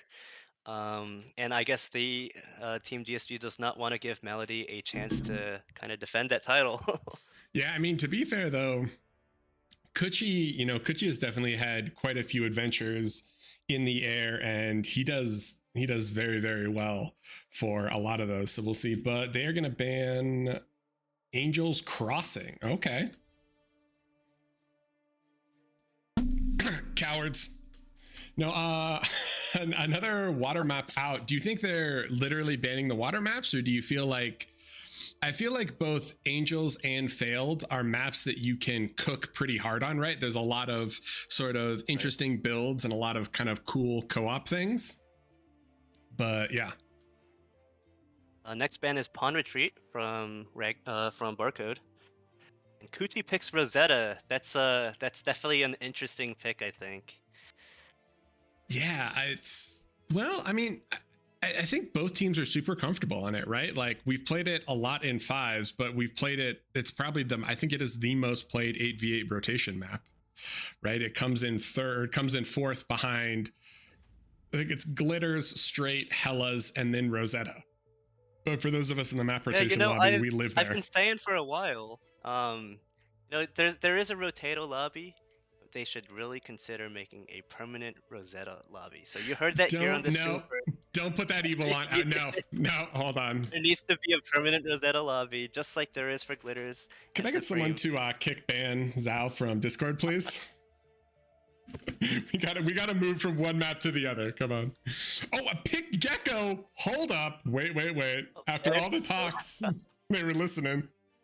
We've spent so much time talking about how nobody wants to pick Gecko, and here we are. We're about to see some Gecko gameplay, and let's see if the things I've been saying on stream are true, or if like I'm just wrong and the game doesn't play out in that aggressive T1 manner. So we got our first 4 bans, we got our 2 picks. Now we have 4 more bans, and then we will have the last pick.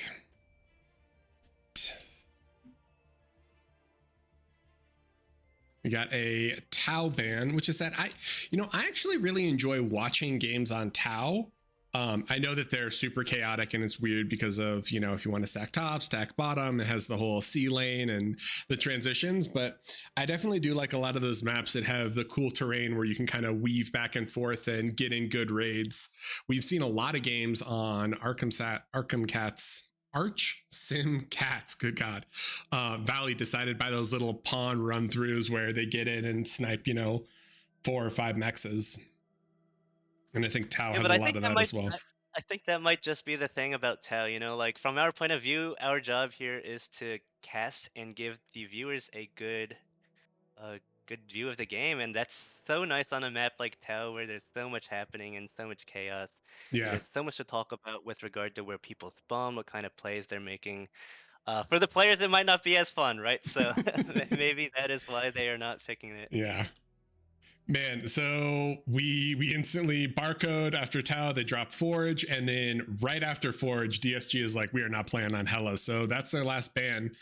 And barcode has essentially last ban, which means they have last pick because there's the 2 remaining maps and they can go either way with them. So there is King's Assault and what am I missing? There's something else, right?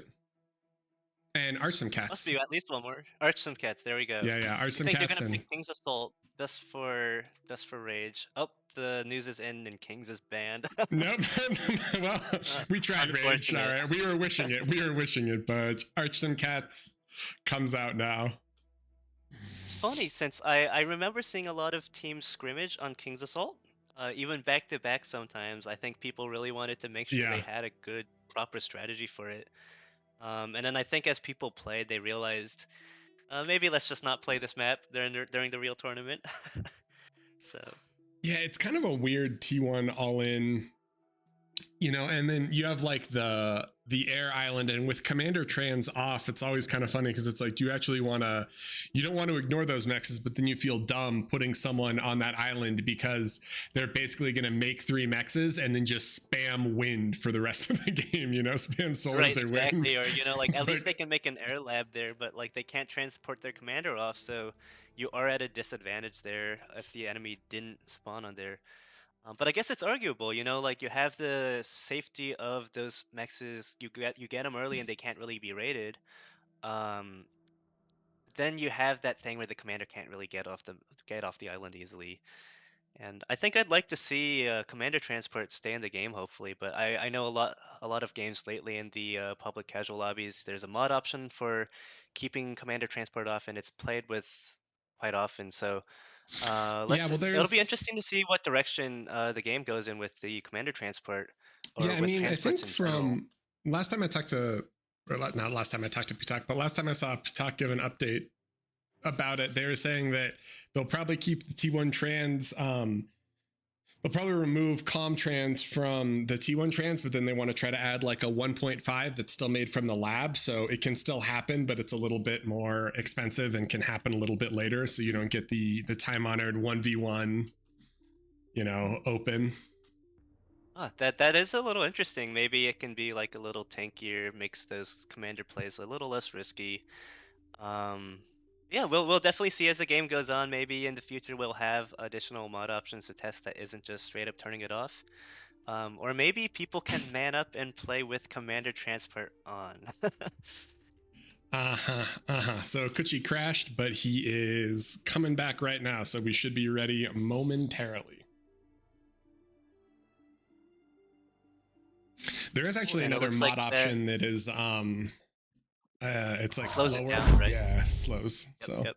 I think Supreme likes to play with that mod option sometimes. Since I think the commander transports to the side islands on the sea are a pretty significant part of that gameplay, so I don't think they wanted to remove that entirely. But slowing it down does make it a little more scoutable. You have a little more time to react, and it also just delays that whole timing in general. oh yeah, and we are loading in. So get ready, team. We have Barcode versus DSG on the one, the only Rosetta.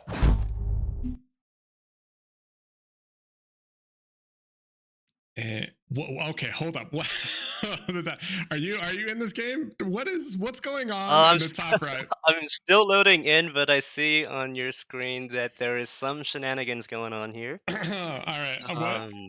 Um, What?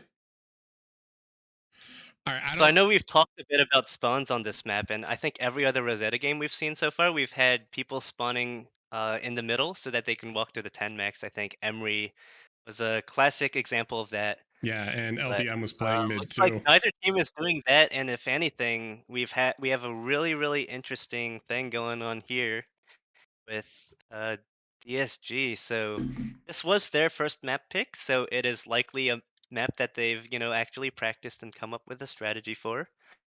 Um, now let's see if the strategy falls through. You see Skag's already drawing on the map. Um, So is Skag is going to casting take spell. Crater. I feel like we haven't really seen anyone take Crater. Most people who are there, right, they take the Trash Panda spawn, and then they Right. essentially just take Crater. Expecto Patronus Skag, ever the artist. He is casting spells to keep the enemy away, but little does he know they've all spawned in his lane. So maybe he is casting the wrong spell. Right. Maybe he muffed the spell, said the wrong thing. He meant to push him away, but he actually summoned every single DSG player right into his lane. I'm not gonna lie, I'm a little confused, but I'm on board. I think they are dented support group, right? I mean, you've seen their logo. We all know the sheer absurdity of it. And Kuchi can cook. Did you watch the Nation Wars finals? I watched a few of the replays on YouTube, and I know they did do a quad commander drop? Drop in the finals versus Finland, game 1 on Hellas. They literally just flew 4 commander. They won that game, by the way, but it's one of those things where it's like victory at what cost, right? You have to imagine, like, as soon as the resign vote goes through for Finland, they all kind of, they have to spit out just a foul taste in their mouth. But hey, a win is a win, boys. A win is a win. Exactly, and you know what? This might not be Nation Wars, but this is still a tournament, and Kuchi is going to bring his best cooking to his tournament. So, all right, so we've got let's see how this plays out. The co-op. So real quick, we can run through. So Skag is up top here. He is core bots. Trash Panda is here, and he is arm bots. LSR or LOL Steamroller is core bots. Ragna is his traditional core bots, and Malady is arm bots, it looks like. And on this side, we have MBT, who is arm bots. It looks like he's just battering for now. Barcast is core. Dave is arm. I'm going to assume vehicles because that's one of the normal spawns for that. And then Kuchi and Sad Panda have a Geo up at 1 minute. And there is some shenanigans afoot here. We're dropping some BP. Is this Khan stuck? Or did he? I think he just wants to build the nanos without moving it. Let's see if he moves it optimal. out. They're reclaiming the lab, actually. Okay, all right. I'm on let's board. Let's see what it is they want to do. T2 is coming out, actually. That's what they wanted the constructor for. Okay, yep. This is pretty standard, like the minute 45 T2 lab start. Right, and it's so funny when we're like, we're going around seeing what labs people are calling out the interesting lab picks, and here we are. We have like 3 people on solar duty and 1 guy making a lab. So, so wait, what is the plan? To just give out T2 units like Jags and then go skirmish or something? What? Maybe. It Do you looks like AGO they this, or do know. you? So they have an air lab and they have the AGO coming up. So it looks like they're. I don't know. They're trying to do some stuff here.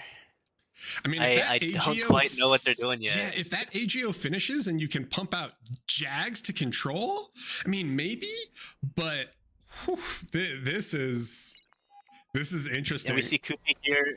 The Sad Panda Commander is going to walk out of the base, but Kuchi's going to tap that nano frame for the air lab every once in a while just to make sure it doesn't go away while they focus their build power Right, on the so they can Geo. have Shuris. I think that's the kind of details that I love to see in these high quality top notch games here. Yeah, and if you guys are playing in pubs, this is definitely what your tech timing should be. Your tech player at 3 minutes should definitely have his T2 and an AGO up. So, Exactly. yeah, Like sure when they say you gotta tap that mid max on Rosetta, this is what they mean, the 3-minute T2 con tapping the max. and they're gonna see the T2, right? So they get the notification, right? Yeah. So they saw the con, so they see the T2, and they have to just be going like, what, right? Because they scouted all of bottom. He pinged empty, so they're like, there is some weird stuff They know coming. something's going on, and now they're starting to see where the enemy units are. Yeah, and they see Jags. But it is a bit dangerous to pull a strategy like this, since they scouted so early with those Melody fleas that there is no enemy in those spots. And you see Ragna and Melody, they have constructors on repeat right now. And Yeah, they're just they're gonna be able to do whatever they want. They're like, we're gonna take this whole portion of the map. That's us. Exactly. But I mean, they'll have T2, It's and to be fair, like when you tap this mid max, this early T2 on mid, it's gonna be interesting. I mean, Barcode is ahead in metal substantially, but the T2 hasn't kicked in. That AGO is definitely giving them a lot for this side. The question though is, do you think these Jags can get enough done for them to exert map control and take everything else they need? I don't know. I'm not quite sure, but if you look at what people have on the map right now, I mean, Skag and LSR only have grunts out so far. And we know what goes good against grunts. It's Jaguars. Yeah. These LOTs in mid, there are some shuriken, right? So as this comes in, maybe MBT can stun all these LOTs, walk in with these Jaguars. Now they're going to deny that 10 max from the enemy. That's actually huge. Yeah. And I mean, this metal income is starting to equalize. I think, tapping their T2 max and Jags are coming in. So, I don't know if this is going to work out for them, but if nothing else, this is an absolutely incredible build just to see here. That is definitely working out for him. Ooh, Barcast needs to be a little careful. Those grunts started to die, but the Jag, the LLT, and his comm are okay. And I think in a situation like this, like every unit really matters, right? So I see these grunts have actually already managed to kill 2 Jaguars, which might be a little bit of a problem, but they do have a consistent production coming out. I probably would have liked to see no unit losses here, especially with a matchup like Jaguars against the spam, where you can kite so well. But yeah, MBT is gonna try and pressure here. Ragna's gonna walk his commander in, D-gun 2 Jaguars. That's also very devastating. I mean, when do you switch MBT, to Bulls? I guess you just want the Jags because they're fast and they have the built-in AA versus Shuri, so you can get better rating. But Malady literally is like, I reclaim all shit. He's like, I'm just gonna get rid of everything and I'm gonna tech and do what I can. He knows that he is the farthest away from whatever shenanigans is going on, and that gives him a good amount of buffer to do what he wants to do. But he does have this vehicle lab coming up now next to the Geo. Not sure if he's going to make units with it or what his plan is. But meanwhile, MBT is going to kind of push in on Ragnar's mexes here. Getting that 3x3 mex cluster there is very significant. That's almost half of Ragnar's income there right now. But Ragnar has so many of these armed T1 core mexes, and that is really good. That is making sure he's doing tip to these Jaguars, making sure that they don't just get off that free. But Melody has Janice out. That is a really, really good play. I think that's the correct reaction here. Janice are able to really trade well with Jaguars. Cloaked Calm, does he get the D-guns? I think he gets them all, right? There's the D-gun. That's amazing. He gets... if he can get the last one. He doesn't get the last one. Oh, no, and it's got one free Jaguar's reign. in. It just needs to not reclaimed it or it gets the nanos. It can kill all of these mexes now. Yeah. There's nothing that can kind of chase that down. On the backside, though, but they we do do have see- Ragna raiding with these grunts, right? So they're sure Yeah, he's shutting him exactly. down, but they got the mexes that MBT had taken, and they're doing a little bit more. Yep. So let's see if MBT is going to go quickly raid these back mexes, or if these hounds are going to be able to shut his Jaguar down. I think the Jaguar should be a little faster, so as long as he keeps moving, he has a lot of stuff to raid.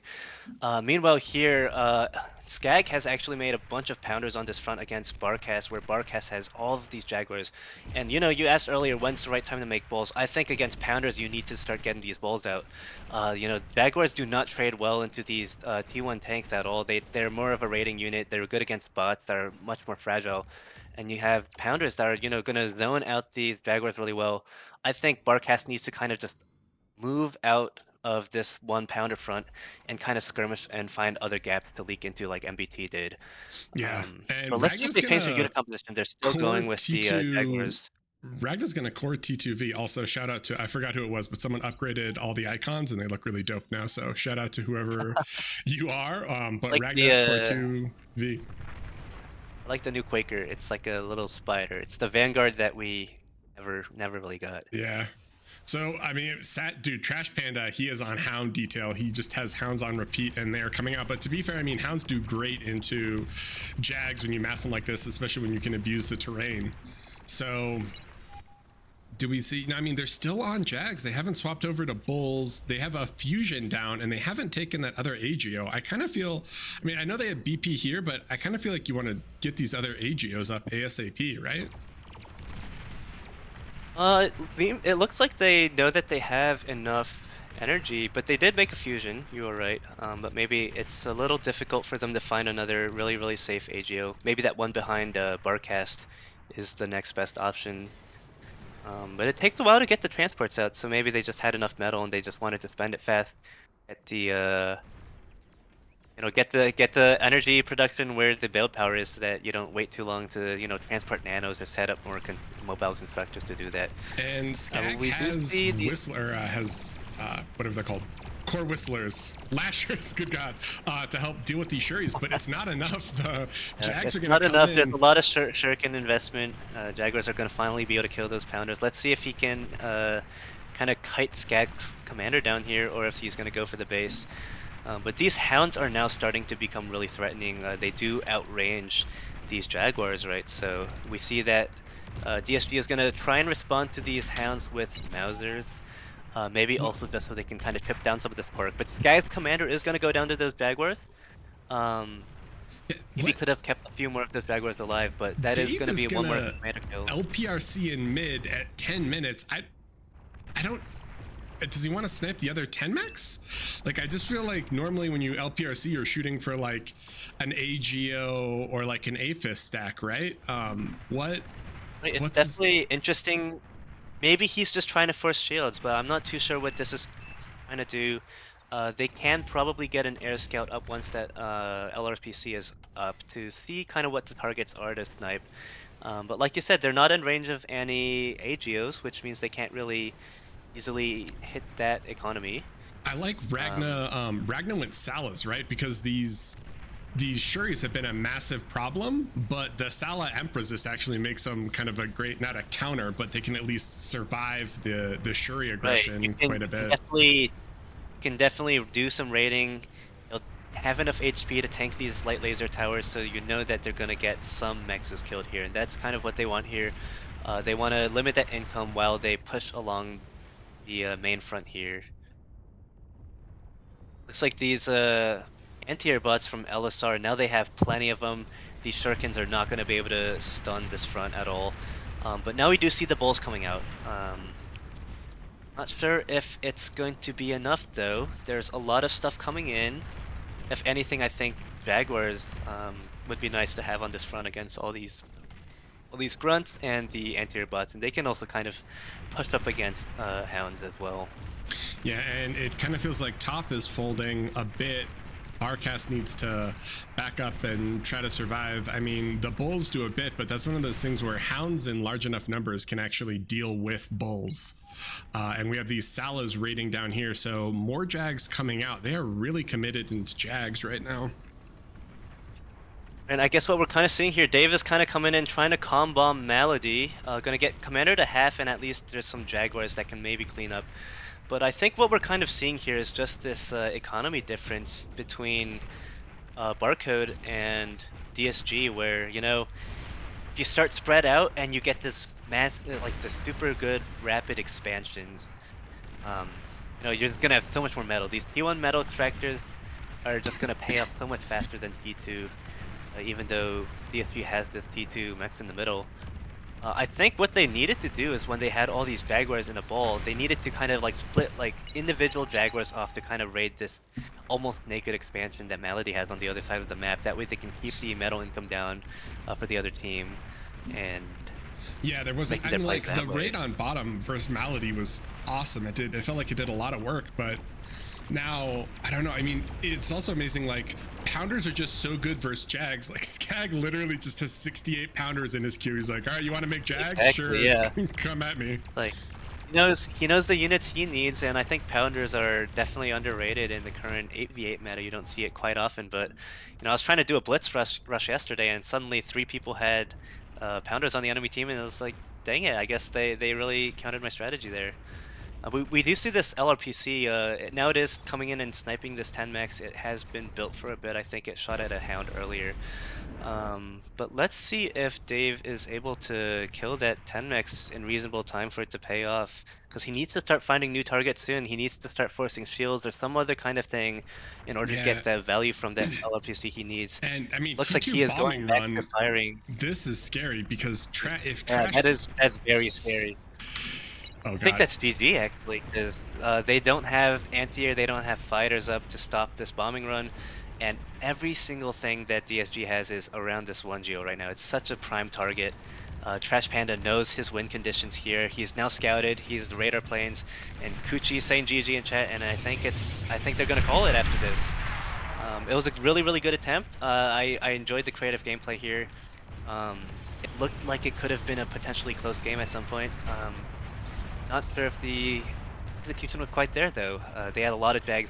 I think they had a lot more opportunities to raid than they executed with, and yeah, looks like we're gonna go into game 2 on Gecko, and Wow. let's see Yeah. if they pull something similar. That was. That I mean, yeah, you have to respect just the. I'm not gonna say the hustle, but just like the sheer ingenuity of that. That was awesome. Just to see kind of that start, and I mean, it felt like there was that timing really early where it was scary. Maybe if those Jags had rated, like you said, they would have been able to do a little bit more.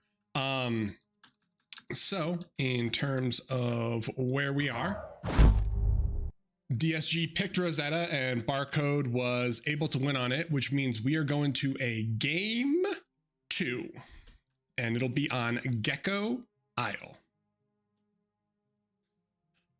But still, what a absolutely hilarious game. Oh my god. Do you think they would have been able to actually pull it out well? What on Rosetta or?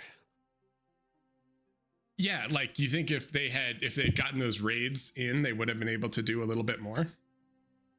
It's such a like unconventional strategy. Like I don't feel confident saying one way or another that well, they would have definitely won if they raided a few more mexes. I think it was clear that they could have raided more mexes, and I think that would have put them in a better position. I don't quite know if they would have won. I think that Barcode responded reasonably well. They had Trash Panda in the back there, going T2, making hounds to outrange and kind of skirmish this front line away.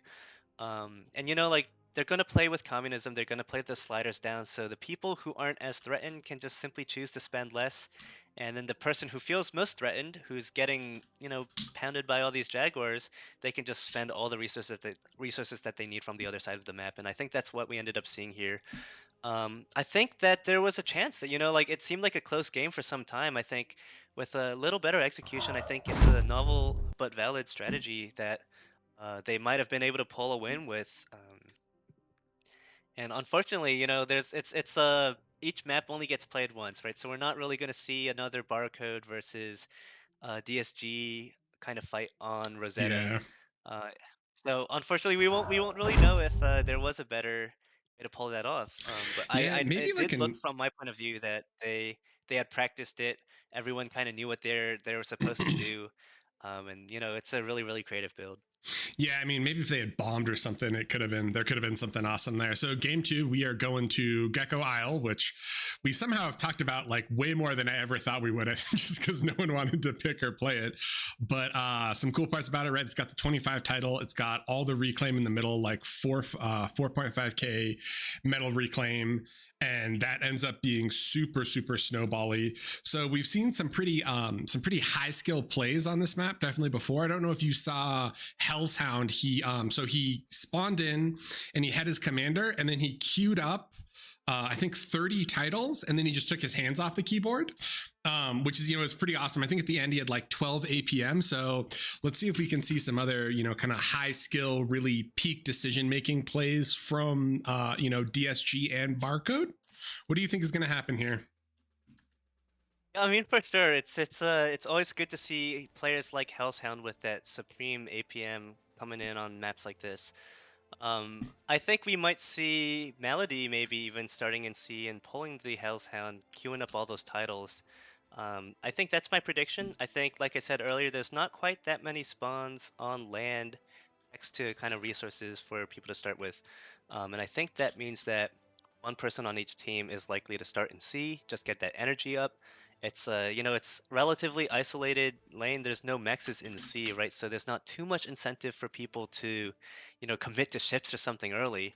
Um, at the same time, though, that the titles, if everyone knows everyone else is doing titles in C in the same spot, then that opens it up to opportunities where you can make plays to kind of remove those titles. I don't know, like bombers, hovercraft can kind of travel between land and sea. You can even go ships if you think that that's the most efficient way to kill those titles. You'll probably get the most DPS for cost doing that, Yeah. but you just are limited in where you can go. So let's see what teams are trying to do here. I believe that the title thing is kind of a no-brainer, but we have seen teams cooking really hard in this tournament, so Yeah, not quite sure what people will do. we've definitely seen I was watching, I forgot, I think it was a scrim that LDM sent me or someone, maybe I shouldn't say that, but I saw Possums and Mangonels, the rocket hovers, do great work killing titles, because there's if we actually hop in, because they're loaded in now, there's a ton of just like little bits of terrain that the hovers can kind of dodge ships on, right? It's easier for them to run away from stuff, and then they can just try to snipe all of the titles, and then if they do get chased by opposing ships, they can just kind of hop back on land. You are definitely having a hover lab though, so there's a little bit of a rough thing there, but it's one of those great transitions where you drop the lab, you drop whatever 4 rocket hovers and an AA hover, and then just eat the lab and go on with your day. Right, exactly. So many options on this map. I think we see these maps that have a sea lane, you just those extra 2 labs in the sea, or not extra 2 labs, the extra like 4 or whatever it is labs in the sea start making a lot more sense, and it brings so many different opportunities in, especially at the T1.5 level where you see teams going seaplanes, you see teams going salamanders or amphibs. I don't think I've seen that many turtles, except for the ones that watched me do this bait earlier. But um, yeah, let's kind of see how it's going. We have Skaggs in the back making titles, I guess. Melody's also on the side making titles like I expected. So Barcode has Trash Panda, Ragna, LSR on those 3 like main land spots that you can actually spawn on. On the other team, we have MBT starting on one of the land spots near the sea. I think he wants to really be building titles early game there after he gets his mexes. I think that makes a lot of sense. 25 title, it's basically a better solar that costs like half the price, right? And we see Barcast and Dave are kind of doing some similar thing that LSR and Melody are doing on the side here. So Barcast is likely going to be making titles there. And Sad Panaguchi starting next to this pile of rocks in the Geo, but no like really nearby mexes. So let's see what they plan to do here. They might do a 0 mex start even again, maybe just using those rocks as income for now. Um, like mexes take time to pay off, but you can get those rocks before the enemy if you don't make any mexes, right? So let's see what they do here. I think it's going to be a really, really interesting game, and we already see these massive title cues from Skag and Melody. Yeah. They know exactly what their role is. All right, cue them up and take your hands off the keyboard. Yeah, I mean, we'll definitely see. You also, I don't know if you guys saw the chat earlier, but Barcast was, or DSG was just letting Barcast know that they could have won that last game, but they threw it for content because they want you, the viewers, to get a game 3. So shout out to DSG for not winning that game, but instead allowing Barcast to win it so that we get a game 3. That's very kind of them. You know what? I'm all for it. I think DSG has been providing great content, so I'm all for a game 3 if they can pull through and get that going here. Yeah. But we do see that the Kuchi Sad Panda, they have they did the 0 mech start. They already have almost 3 nano constructors. They have the Reser out to start reclaiming these rocks. So let's see what they do. They have the 1 constructor kind of expanding backwards. They gave that to MBT, I guess, to kind of manage that. But yeah, this is a really interesting thing going on. We know that Barcode in the past has been, like the team for delegating tasks efficiently, making sure everyone's playing their strength. But with DSG here, we see even more delegation where people are, completely foregoing labs, just working on microing units, and just being part of this even more synchronized greater team strategy. Yeah, and I mean, it's kind of crazy, right? They have the quad nano and then double bot labs, and they're like, all right, here come the grunts and the trashers. Like they're gonna come out and contest all this reclaim, and I actually like it, right? Because they're gonna come out and I think they should be able to get quite a bit of the mid reclaim here. And grunts do great versus ticks, so if they can have a large enough grunt number out here, hopefully they'll be able to secure tons of reclaim. Yeah, I think Kuchi does need to keep an eye on his resers, though. It's not quite easy to see where the rock patches are, but he just has a big area reclaim out. So he was reclaiming some energy earlier with this reser when they didn't really need the energy. But now the reser's back on track, finding some rocks. If they're able to really efficiently scoop up all these rocks before Barcode's able to react, then I think they've got something really, really good going on here. I mean, you can kind of see the metal income difference right now. Barcode's about 1,000 metal ahead. So they're really gonna need that early game rock collection to kind of come in clutch and provide that missing metal that they have and find the good engagements that they need afterwards. That is a great radar position from Trash Panda. Oh, and massive tick ball coming in, probably looking for resers. It's definitely an interesting clash of styles, though, where you're fighting for reclaim versus just spamming a ton of cons and trying to tap every single max. Exactly, yeah. But we are going to see Skag walking out of the Thea now. He's done with his title queue. So he's found 1 more APM to queue up this air lab. And now they're going to have Shuriken support on the Barcode side. Hold on, Let's see what they can do. I just need to highlight that Skag has 3 APM at the moment, and that is exactly. Yep. So we do see that DSG has a few anti-air units out already. I think they were expecting those shurikens a little earlier, but now they are coming. So those anti-air bots are going to provide a bit of value, but there's not too many of them. So we're actually going to see a 3rd T1 lab from this main Geo Nano cluster. They're all grunt labs, so they're going all in on this grunt spam. I've heard of people saying there's some optimal amount of nanos you're supposed to have per lab for grunt spam or something along those lines. I actually don't quite know the values, but they have right now 6 nanos in 3 grunt labs. So let's see how that ends up. Yeah, I'm kind of worried for DSG though, right? Because they don't have AA up, and Grumpy he's going straight into bombers, right? I think they saw some of the trashers, and so he's like, oh, I'll make a couple shuris just in case a raid gets through. But if they can bomb these titles, I mean, that is going to be terrifying, right? MBT has 7 titles with no AA near them, and over here they have a nettle, or a thistle, and then all of these other titles. So Grumpy might be able to get something done. I mean, he already has 7 T1 bombers. They might be from the same country, but unfortunately, Grumpy was the 1v5 Oh, player sorry, from Skag. yesterday. Apologies, Skag. I didn't mean it. But yeah, you're definitely correct. There's how many bombers are there? 10 bombers. Nice even number. We see Sad Panda's making some progress here with these grunts against Trash Panda, but you know, it's a slow kiting battle to kind of kite these pawns down. These bombers are definitely going to be brutal, and I think we saw last game that the bombers were also the weakness when you have this kind of really concentrated strategy where a lot of your weaknesses are all in one spot.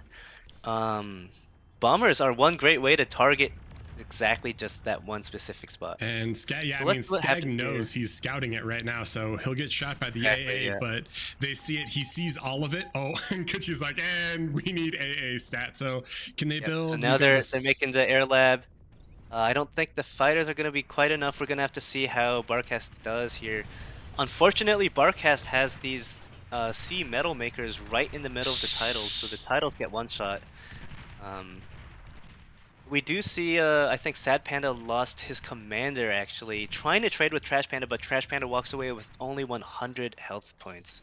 I think that is a tragic miss there. If they were just like millimeter closer, I think they could have secured both Comrex and kind of maybe fighters tagged coming this in and metal or picking done these off, something but else they with might it. get off that final barrage. Do they kill these? Oh no! Oh, Skag, That is what brutal. a gamer! What an absolute gamer! So they go down, You know, but yeah. when we heard that Skag was now part of Barcode, you know, I think people are wondering like, why isn't he playing with AFF? I think Skag found his calling as the new best air player, on the same team as Melody. You know, maybe getting the OP coaching. Yeah, wow, that is an incredible. I mean, we see the swing now, right? So it's like 1.1 KE to 1.9 KE. So that was a massive swing, but they do have quite a bit of pressure on the front here and they're pushing, right? So maybe they can get more done on the front. The real question is, do you think T2 timing is going to make more sense for the ARM T2 bot lab for Barcode on front, or do you think the T2 bot lab is going to be better for them? I feel like it's so flat that Jags and Bulls are going to do a lot of work here. I think that I think DSG is making the right choice here, going T2 core bots. I mean, they don't actually have an ARM constructor in that range, but that is the right decision here, given that they just got bombed and lost so much energy. You see the whole team is kind of stalling on energy. They have so much metal. And that kind of early game Sheldon pressure, I think, is one of the only things they might be able to afford at this point if they want to spend that metal quickly. We'll see how they do it here. I think they might be trying to rush the advanced field like they were before. So maybe they will end up having that energy before they try and commit to units. This Barcode T2 lab is definitely going to find a lot of impact. As we've kind of seen, DSP has been a little behind on metal income so far. They're going to have to kind of figure out how to deal with these Jaguars, because right now a lot of their initial early game investment has been pure grunts, right? And you know, like as we saw last game, grunts, if you catch the enemy off guard, you can kind of maybe kill some Jaguars with it. But you know, I think Ragna, I don't think I've seen Ragna lose Jaguars to grunts before, and I think that's going to be really difficult for these grunt blobs to kind of pressure. But we see MBT is coming in from behind with these grunts, and I think they're going to try and sandwich these Jaguars. So as long as they can sandwich the Jaguars and make sure that the Jags can't just kite away, I think that's Yeah. exactly what they need to deal with it. I think And this they is a catch good it. coordination. And They're look at going to that catch most of Twitcher these Jaguars. sharing. It looks like the last one or two are going to run away, though, and that might be, unfortunately, kind of game deciding, I think. But, you know, Kuchi has so much build power, he's going to get those LOTs fast, so these Jaguars, they're not going to be able to run directly into that concentrated base they have. And now they're actually going to make fiends from the Twitcher. So they still have the T2 bot lab. I'm not sure what they want to do with it. But if they decide to reclaim the bot lab, no, they're not. They're actually going to make those Sheldons that we mentioned earlier. I think they want to kind of be able to Yeah. skirmish away some of these light laser towers, for example, on LSR's front. Um, Away for free, basically, with those Sheldons. And I think that's good.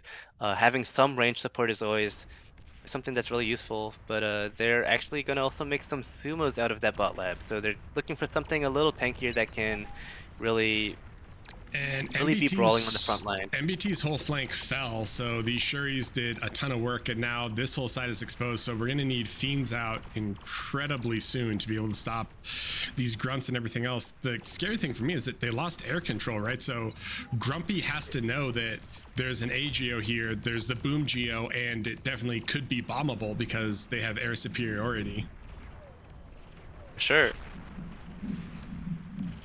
And I think we might be seeing the end of this game coming along. I mean, Dave kind of has Pounder on repeat. It'll shut down the Jaguars, it'll shut down the Pawns, but not much more than that. The Mousers are still going to be able to chip that down. It's not looking too good right now, and I think this is exactly the kind of situation where Arm T2 vehicles really shines. I think Ragnar knows exactly the kind of aggression that he needs to pull off in order to make the Arm T2 vehicle lab do exactly what it needs to do here. He's finding all these little raiding paths with the Jaguars. There were some single Jaguars coming in, killing mexes, and I think that's really, really powerful here. Yeah, they're just kind of getting whittled away. All these raids, able to snipe 1 or 2 mexes, are doing a lot of damage. And we see more Grunt than Fiend coming out right now. And I just feel like they're not able to really cut him down. I mean, the Pounders, if the Jags run into him, can definitely stop them. But the problem is the Pounders can't be everywhere at once. And so these Jags have just done so much damage. And it kind of feels like DSG is really just kind of cornered on their side of the map while Barcode is mass expanding and upping T2 mexes and kind of just having their way with them. Exactly. And it's like around this time we start to see, Barcode. They already have 2 advanced geos up. They're gonna have more resources straight up than this coordinated, one-based kind of deal going on. But they are gonna GG out here. They're gonna wish Barcode the best of luck in finals.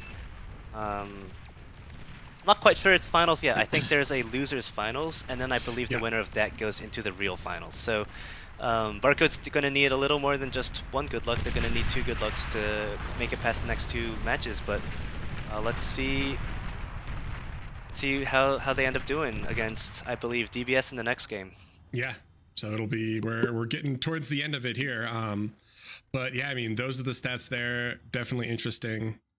In terms of scaling, it just feels like even though they had that interesting start and they were able to get a lot of the reclaim, Barcode just expanded out and took quite a bit more there. So that is gonna be it for DSG versus Barcode. Game 1 was on Rosetta, game 2 was on Gecko Isle, and Barcode was able to take both of those games, which is definitely kind of been the flavor. We've only seen 2 O's, right? We have yet to see a game go to, or a series go to game 3, which, if I'm honest, maybe a little disappointing. I think we all would love to see more bar and see, like more game 3s just because it's cool, especially against these high ranking teams. And DSG, the amount of cooking, I mean, maybe they burned down their kitchen, but especially on that Rosetta game, it's always cool to see those just like practice niche builds of like, all right, at 3 minutes, we have an AGO and T2, and let's see what we can make happen with it. Unfortunately, it didn't work and we have to say goodbye to them, but I'm always happy when we get to see just those like off the cuff plays, because I think that's one thing that makes bar fun to play and fun to spectate, when you just see like, you're like, wait, what is happening right now? They're all spawning in one corner. Yeah, what was your favorite game between those two? Zao, did you like the Rosetta game, or did you like the Gecko game? I really enjoyed that Rosetta game because that's just something you do not expect to see. When you see someone pick Rosetta as a map, that's because you think that they're picking it because they know they're confident in their economy. They know they're going to get all these mexes and metal and properly balance their energy along with it. And then they're going to go into a multiple advanced fusion game where they may get T3 or low cannon out, something along those lines. And I think that's like the traditional, you pick Rosetta and that's the kind of game you expect to see. And this was totally opposite of that. Instead of like, a macro focus, this was purely let's kind of push on one side, do the best we can with these resources, and then really ride off of that early game aggression momentum and try and see if we can win off of that, right? And that's a totally different story from, just like the pork and pill, make your nanos, make your advanced fusions, make your metal maker stuff going on in the back line. Yeah. I think it's really interesting to see these strategies in general. You can tell that they've kind of practiced them, uh, probably on their own, maybe harassing some barb AIs with it. But it's really difficult, I think, to bring this kind of strategy to a tournament since if you practice with the other teams, they kind of start knowing what you're going to be doing, and maybe not ideal if you're doing something that might come across as a little cheesy, right? If you don't want them to prepare against your strategy. Yeah, for But it'd sure. be interesting to see if this ends up happening more. If in the future 5v5 meta, people might decide that this is actually better than the normal traditional spawns that people are doing spread across the map. All right. I think there's a lot of unexplored stuff here. Yeah, I would also like to apologize to Skag and Grumpy. I don't know why, but for whatever reason, I just constantly kept calling Skag Grumpy. So apologies to Skag, and apologies to Grumpy. I know that you are two separate players. I know that you have the same flag, but yes, Skag did incredible bombing on that one. But yeah, I just want to throw that in as a point of clarification. Yeah, for sure. It's sometimes hard to tell people apart when they're both so good. Like Grumpy and Skag are some of the best players I know, and they're both really really well-rounded players. Sometimes you see someone, it's like, oh, that must be Grumpy. Going air again. I see Grumpy playing air in my games, and then Skag's actually also really really good at air. Skag's good at everything, especially spiders. Yeah. So Yeah, it's. Go ahead. Oh, I was gonna say, whoops, we went to the side. So our next one is gonna be DBS versus Barcode. And we are waiting on players. So this is still gonna be another BO3. And this is the losers final. So the loser of this unfortunately is knocked out, but the winner gets to fight Pro in the grand final, which I am excited about. And that is gonna be awesome to see. Yeah, and I guess the result of this match is going to be the third place team, right? Yeah, So we yeah. are now playing for a podium position. This is when everything starts to matter the most.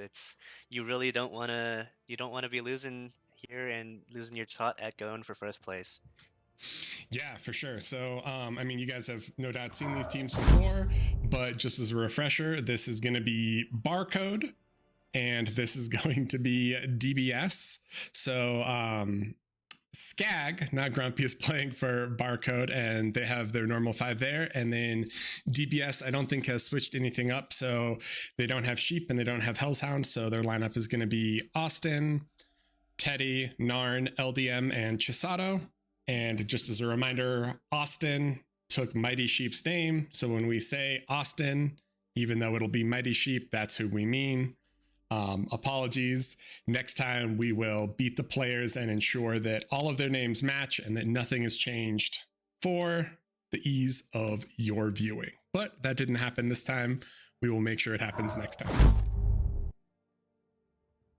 Had to have someone named Mighty Sheep on the team. I mean, their name don't ban sheep, so that's fair. That you're not wrong. Yeah. You're not wrong. That's fair. That's fair. They definitely need to do that. So we are going to corral some players into some lobbies, and hopefully we can get started soon.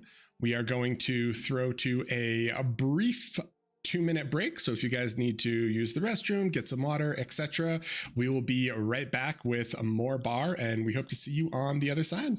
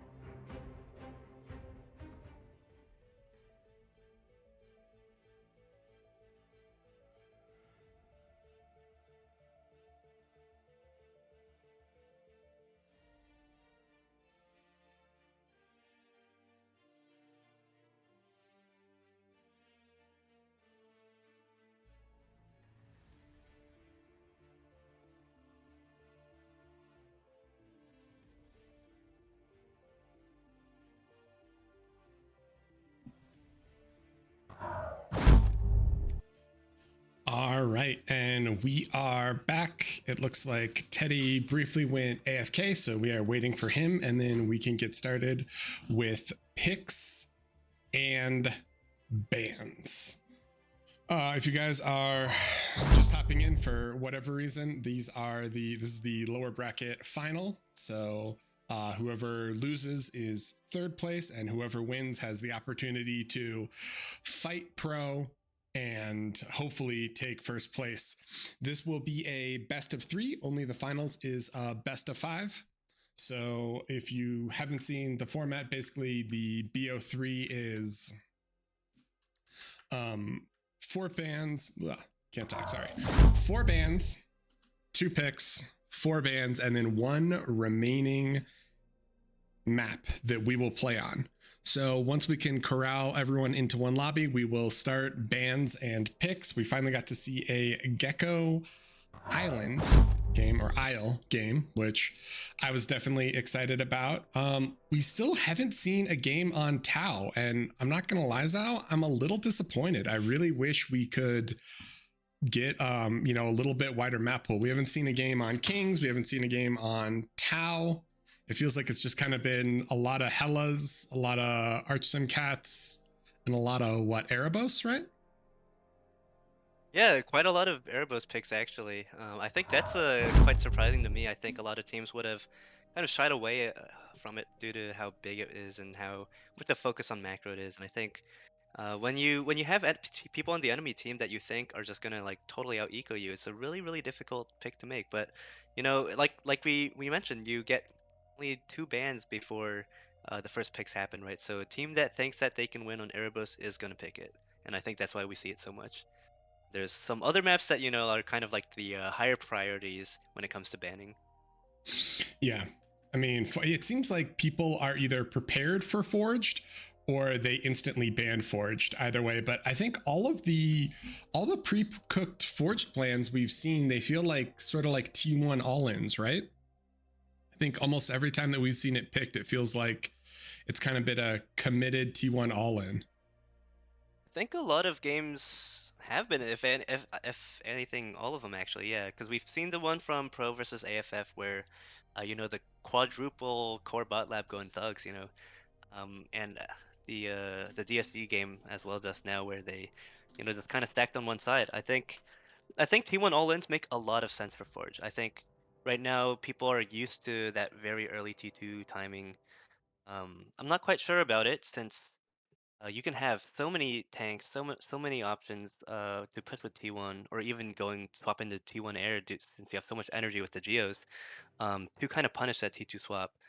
So it's like I think there's a lot of options for Forge before you get to the T2 stage. I think Right. a lot of people do kind of greed to T2 because if you pull it off, then you're very far ahead, right? The mid maxes pay off so fast since they're already 4 value on T1. When you upgrade that to T2, that's now 16 income per max, and you have these advanced geos that can just pay for all your needs. So there's a kind of slim timing, where someone goes T2, you need to pressure them so fast that they can't really get that Yeah, the T2 economy can't kick in points yet, going. right? Yeah, and we kind of saw that in the Pro versus AFF game. The AFF team had a very nice, clean, let's try and get this T2 lab as soon as possible. And that's what they ended up doing. But, like Pro pushing on all 4 fronts with thugs, they had to end up spending their metal on T2 units that weren't quite making the effective trades that they needed in order to come back from that early game momentum Yeah. loss. They never really got the T2 out to make the mexes, to make the geos. So they were fighting on lesser eco against a team going all in, and they lost momentum, they lost the fronts, and they did not have good enough units to kind of push that back. Yeah, I mean, it is definitely, it's awesome. I actually love watching those T1 aggression games because they feel just like so like razor's edge, where it's like, oh, he messed up his comm bomb, or he landed the comm bomb, and then the commander dies and just takes like half the army with them. So I love that those are super dynamic. It was really cool to see like the DSG. I guess they had kind of the modified one where they got that Geo really quick, and then they had Barcast like all by his lonesome fighting off 3 players. But yeah, Right. That's definitely kind of cool. So the other map that we've seen a ton of is Arch Sim Cats, and I'm wondering why people, do you feel like it's just it kind of feels like a standard map, and so that's why people are so comfortable on it? Or why do you think we've seen so much Arch Sim Cats? Yeah, you said it like right before I was gonna say it. I think Arches and Cats, when it comes to this map pool here, is straight up the most normal map you're gonna see. It has, three main-ish lanes. Everyone's still gonna start spread out enough that they're gonna maybe only co-op up to like one or two labs. They're gonna usually have their own labs for unit diversity, and you kind of meet up in the middle and you kind of do something similar to 8v8 where you maybe skirmish some Rockos, you kind of see if you can get tiny leaks in, but it's not that big of a deal. And then you eventually get into your vehicles, your T2 transitions, and all that whatnot. I think Arch Sim Cats is by far the most normal looking map, especially when you compare it to something like we've got Tau, we've got Hellas has been played a few times, and that's always a really really interesting game there.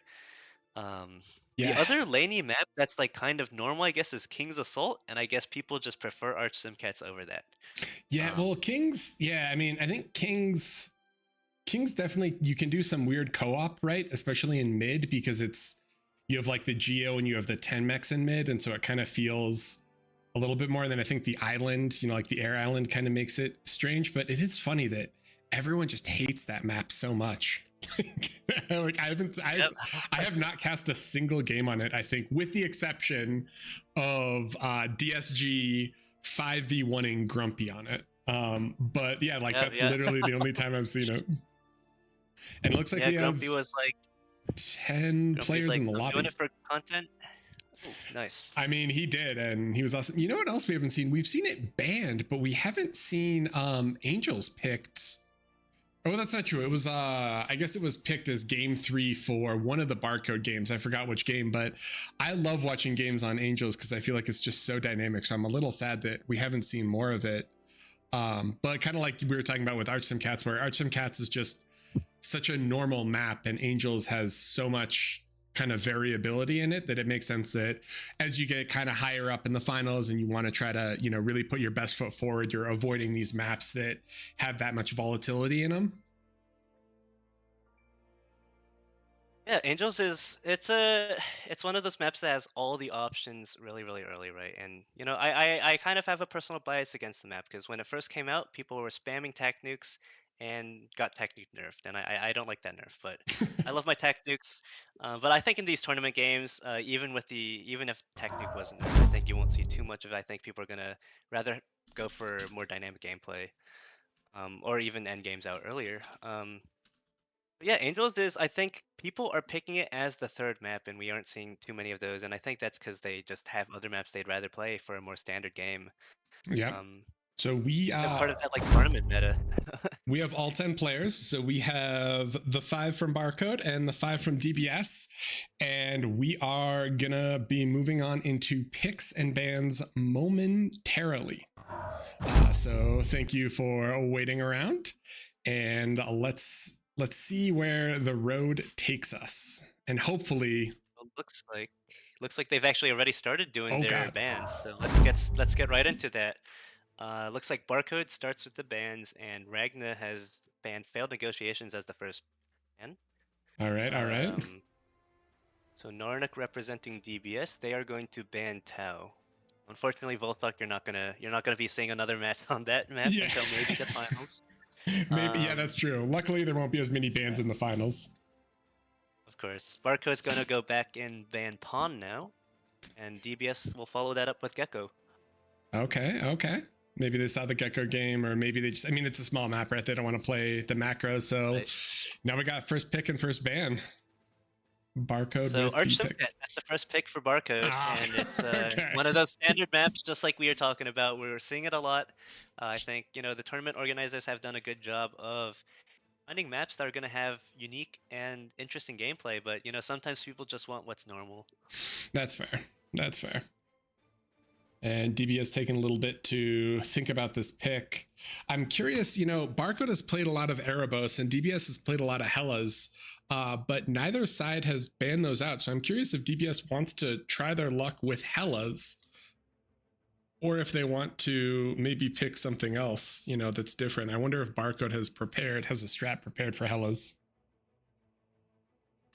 I think that they might DBS might have a good shot on Hellas actually, since it looked like when they're fighting Pro, I think Pro had a much more kind of like even off meta build going on with the core T2 bot lab. I Right. think a lot of people right now are really focused on get the fast geo and then just spam those T1 or T2 arm vehicles. It's the same thing you see in 8v8. A lot of people really settling on this arm vehicle meta.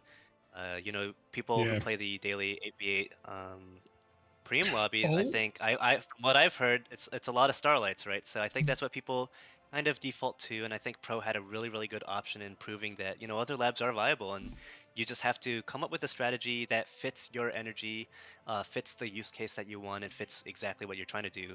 But just it's as I'm talking about Hellas, we see it as the next ban for Barcode. but we got Kings. I mean, Rage unfortunately couldn't make it, but eat your heart out, Rage. We got King's Assault. So at least on our stream, on mainstream, you are going to get one game on King's Assault. So I am excited. And hopefully, once we have the VOD, we can forward him the timestamp for King's Assault, and he'll be that's the one he wanted to see. So, Yeah. Man. All right. so I think So we are waiting. DBS is thinking hard on what their next band's gonna So be. wait, what's left? They know Forged, Erebos, Ponce Band, Rosetta. Interesting. I'm just excited to see Kings. I'm excited for map variety. And oddly enough, both of these are kind of laney maps, right? I mean, I feel like Kings and Archsome Cats are both a little bit more standard, like we were talking about. So let's see. See where the road takes us. for sure, and it's funny to see. I think if we get these games on Kings, I think what Pond Retreat is one of the maps we haven't really seen yet. I Mm-hmm. think people don't really quite like Pond Retreat. I think, in my opinion, the spawns are really ambiguous, and not in a great way. It's also really porky. Games go really long, but the map is tiny, so your options are limited, and I think that kind of creates this kind of weird gameplay where people are like, well, maybe let's not play it. It's going to be a 45-minute low cannon game anyway, or even longer than that. I think I've seen low cannons get stunned um, on Pawn Retreat just because the map is so tiny, so you can't even end it with a low cannon. Yeah. Yeah, there's nothing worse than like the Esker Creek games where it's like it goes late and you build a lull and then you're like, wait a minute, we can't even kill the okay, never mind. Start spamming behemoths. Yep, exactly.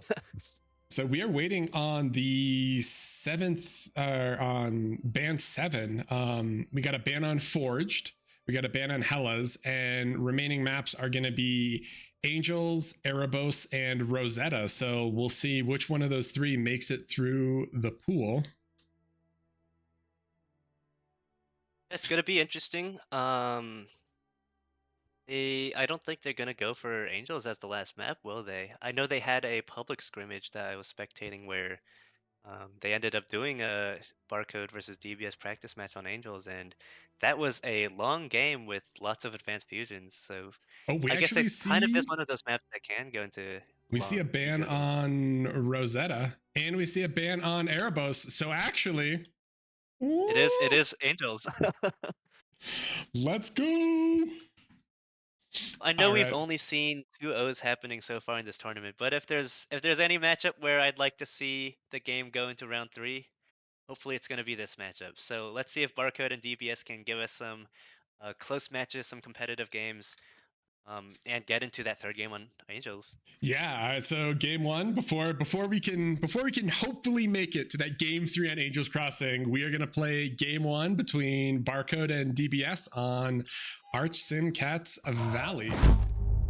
And we've got DBS on the right, Chisato, LDM, Teddy, and Narn. So we've seen the combo spawn here where they will co-op a lab between Chisato, and Teddy is not going to do the one mech start that he did previously, right? Because it was it versus Pro that he did the one mechs here?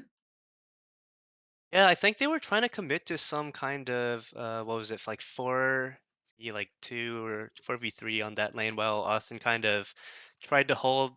But I think it became clear to them after that game that like one guy starting all the way back here on this hill is not going to be able to close off that choke in time before two people start, pouring leaks in, pouring ticks and grunts and then whatnot into that mid area. I think they also realized that I think Narnik wasn't able to actually properly get the ganging that they needed since the other players just felt so pressured that Narnik had to end up coming in and helping them anyway. So he wasn't really able to go and put his units down the Chisato and LDM lane. So I think that's what they're gonna adapt to in this game. I think they're gonna go for a more conservative, more normal kind of gameplay here. Every match matters. You don't want to be pulling some risky strategy off where you don't need to be. I think both teams can be pretty confident in their ability to, play normally, right? So it's gonna just be a true test of skills with these spawns here, I think, where they're looking pretty mirrored. It's just the Teddy and Nornook are actually doing a quick swap here. But yeah, the main difference here is okay. Well, Narnik's still moving around the map, so they haven't quite figured out their spawns. Yeah, But they're the little musical I want to positions I want to here. say I want to say I want to start commenting on like what kind of things I think they're trying to do, but then they just are doing musical chairs He around went here. north, So he went south, so we'll see. And the only real kind of wait, no, hold on. Teddy's going down to there you go. All right, here we go. So Ragna and Narn have different spawns though, right? The kind of high ground versus low ground. And we've seen players do both sides. I think there was definitely a little bit of nice raid protection when you do the high ground, but you do have sort of less room. But yeah, I always kind of saw this map as like a strong side, weak side, where the players starting on on the high ground, the lighter colored hill. I feel like that lane is usually the stronger lane. In my opinion. You get some rocks to reclaim. That's a good early game boost that will allow you to get some early game aggression off. You have a geo that's very accessible to you. This other geo that's in front here is not quite as accessible since it's a little more risky. But I've seen people make Cerberus even on that. Geo before, or if they need it to defend, so I feel like this side of the map is the stronger side, while the other side of the map is kind of a little on the back foot there. But how we've been seeing these teams play, like it's not just about the max counts, it's not just about the geo count. You've got the co-op going on, you've got the sliders down, everyone kind of has access to the resources that they think they need. So I think that's why in these games we haven't quite seen such a strong side weak side dynamic. But let's see yeah, I what they're guess we'll doing again see. this game. Tasato's changed up his build. He is now going the Arm armed bot bots, start yeah. from his one mech start. So I think he So realized that the vehicle start there was, like even if you might have the resources for those vehicles from this co-op, I think you still just lose too much on the early game aggression that you want in that spot if you start vehicles. yeah, Now he's and gonna have these ticks coming out. He's gonna be able to skirmish maybe with some rocket bots. I think that's kind of what he really wants on that spot. And then you can always swap the vehicles later. Vehicles are you basically swap the vehicles because they take a little less build power to spend your metal with. You can do it once you have more mexes, basically, right? You get more of the map. You have that early game rocket line skirmishing, and then you bring the vehicles in to break that stalemate. I think that's how games usually transition. mhm. And I think that's what we're seeing right now. We see Chisato's got the rocket bots on repeat now. We see the other sides of the map. We have Teddy going to core bots and Austin going to arm bots. So they've got kind of both factions covered there. The Narnuk's just going to follow that up with just arm bots down the middle. So that's a pretty standard all bots opening we're seeing on DBS this time. And it looks pretty similar on the barcode side. We don't have any vehicle starts this time. So I know the other vehicle start that we saw on Archsim Cats was X Factor on the LSR spot going vehicles. It looked like it worked out for him great, but so Well, far everyone I would else also is starting say bots there. that one start worked really well because, if I recall correctly, LDM perfied himself with a Janus in the back, so potentially it wouldn't have been quite as strong had he not killed himself with his Janus. Correct? I believe that was that game. Of course, yeah, I think so. I do think the three Janus that X Factor had built though, they basically killed Chisato's com That's before true. Yeah, they LDM sniped com it. even died. So I think that was just such a Janus on defense, or that's where it shines the most when you're retreating and your enemy's trying to push into you. you just get so much of that pre-fire overshoot due to the And predictive Tix trying to come in. LDM has an LLT here. I don't know if they can sneak past. And unlike Pawns, this water is too deep for Tix, right? So he's not going to be able to sneak through. Yeah. I think a lot of players have realized that that one LLT is really, really valuable to cover that spot from leaks. We saw earlier in the pro game, Daywalker tried to send some grunts up there, I think, and found enemy team also had an LLT there. So it's a pretty common thing. I don't know, maybe I'm skill issued. Sometimes I usually skip it. It looks like people have kind of determined a good meta on this map where they know where they need the LLTs. They don't want to overbuild. And that's kind of one of the spots they like. And Skag we see and against Malady. Skag here. It's they're sneaking the in. same thing where they're leaking in this front.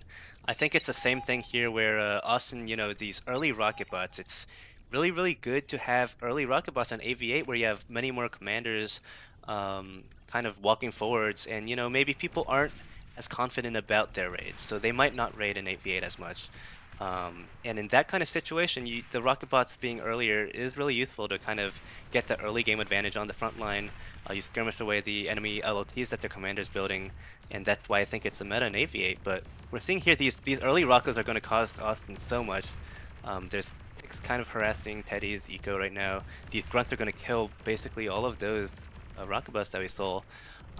It's pretty brutal. Now Malady, since Austin has kind of had to pull back a little, Malady's just going to walk up with the commander. Skag's already walked up, and they're just going to gain so much ground here against Austin and Teddy, and I think that's such a big moment for this game. And yeah, Narn is trying to push Ragna back a little bit. Ragna's getting his own rocket bots out of his base now, but bottom is a little scary. Malady. Oh my god, Malady actually just lost his commander, you know.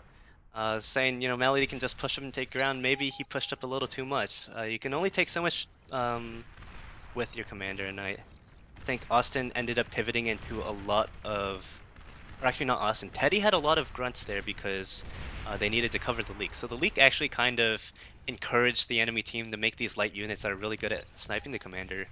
Malady does slip some ticks in, and there's a bunch of unprotected mexes here. They don't have Shuris or ticks of their own, so it looks like Narn is going to need to either swap to pawn or swap to ticks, but he could lose a ton of E production here if he's not careful, and or some BP. I think Narn is lacking a little on the APM. His Rockos are just on fight command, dying to LOT. He probably wants to make some ticks from his lab to help chase this leak. But Teddy does now have the grunts coming in. I think Teddy's used to this happening. He's always that, you know, high-rated player in the 8v8s where all his enemies are leaking into his lane. He's very familiar with core bots in 1v1 as well, where, you know, enemies just going to have ticks and you don't. So yeah, good positioning there. But these ticks are still going to do some massive damage. You know, there's only so much damage control you can do once you've messed up like that. Chasing enemy that's faster than you back into your base is always devastating. But we're actually going to see on the other side of the map here, Chisato versus Trash Panda. They just have a normal rocket bot skirmish going on, kind of like 8v8.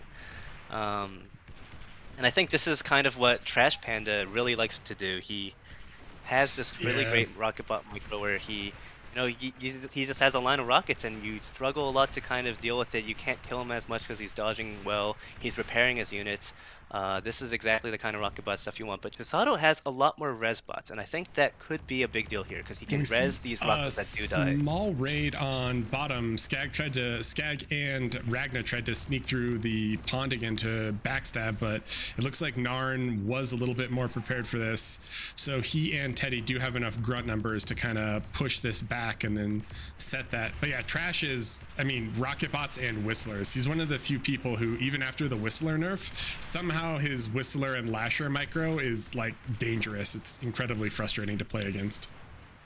You actually look at the back of this base, this Malady tick has killed so much right now. I know we haven't quite looked at it since there's so much action going around the map, but it's finally dead. It killed a lot of maxes. It was just those same ticks from before, just running around finding whatever's not really there, and it took a while for DBS to kind of react to that. I think that's kind of a misstep on communication there. I think someone could have pinged it or called it out in voice chat if they are in voice chat, and just sent those early ticks to kind of deal with that, to prevent further economy damage.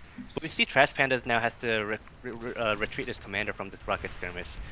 He's taken too many hits from the just auto rocket bots, and I think that's because he was primarily using his commander to repair his own rocket bots. Obviously, that's a really good thing to do, but when you do that, you can't move. Just like Pisato just took a whole volley of rockets there. Now he Yeah. has to run back as well. Oh, I think and big getting more raid. res bots out is really important here. Big raid on bottom, but I think they can collapse on it, right? So LSR runs in a lot of pawns, and Ragna has a lot of grunts behind it. Teddy's comm is going to come up here and either be able to reclaim this, but Austin has ticks coming in, so hopefully they can stop it. Normally, I feel like we see T2 much earlier than this, right? But it kind of feels like this is a T1 slugfest. Teddy has actually just finished his T2 lab, so he's going to start and get that eco going. It looks like Arcode is instead choosing to go the air lab, and they're going to go for bombers. The classic Skag airplay in the game kind of gameplay we're seeing here. I'll be sure to say Grumpy's doing great bombing as those Exactly. bombers move out. Grumpy's getting all the credit though. So Chisato has taken a ton of ground here, and look at all, I mean, there's 2k metal on the ground. Can he res that and send it back? That looks a little scary. I mean, he's definitely just going to win this lane eventually, I think. Once Trash Panda had to retreat his commander, that's just when the front started failing. And I think that's just because Chisato had these rocket bots earlier. Not the rocket bots, the res bots earlier, and that gave him a lot more flexibility with how to pair his units, kind of res what is dying. His commander is so dangerously low though, but I think he's going to now use to retreat a bit. But it is such a close fight, but I think with this, he moved his production up to the front, and he has this whole wreck field to resurrect. I don't think it's looking too good for Trash Panda here. We're going to have to see how the Skag bombing run goes, because that's the main, I guess, big play that we're seeing here, right? We have Teddy who goes T2 compared to Skag going T1 air.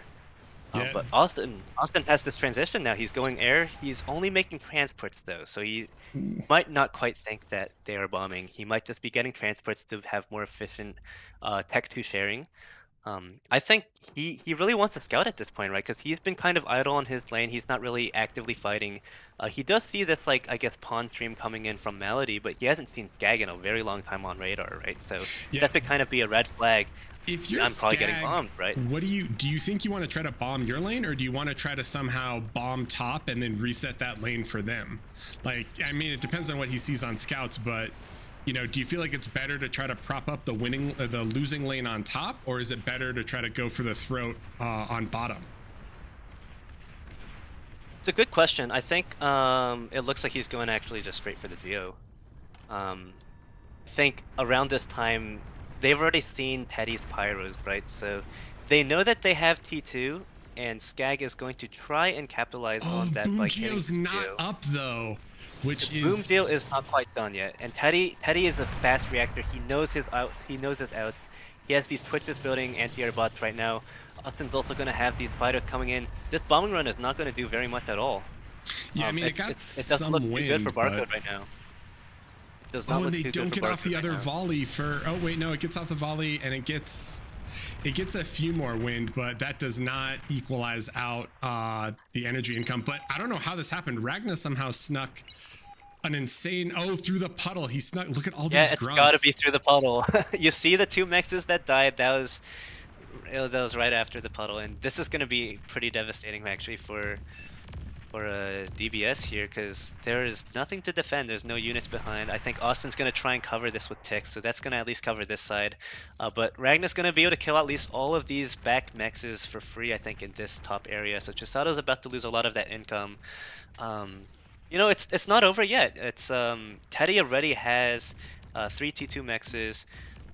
Austin's upgrading his as well, so you know, even if you lose a few T1 mexes, you still got some stuff going on. But look in middle here, we have Teddy and Narnuk. They're standing together, the two comms, and Teddy's gonna take a big hit from Narnuk's comm there. I think that was maybe a slight APM thing where they didn't quite notice that the enemy is pushing up, or maybe they didn't have radar coverage, something along those lines. You need to make sure that they're not making these kind of mistakes. They want to keep their advantage here since they are ahead, and kind of make sure that they're not going to fail on that front. LDM with some sick little D-guns right there to stop it, but Ragna still has this grunt in back in the top right, and it is absolutely shredding everything up here. We need this con to go do a citizen's arrest and reclaim it because it's low, but APM is spent elsewhere. And despite Chisato pushing all the way up here, Trash Panda hasn't ceded this hill yet, so he's still holding it. And LSR went T2 for barcode, right? So eventually they will be able to catch up. Right now the energy production is almost equal though, so this is kind of feels like anyone's game at the moment. It definitely could still be. Malady actually just lost his commander in mid, so Ragnar's gonna come up. I think Teddy's gonna realize he has to degun it. Not sure if he's gonna be able to do that. Ragnar actually goes and deguns it first because does Ragnar lose commander? No, he should. Wait, Ragnar might. It looks like their team is somewhat low on energy, but Teddy might also lose his comm here. I think everyone's kind of in an energy crisis right now. And yeah, Teddy's also going to lose his comm. Lots of comm deaths in mid. Wait, Trash is the only comm left on barcode, right? Last comm situation. That is it's a bit risky, scary. But that is also where they have their T2 lab.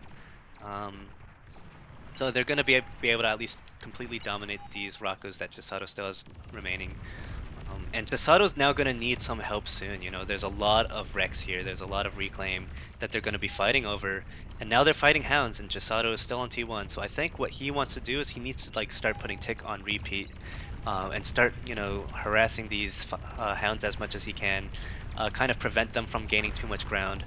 I think that's what they need to do. But Trash Panda here, now he's going to invest in a Sneaky Pete in his base to cloak his commander. They don't want to risk anything going wrong with that last commander there. Yeah, I mean, it's especially because they saw that Austin is arm air, right? So you always run the risk when you're on last comm of just the quick little lich dip and then a couple radar planes, and then they see your comm and just erase it and you instantly lose the game. We've all been on the receiving end of that, so sick play from them. And Skag is channeling Grumpy here, bringing in all these Shuris to try to lock down LDM's push. And look at all this reclaim back here, right? LSR just is feasting on this now, with Trash Panda pushing back and applying pressure. And you know they're gonna just convert that into Hounds and try and push their advantage here on this front now. Chisato wasn't able to really kill Trash Panda fully completely, even though he had an advantage. I think what I'm disappointed at here is all of these back mexes that we saw die like 5-10 minutes ago to the ticks. They've still not been rebuilt. I know Ragnar's done a re-raid on it. There's also this other mech that very resable. They haven't really decided that they need those resources now, and now that front is failing. I don't know if they can really fully rely on Teddy and Austin to carry this game. They need to do a little bit of their own part there, and you know, take their own mexes. So. Well, I missed Chisato going down. That is scary. Chisato dies to the Hounds in mid. He has his own T2 lab, but the real question is, do you really want to try to go Hound versus Hound when they already have superior numbers? They have the eco maybe for spy bots. I guess if he does land a good spy bot, a couple good EMPs, it'd be nice. Or maybe tumbleweeds. I don't think they have the build power in that base to make spy bots even. Hounds are definitely a mistake. I think he needed to walk that T2 constructor up a couple minutes ago once he knew that there was an issue, and kind of make the rattle, what are they called now? Scorpions. Or pit bulls.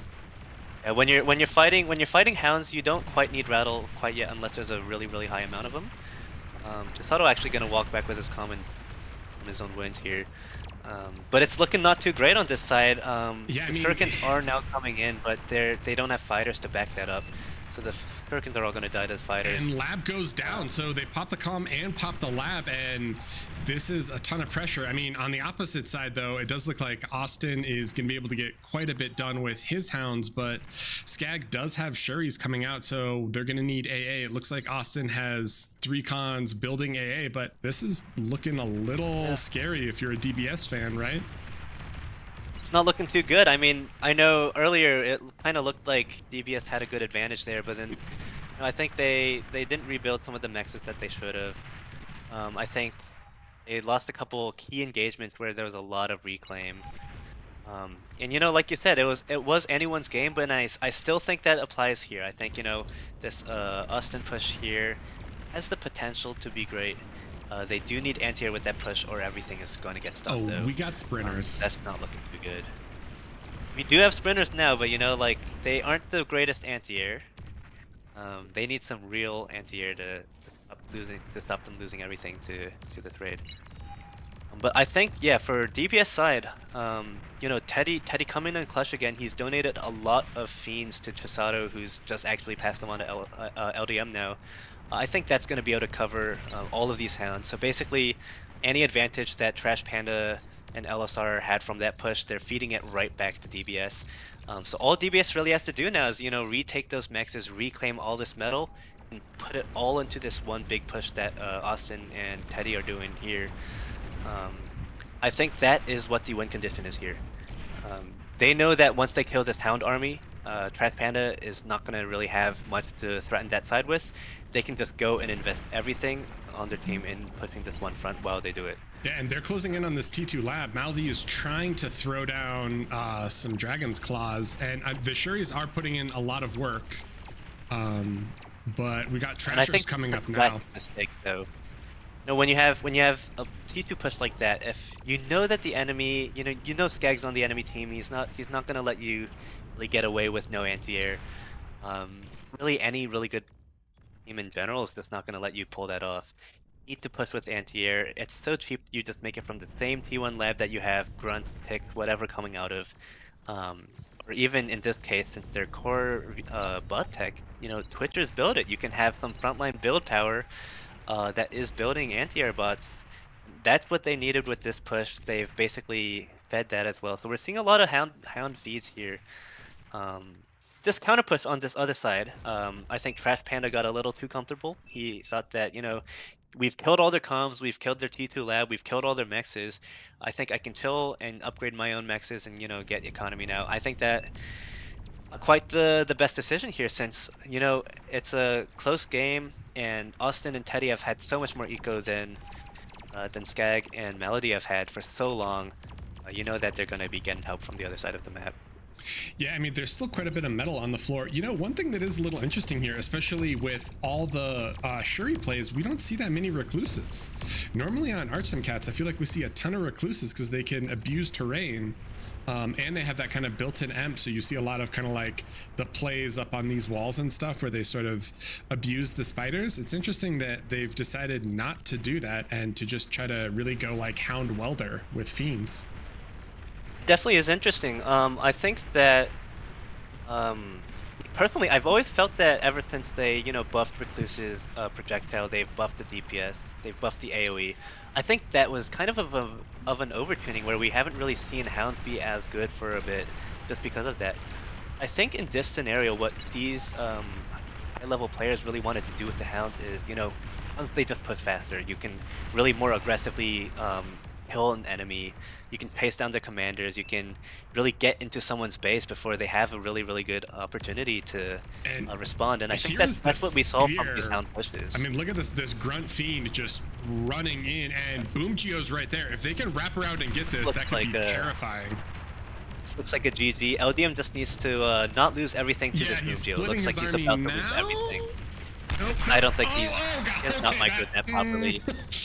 Maybe that not Boom Geo. Okay. Boom Geo has just saved Barcode.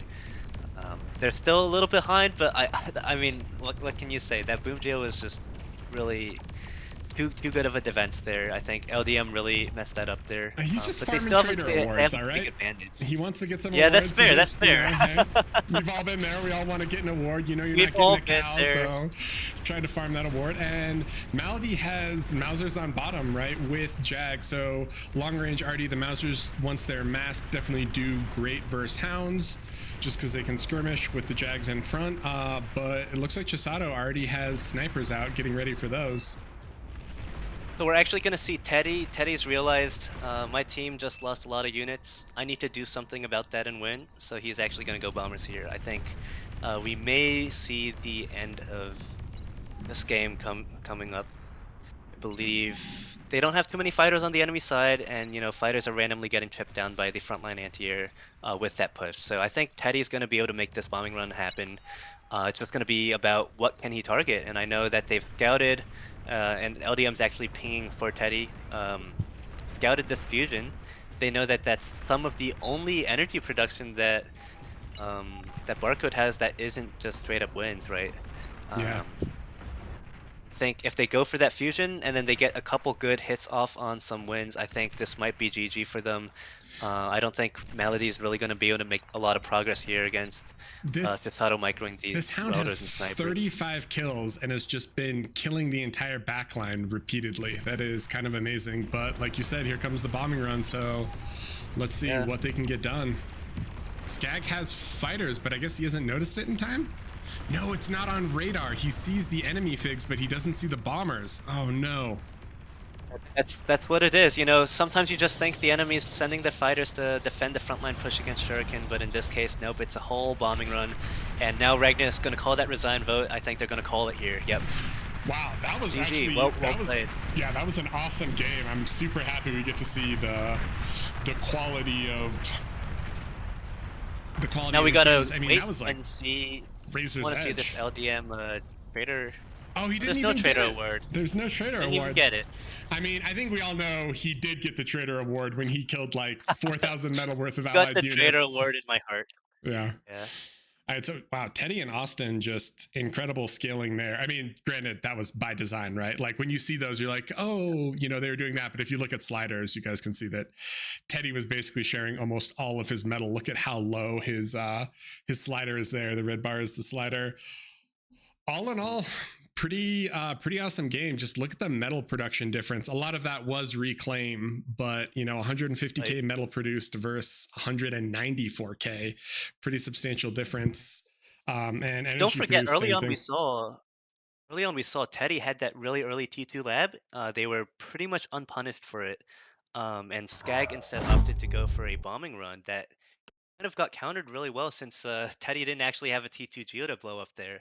Right. So I think that's kind of one of the really game-defining moments where a team is just starting to get ahead on that eco. And you know, as good as you can raid, you know, those mexes behind Chisato and LDM, even if those didn't get rebuilt very quickly, you know, there's only so much impact you can do on raiding. And at some point, you know, the game gets to a more stable position where there's these T2 maxes. It's much harder to kill a T2 max. You can't just kill it with one flea, right? So, Yeah. and I think that's a kind of income difference that we saw make a really, really big impact here. Teddy kind of making fiends to support the other side when needed. That was really, really important. And also, you know, pushing when he needed to. Yeah, he was able to get quite a bit done. So that was Barcode's pick, actually. Archsim Cats was Barcode's pick, and DBS is able to clutch a win out on it. So we are now going into game 2 on King's Assault, which was DBS's own pick, which I am definitely excited to see. So let's head on into the game. Game 2, Barcode DBS on King's Assault. And we already see some co-op lanes. Looks like LDM and Chisato on bottom. Hopefully we don't have more musical placements between Narn and Teddy jumping on random parts of the map. Yeah, for sure. It's gonna be interesting, I think, to see exactly how the teams end up playing it. I think from the scrimmages I've seen, I think Melody will try and cover um, kind of not just his lane, but kind of going into middle and trying to have impact there. So let's see if Chisato is able to match that. Trash Panda is definitely going to do his classic rocket bot micro, try and skirmish that mid area. And yeah, let's see how the lanes kind of play out. It's a slightly big-ish map. I think everyone knows by now there's a ton of resources in mid. There's a lot of focus there. With the 10 mechs and with everything that mid player is able to kind of pump out with either just like early vehicles or early like thugs, rockets. We've seen everything here. Um, there's Bios to take. There's so many resources on this map. Let's see which lanes people decide to spend it on. Yeah, I mean, it's definitely interesting. I watched a 5v5 where they went they did the classic kind of core V in mid, and they were skirmishing with like Pounders, Wolverines. They got to T2, dropped 5 Quakers, and then immediately reclaimed the lab and just went straight Shiva. And it's one of those things where that early Shiva push where you have the double AGOs and then the 10 mechs upgraded, when it hits early and the other team is not prepared for it, it feels very, very difficult to withstand. So I'm definitely Yeah, excited and to see that's what they do. exactly. I think that's exactly the kind of like high skill transitions that you want to see in games like this. You know, it's you don't want to be fighting against an enemy who's doing something similar, similar strategy as you. You want to do something different. Then you want the enemy to counter that. But then by the time the enemy has made their counter to whatever you were doing, you want to already be on the next thing. And I think that's, for example, that Quaker to Shiva thing. Like you build a few Quakers, you're starting to skirmish away some of that frontline T1 Park remnants that were there from the early game. You skirmish away some of those T1 units, and now people are like, well, I need to respond to these ranged skirmishers that are kind of killing me, and then they make their response, and then suddenly, if Shivas show up, they have the wrong counter again. Yeah. That's the kind of gameplay that really makes the biggest kind of impact. That's why you see air transitions always being really, really strong. If you push well, you have a good hold on your front. And then by the time the enemy figures out how to counter your push that you already had an advantage on, then you're already air and you're bombing them. They don't have the anti-air or the resources to properly counter that. So let's see what people do here. I know Teddy is core and Ragna is arm, so we're gonna kind of see a mismatch there. I think I've seen them do the same faction in scrimmages, and they both ended up going vehicles for T2. So let's see what they do here. Yeah, it's definitely interesting, especially in terms of whether or not they want to co-op labs. So we got Skag, ARM bots on top. LSR is core bots. Ragna is going to go ARM V in mid. Definitely could do some Mauser Starlight type stuff. Maldi is just battering. He is core. I'm curious if he's going to drop into Shuri's. No, he's going to go core bots for now. And then Trash Panda, just like you said, he is ready to skirmish with rocket bots. We got the ARM bots. LDM was battering, and it looks like he's going to play full battery and just head up with his comm and start dropping LLTs and taking mexes. Chisato is core vehicles. All right. Excited to see it. Teddy is core bots in mid.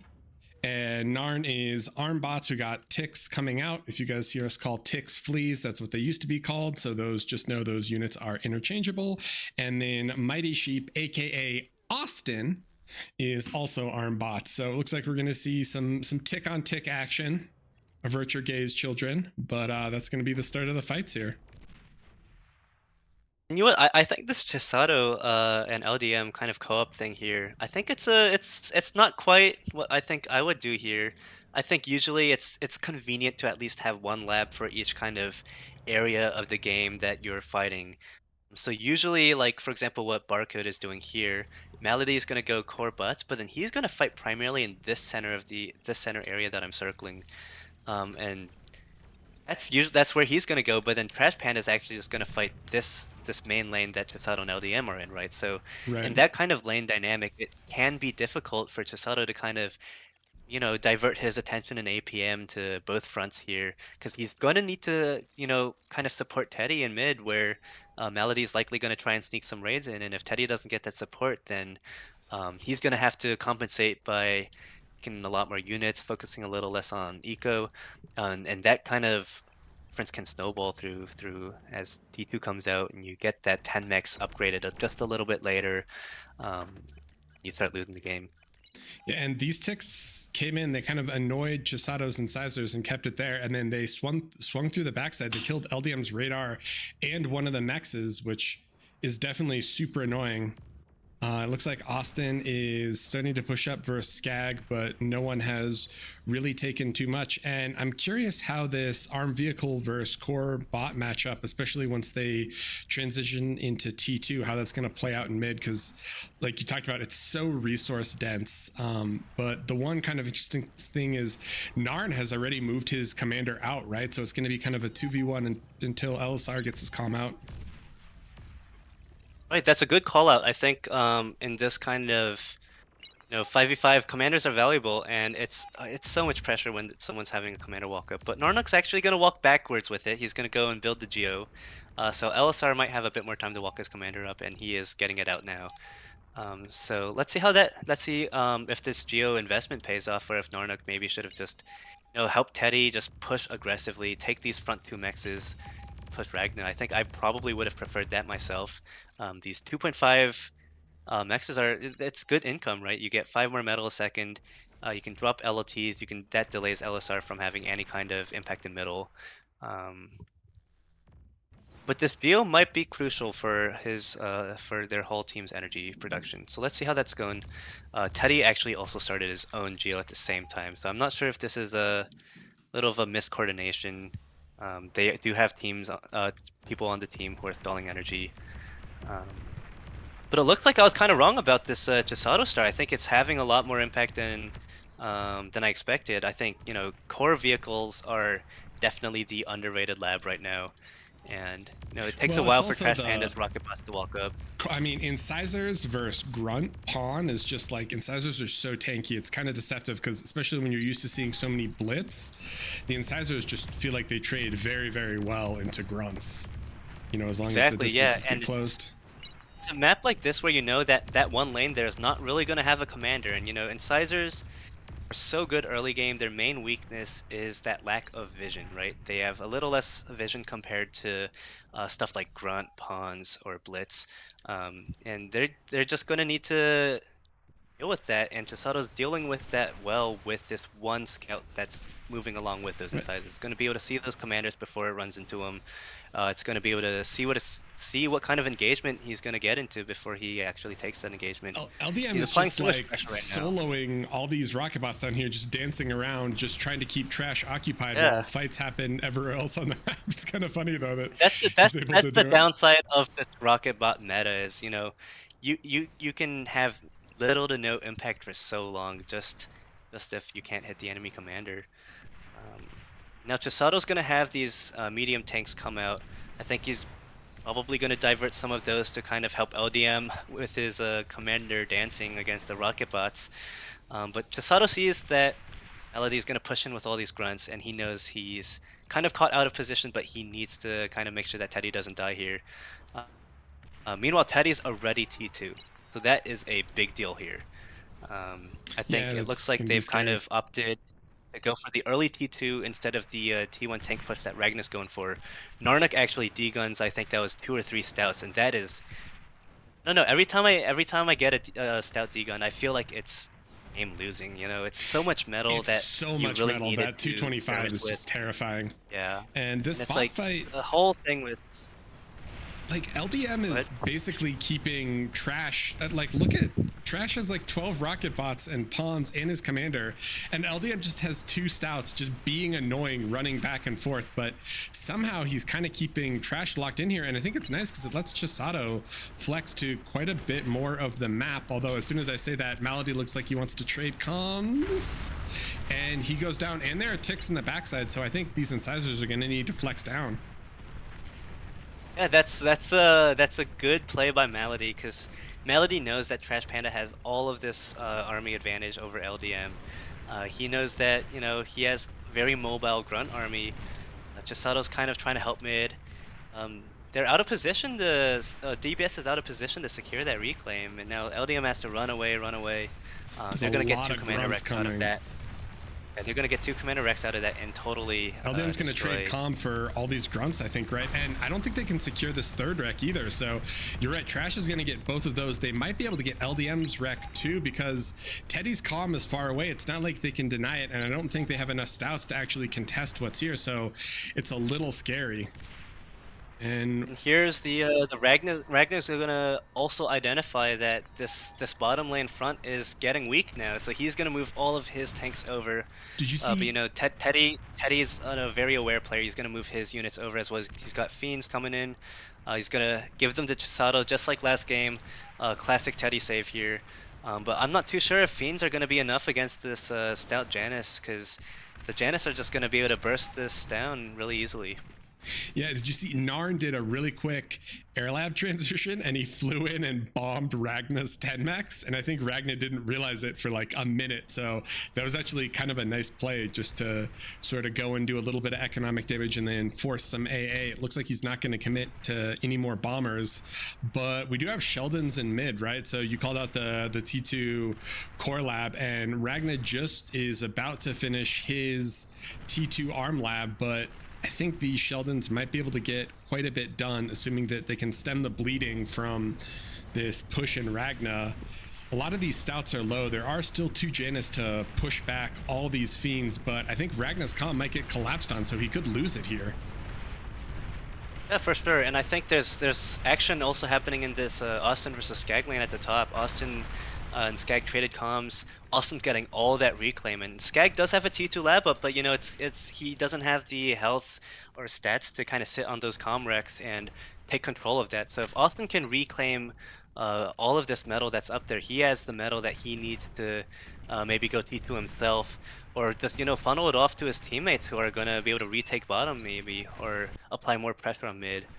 And you see Ragnar's also just starting to get his T2 out. Now he's gonna go and tap that mid mech. I think that's a big income difference that Teddy was able to secure by just getting that upgrade earlier.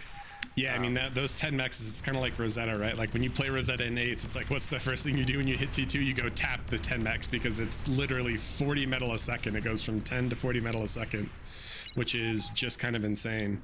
There is a massive And if you do the down math, here. that's like that 40 metal a second. That's basically the kind of economy you'd expect from making a whole advanced fusion, right? So yeah. But Teddy's gonna now scout this T2 lab. He's got pyros in. He's gonna self DM. They didn't do quite enough damage. Can he get one more self DM before? I think he just kills it. Oh no, Shuri's.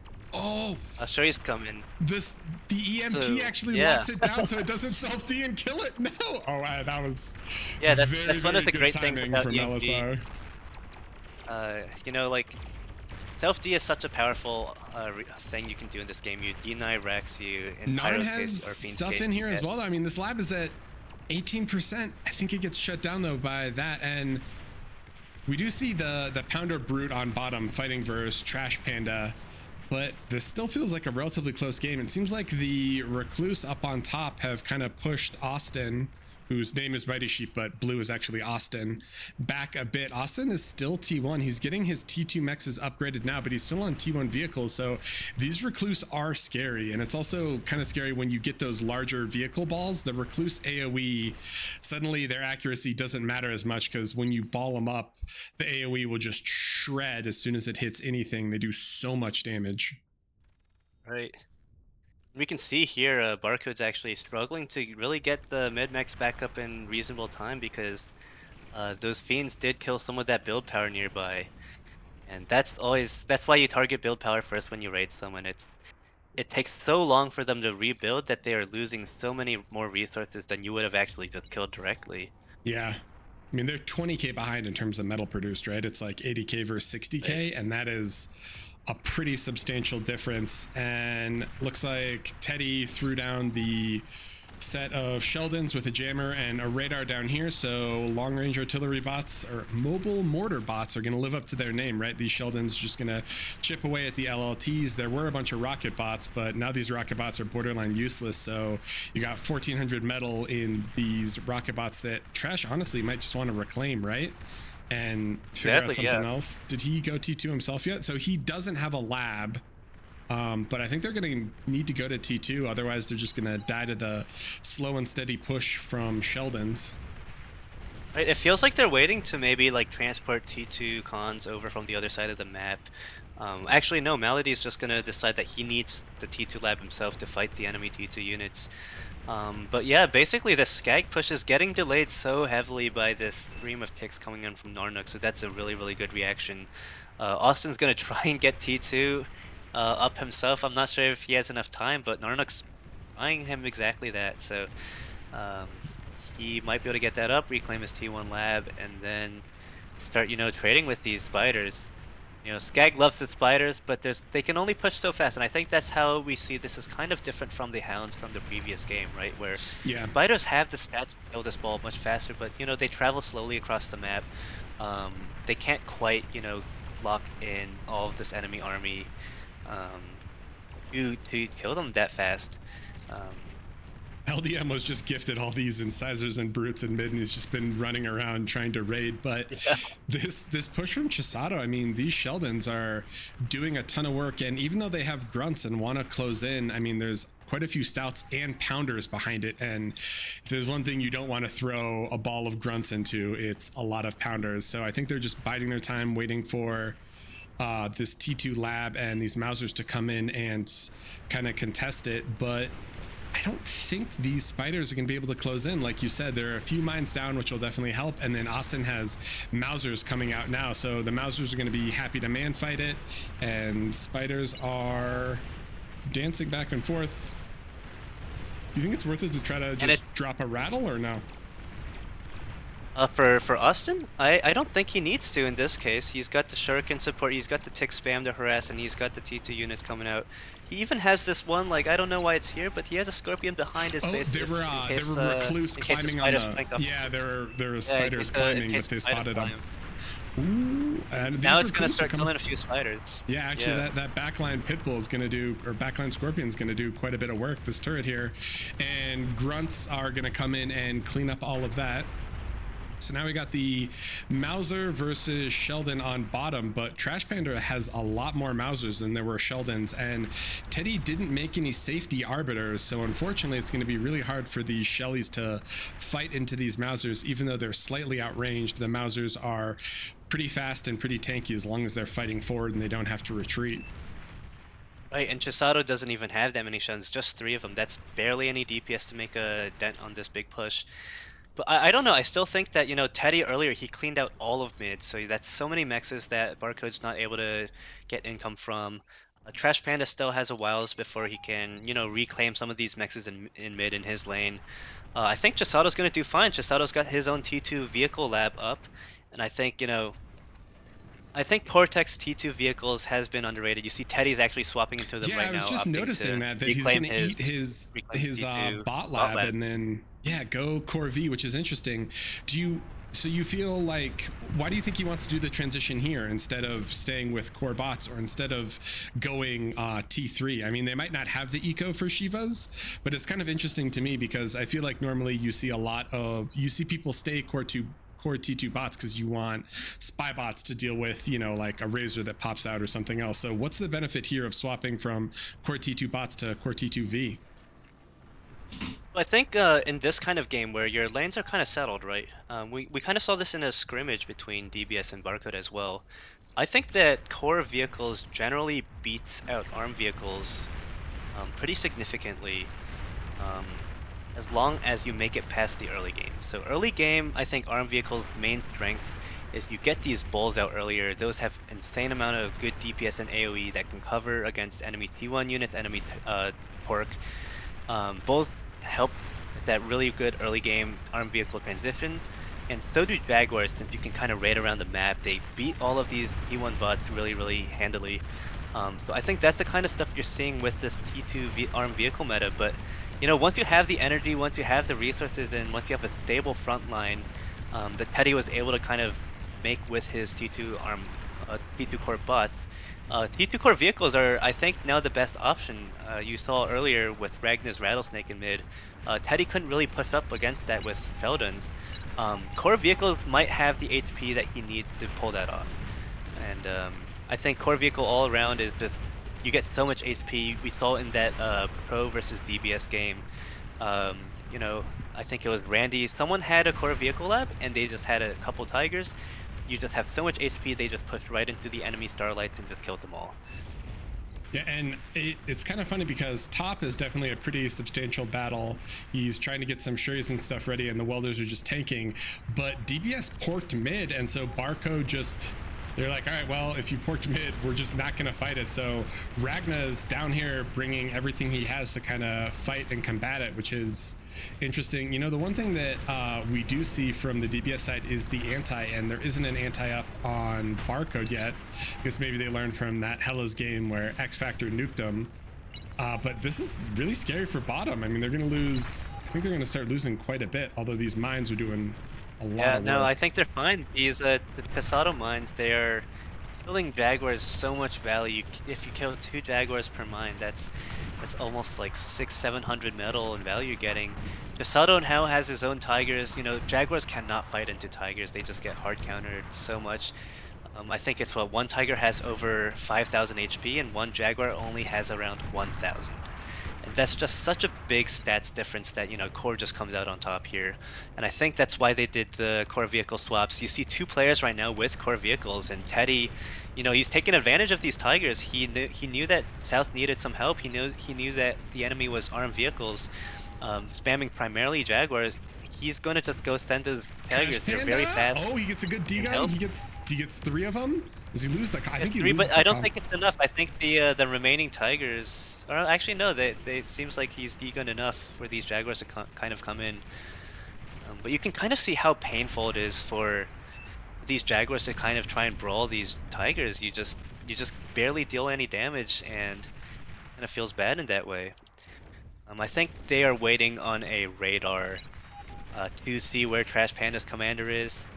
I think Chisato is a mobile one walking to the front, but that's why you want radar at all times. You don't want to push into someone when you don't have radar, when you don't because have radar.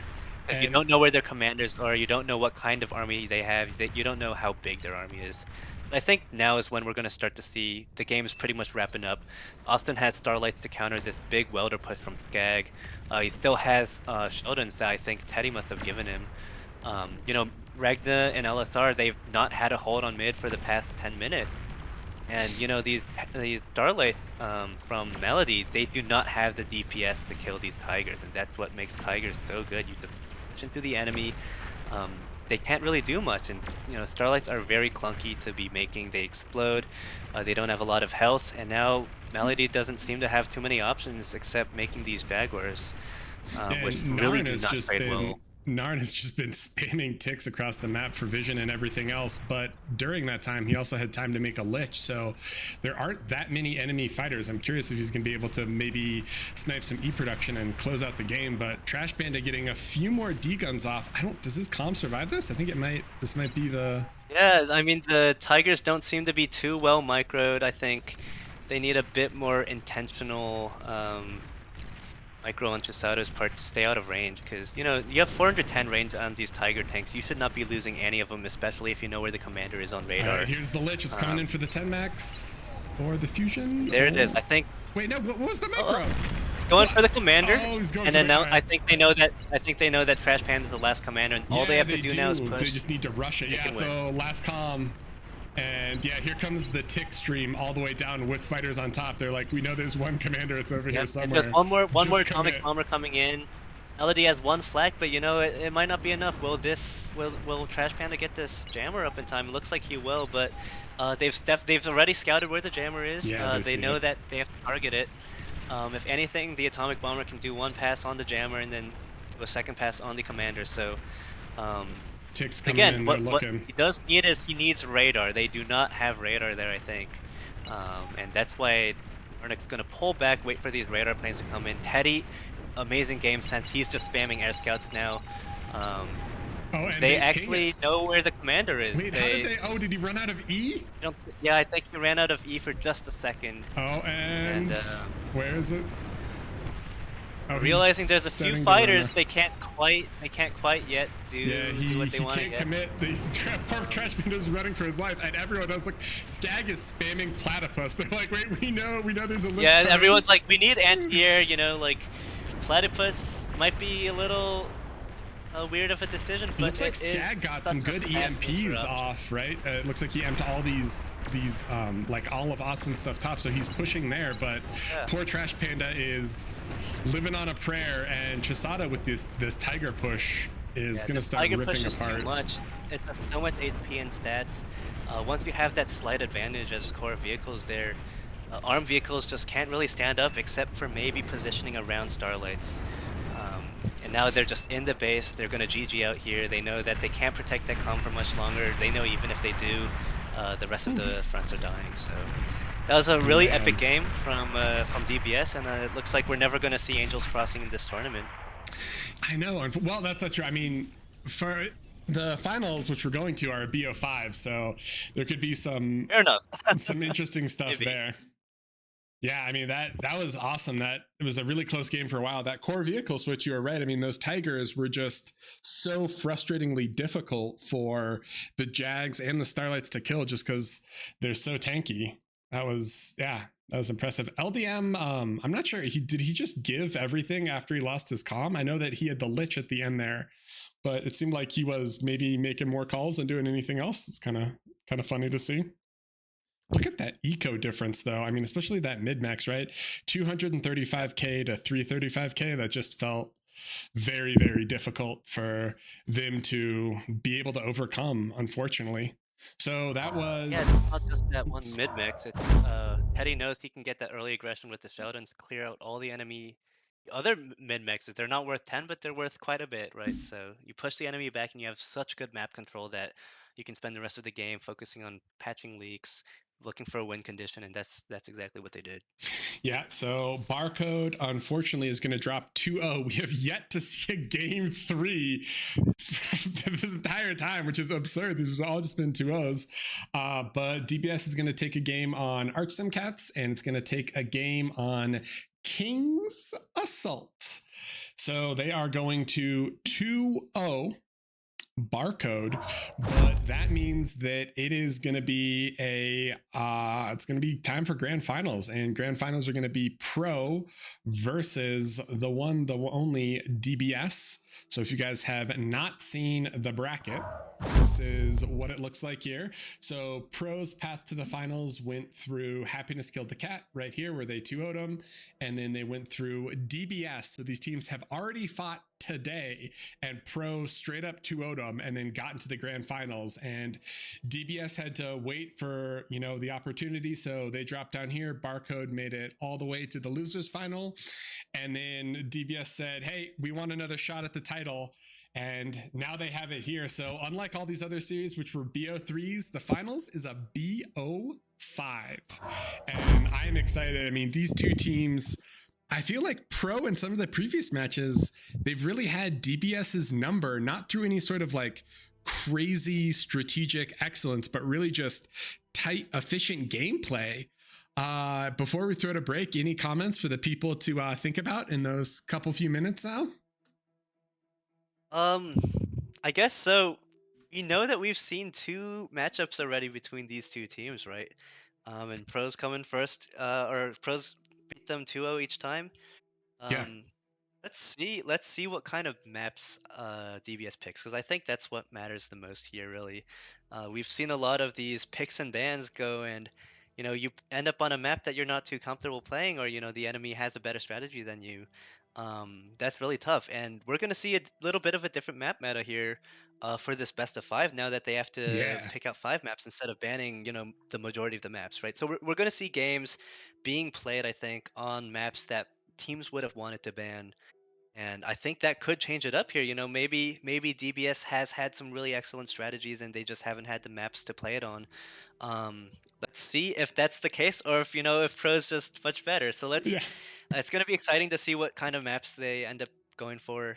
And if anyone's watching, they should kind of think, what would I do on these maps as we eventually get these picks? And yeah, I'm excited. So guys, don't go anywhere. We are going to go to a quick break. It'll be about 2 minutes, maybe 3 minutes long. So, grab a drink, get some, go to the bathroom, get some water, etc. And then we will see you back here momentarily.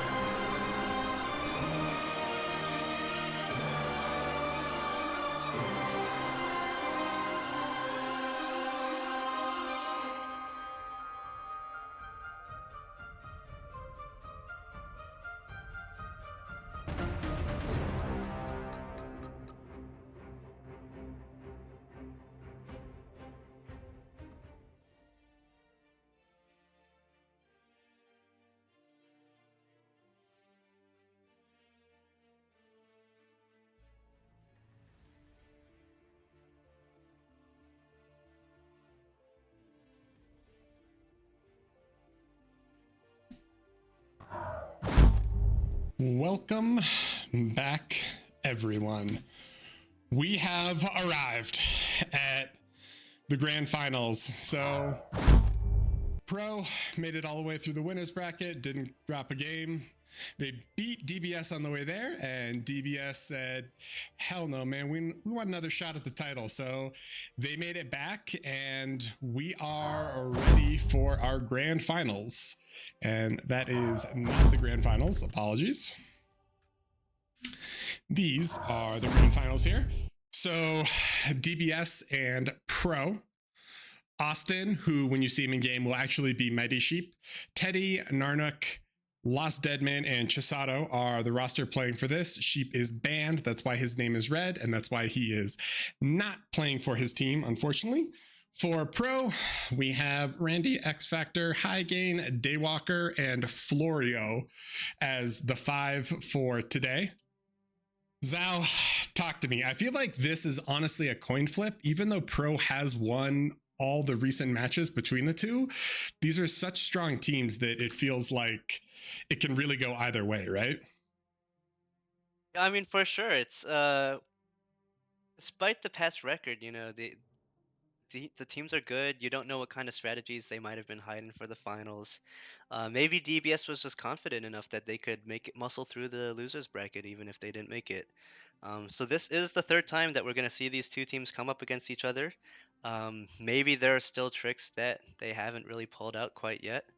But it's also going to be a kind of like a test of mental attrition, you know, like will DBS kind of pull it together despite their past losses and decide that they want to play their best and go out and win.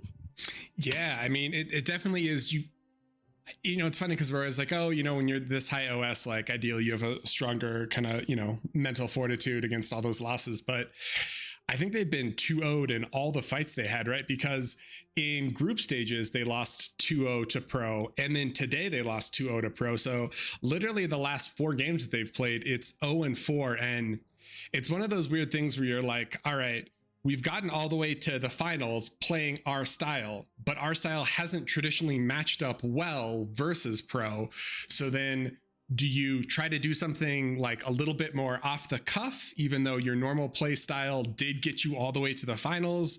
Or, you know, do you just kind of say, all right, this time we're just going to execute better, right? There's kind of a weird conversation there. And maybe part of it's maps. Maybe they say, well, you know, we didn't win on Arkham, you know, Archsim Cats, and we didn't win on what I think they played on Failed. So maybe they ban those and maybe they say, you know what, it's time for Tau or it's time for something else. Yeah, I'd be interested to see if they end up picking Hellas again. I think they have already lost 2 rounds against Pro on Hellas. Yeah. You know, that nuke last game was nasty though, but you can only do that once really. Now they're going to adapt. So Yeah. maybe we see them go for a round 3. There's something in this tournament is you don't see the same teams playing on the same maps quite often, but maybe we'll see that again for these two right here as they continue to deliver some amazing quality games. Yeah, this is going to be exciting. I mean, I will say the X Factor nuke, granted, there's been a ton of incredible gameplay today, but the X Factor nuke for me was just like so peak. It was just so amazing. You know, it's like super tight battle back and forth, and like Narn is winning C, and then Florio brings C back with Shuri's, and then Narn sneaks in and like snipes all the stuff, you know, with like snipes all of High Gain space with the sub, and X Factor has good expansions up top, but then there's all these raids, and then it's just like, and nuked, and the game just ends. You're like, okay, well, that's interesting. So maybe they do want another shot on Hellas. I'm not sure. But the one thing that we were talking about, in case you guys haven't seen it, for the grand finals, it's a BO5. So unlike all these other series where we get the cowardly early 4 bans, there's only 1 ban apiece before picks start. And that is, I think, going to be a lot more interesting because hopefully there are some maps that have been banned that maybe people have prepared strats for that we'll get to see earlier. And if nothing else, hopefully we can get some bans or move past Archsim Cats and what are the other super played maps? I mean, Rosetta has been played a lot as well, but we'll see. We'll see where it ends up. Well, it looks like the teams are trickling into this lobby. Mhm. So as we get that set up, we might start to see some of these picks and bans soon. I Currently, the am map is ready. full metal plate. I would actually love to see both these teams play on full metal plate. It would be hilarious. We need a show match later. That's what we should do when it's all said and done. We can do like a 30 versus 30 where we get all the teams in and have them do it. Oh Or yeah, definitely. the That'd other be one so that cool. I would love to do is, because we have 12 teams, so 60 players. We could do a team FFA with 12 teams on something like metal plate and just have it be an absolute train wreck. We have got to do that. That sounds so fun. I just hope your computer can handle it. I know Yeah, mine can't. yeah, it would just start melting, probably.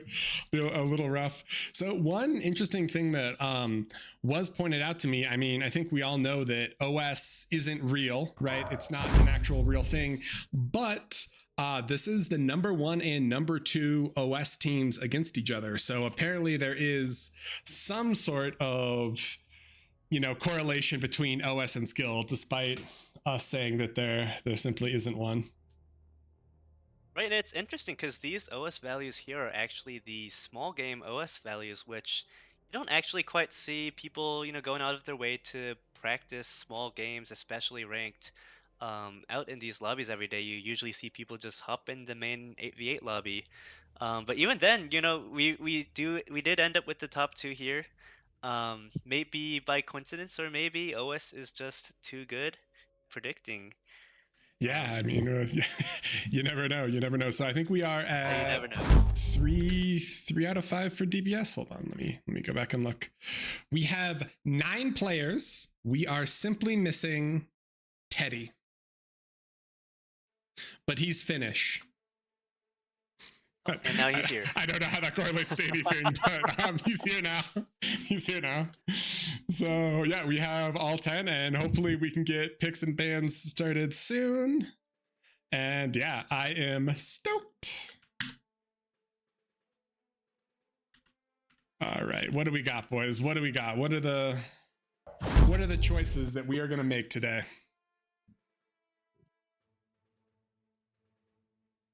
So these first 2 maps that people ban are going to be the definite we don't want to play these maps anymore kind of bans. I think in the last format for picks and bans, people might have maybe not really banned the first map that they wanted in case the other team banned it. Maybe Yeah. teams both have the same kind of feelings. But this time, this is the map I don't want to play, and for Pro, that is Pawn Retreat as their first ban. Oh. And for DBS, it is Tau. Yeah, all right. Well, we're at Tau. Tau didn't really get to see very much play at all this tourney, unfortunately. But hey, that's how it goes. That's how it goes. So Now I think we're going to get into the first picks, right? Yeah. So first pick. So what are they picking? We've got Gecko. Gecko Okay. for Pro. All right. I'm on board. So what does DBS want, right? Do you feel like, so I think this is going to be, let's go. Oh, there we go. They've gone for Angel Crossing. If you're watching, you're finally going to get the content that you've been waiting for. I am so happy for this. This is going to be amazing. All right. And so we got ban, pick. And now we are into the second round of bans. So Pro does not want to play Erebos. Makes sense. It's one of those big macro maps that I think DBS is just going to out-eco them on, maybe. I mean, yeah, they have done some incredible eco. Like we saw the game that they played, who'd they play? Happiness versus Happiness Killed the Cat, and High Gain, he just had like 2 screens worth of AFUs and converters. Right. So, but yeah, I mean, that makes sense. It's definitely an interesting map. I would actually love to see another High Gain versus Narn in the sea on that map, but we will not get it. And we are now waiting for the next pick for DBS, or the first pick for, the second pick, second ban, good God, for DBS. We're just banned. They're worried about that T1 all-in aggression, maybe? Yeah, that would definitely make sense. Now we're going to go into the next set of picks. So You know, we've only banned 2 maps so far. We're gonna be playing a lot of these maps that we haven't really seen as much, like Gecko and Angel, so... I'm just hoping don't pick Arch Some Cats. Not asking for... Damn, come on, boys! There it is. You know, ProClan has had a really great record on Arch Some Cats.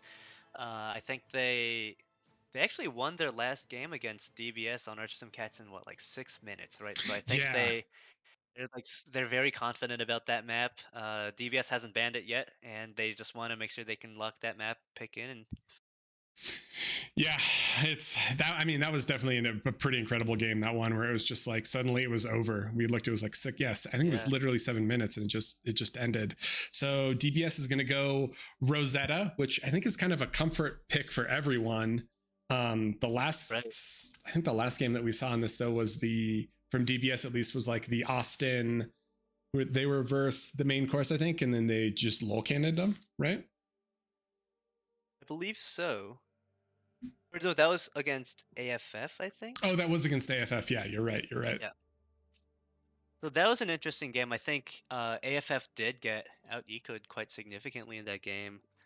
So maybe that is what DBS's plan is here. Maybe they think, you know, let's lay off the early aggression a little bit on Rosetta, and let's see if we can just maximize those economy gains against Pro.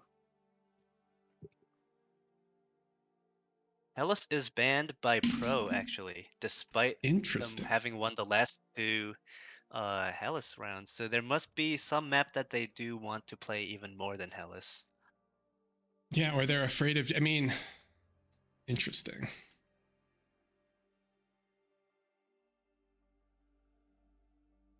And looks like they are going to go with picking failed, which means that they ban kings. Yeah, they ban kings. Okay, yeah, sorry, he said pick, and I was like, wait, did I miss? Did I miss one? Okay, so actually, kind of a sick lineup, right? Game 1, Gecko.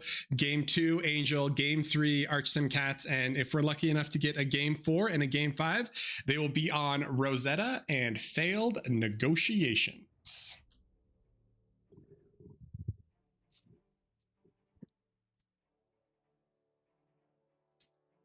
Where are we at, boys? Where are we at? All right, so we are waiting for everyone to hop in, and game should be starting soon. I mean, based off what we've seen, right, these are still relatively close teams, but Pro has kind of traditionally had their number. Have we seen Pro on Gecko at all?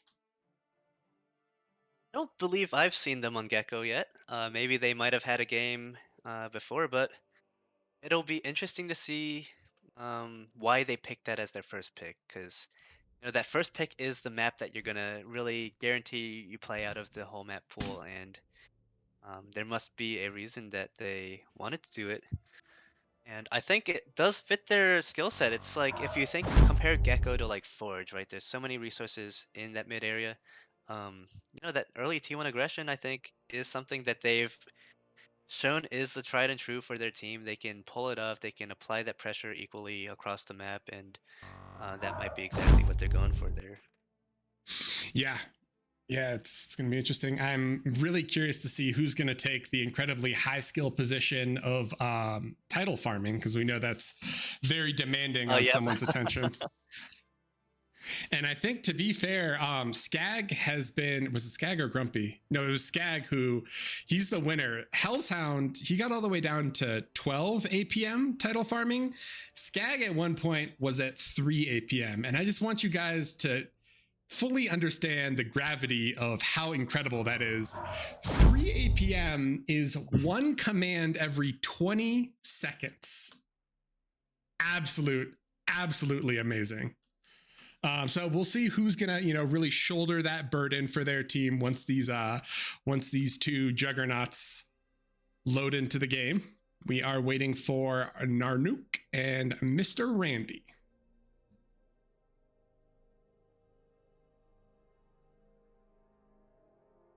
Come on, Narn.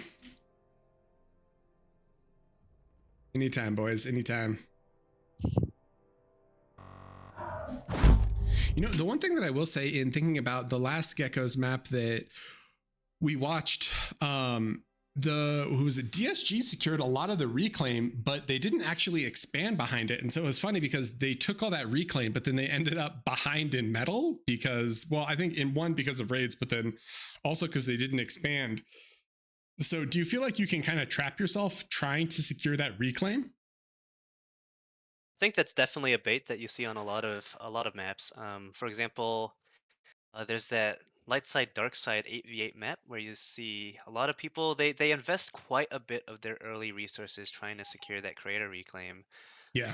And it's like it's good to secure it, but if you see an enemy is investing so much more than you and you're going to lose it anyway, might as well just get ahead on the other rocks that are scattered across the map. And I think that's similar here on Gecko. There is all that metal, but it's not all directly in the middle. There's going to be metal right next to your bases. There's going to be metals on the sides. It's kind of spread out in a way that even if you get like, I don't know, a 65% control over the map, you're not actually getting like all of the rocks compared to some other map that where they have all the metal directly in the middle. Yeah, where you could just kind of like bum rush it, kind of like the Hellas or the Supreme Straight sort of situation. So players are loaded in, and this is game 1 between DBS and Pro on Gecko Isle. Actually, we're seeing Pro is not doing the title duty person. They're actually all going to start on land. I feel like and Daywalker that and means that they're going to Randy. start on the 1 mech spots. Yeah, but I feel like Daywalker and Randy are going to do that, right? Like they're going to queue the mexes and then immediately turn around and they just do the title farms kind of like here Maybe. and here, the high ground to low ground. It looks like they just want to do just a few that they need maybe for their lab. Like wind is actually good on this map as well. So like I'm sure X Factor has looked into the numbers. He's probably told his team, like if you're armed, you can make wins, and you'll probably be just as ahead as you would be if you made titles. Right. Maybe even ahead if the wind blows at full 16, right? So I don't think the title thing is that big of a necessity here, where energy is so easy to get. All you really don't want to be doing is making basic solars here. Wow, and look at those lines drawn. Does this mean, so I guess they're going to try to just push mid and then maybe do an air transition later? The one thing that is nice with the pro setup is when you bring all 5 comms to the front, if they bring all 5 comms, it looks like maybe they bring 4 comms to the front. It is nice because when you have the comm advantage, trading is just so much easier and so much more convenient. It's like, oh, we have 2 commanders and they have 1. Let me just trade, kill his comm, some of his army, and then the other commander that's there can secure the reclaim, and then you can just kind of snowball off of it. So Chisato with the forward spawn is gonna come on up and take these. It's quite interesting. I think I do like Chisato's forward spawn here. It looks like he may go vehicle lab. Yes, he will go vehicle lab. I think that is actually deceptively good on this map because there's a lot of reclaim, a lot of that stuff going on. You do want at least one person, I think, going vehicles to spend the metal that the rest of the team is getting. Also, just because you get so much better attrition against enemy pawns, enemy grunts. It's really difficult for those units to kind of kill an established line of medium tanks. So real quick, I just want to highlight, just so you guys know, if you do win these, if you do win this tourney, you do end up with the Viking hat that you see on Teddy right here. So all the previous DBS commanders do have their own little Viking hats. And then Chisato, who won BPL, he has a crown. So if you ever want to, decide to flex on your fellow bar players, you can enter these tournaments and win them and come out with some pretty sweet headgear, as we see Tix and Rovers battling on the left side here. Yeah, and like you said, it's going to be a really interesting fight here to see if DBS is able to maintain their victory from last time and prove that they're the best current 5v5 team. So high game with this C-Lab, I mean, these supporters are going to be able to wrap around and just shred all of these titles, right? I feel like this is actually a pretty well-prepared strategy. And then Daywalker is going to do the same thing on the other side. So they're not going to have that many units in mid, but now They're gonna be able to kill Yep, the E they've both production? got the C labs, and it looks like it's gonna do some serious damage. I've been waiting for people in the tournament to play Gecko and then go to C lab, but finally have a team that's gonna go and try that out, and it's gonna be brutal because once they get to Narnuk, Yeah, they're his gonna commander kill a can't really lot. build more titles because they're all just gonna be dying. And they And just these like see it titles from now. Teddy here, Yeah, so these Teddy's gonna titles from see his Teddy are gonna titles die. die. Since those are dead, it's gonna move right on to the titles that LDM made. That's so much energy production and so much stuff that they're destroying here. They are gonna We're secure about to mid though. see a slaughter here once Narnuk. So Narnuk actually responded. He realized that enemy ships are coming. He's gonna move forward and build a torpedo launcher in front of his titles. But there are still the two things coming from the back, and it looks like he's gonna queue up his commander to walk backwards to then build the second torpedo launcher. But these two scout ships that Daywalker has made, if he notices there's a torp launcher, he can outrange that and force the commander to spend build power Yeah, but repairing. look at Randy's base. LDM snuck in 5 blitz to the back here, so even though they are winning the other side, and Randy's gonna self-D the lab. It's a good play here. If the units Ooh. stay too close, then the self-D will kill all of the blitz. But he did realize that they all went to the titles, which are definitely the juicier option here, and he canceled that self-D. And supporters are not going to be able to sneak into the back, so they have that there. But there are herrings from Daywalker. They're going to start chipping away at this launcher. So Narn isn't going to be able to make any more E. He's going to have to chain repair, and then they're going to have to figure out some way to deal with Daywalker's ships that are harassing there. This is kind of a squirrely game now, right? Yeah, and Chisato was begging the team just now for energy, and now he's got it. So they did get that Geo up to kind of compensate for the early title losses. Arnux actually decided to move his commander up. Yeah, it was a good raid on Randy early. I think they recognized that they have the opportunity to get a little ahead since the enemy invested in what probably looks like to them 2 shipyards, which it was. Yeah, but you can see these herring ships, the herring. Yeah, They are tipping away all of these metal extractors that are next to the shoreline. And I think this is something that Pro must have coordinated beforehand. They realized that there's so much that you can raid with just these herrings that land units can't reach. In addition to those metals that you want to kill. So Narnuk's actually going to lose 2 of his torpedo launchers to these herrings, and Daywalker is still just tipping that away. But Daywalker has Riptides coming up, and that is going to spell doom for all of these titles here. You can see DBS is rushing to kind of get the second Geo up. They know that they need it. They know that these titles they won't last much longer, right? Yeah. And so they now they're getting that second Geo up. So now they do have 2 Geos up that they can at least fund their. Oh, he's gonna. Narn is capturing. If Daywalker isn't careful, he could. Oh wait, no, it's. You got like 40%. Not good enough. He's just gonna run past. Yeah. But we see a Teddy as a jellyfish coastal torpedo launcher to kind of protect his mexes. Still gonna lose that one, but at least he's gonna kill a few ships and stop harassment. And unfortunately, it looks like all these titles are going down, and they're. Oh, Narn, that was beautiful. Narn hopped out of the sea, D-gunned. You can't D-gun underwater, so that's why he had to go out. But it looks like all these titles are going to go down to these Riptides. It's like 300 something E that's dying there. And at the same time, Highgain has transitioned out of sea. He's just got that forward bot lab, and he is rocket botting down the right side. LDM's comm is trying to hold back Florio's grunt push, but more rocket bots are coming in. So even though he's reclaiming this, it's a little rough, but he has Chisato there on the side with his commander helping while Chisato techs back in base.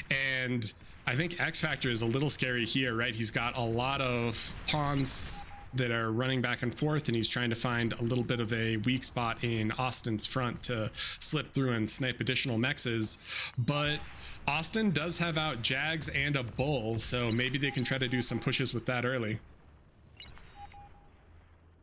Yeah, for sure. I mean, when you kind of rush T2 armed vehicles like that, this is the time frame where you have the most opportunity to get that impact. You have these fast Jaguars, but you see Randy's actually clicked his commander. He is actually still in radar range, so that's the power of radar. Chisato has a good radar that's gonna let Norna kind of know where the commander is, and you can see he's kind of testing the waters here, seeing if Randy's gonna uncloak. But Randy's just gonna stay there. He knows that he is most protected when the enemy units are missing him. Teddy is gonna try and skirmish away some of these high gain Jaguars now. And Or high gain rockets with Jaguars. Daywalker has a destroyer that's gonna try to chip away all the mexes on the side. There isn't radar though, so he can't see some of the farther mexes, but that's just gonna deny that much more metal. And Chisato goes down. It looks like he gets dove by all those ticks. Randy's coming up to try to take it, but on the other side, man, these Jags from, well, Narn has them now, but they're starting to push back, and Pawn versus Jag is not a fun fight. As long as they don't get dove, he should be able to clean up most of these. He's getting dove though, but there's so much army there. I think UBS knows they just need to make a dive and just get as far as they can. Don't need to worry too much about attrition when you are dominating so hard. But you see, Austin's actually doing a great job here. He's followed up his push with 2 vehicle constructors. He's just gonna reclaim all this stuff here. You don't need to be bots to get reclaim. You can just send up these faster, tankier vehicle constructors and kind of claim map control here. Yeah, and Austin's Narnuk is kind of microing this bull. He actually got this bull reclaimed by X Factor, and that's a huge misplay there. You lose your bull, and the enemy gets 950 metal, and that's really tragic.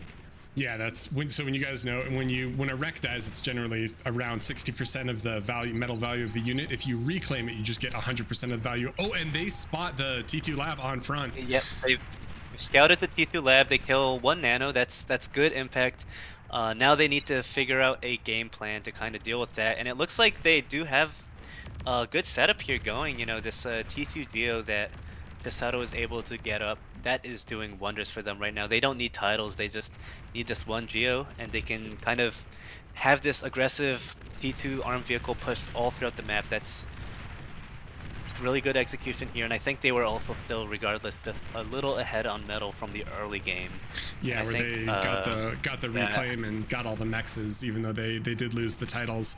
So now there's going to be some bull on bull action, but it seems like they are going to spawn out way more bulls here, which feels like they have much better longevity as the game goes on. Unlike the DSG game where they spammed Jags for a really long time, it feels like this bull transition's definitely kind of scary, because if these bulls can get up, they can threaten the comms and they can threaten that lab, and if that lab goes down, it's going to feel really scary. Randy does get a sick D gun though. At least he gets one of these bulls, and they're going to be able to push him back.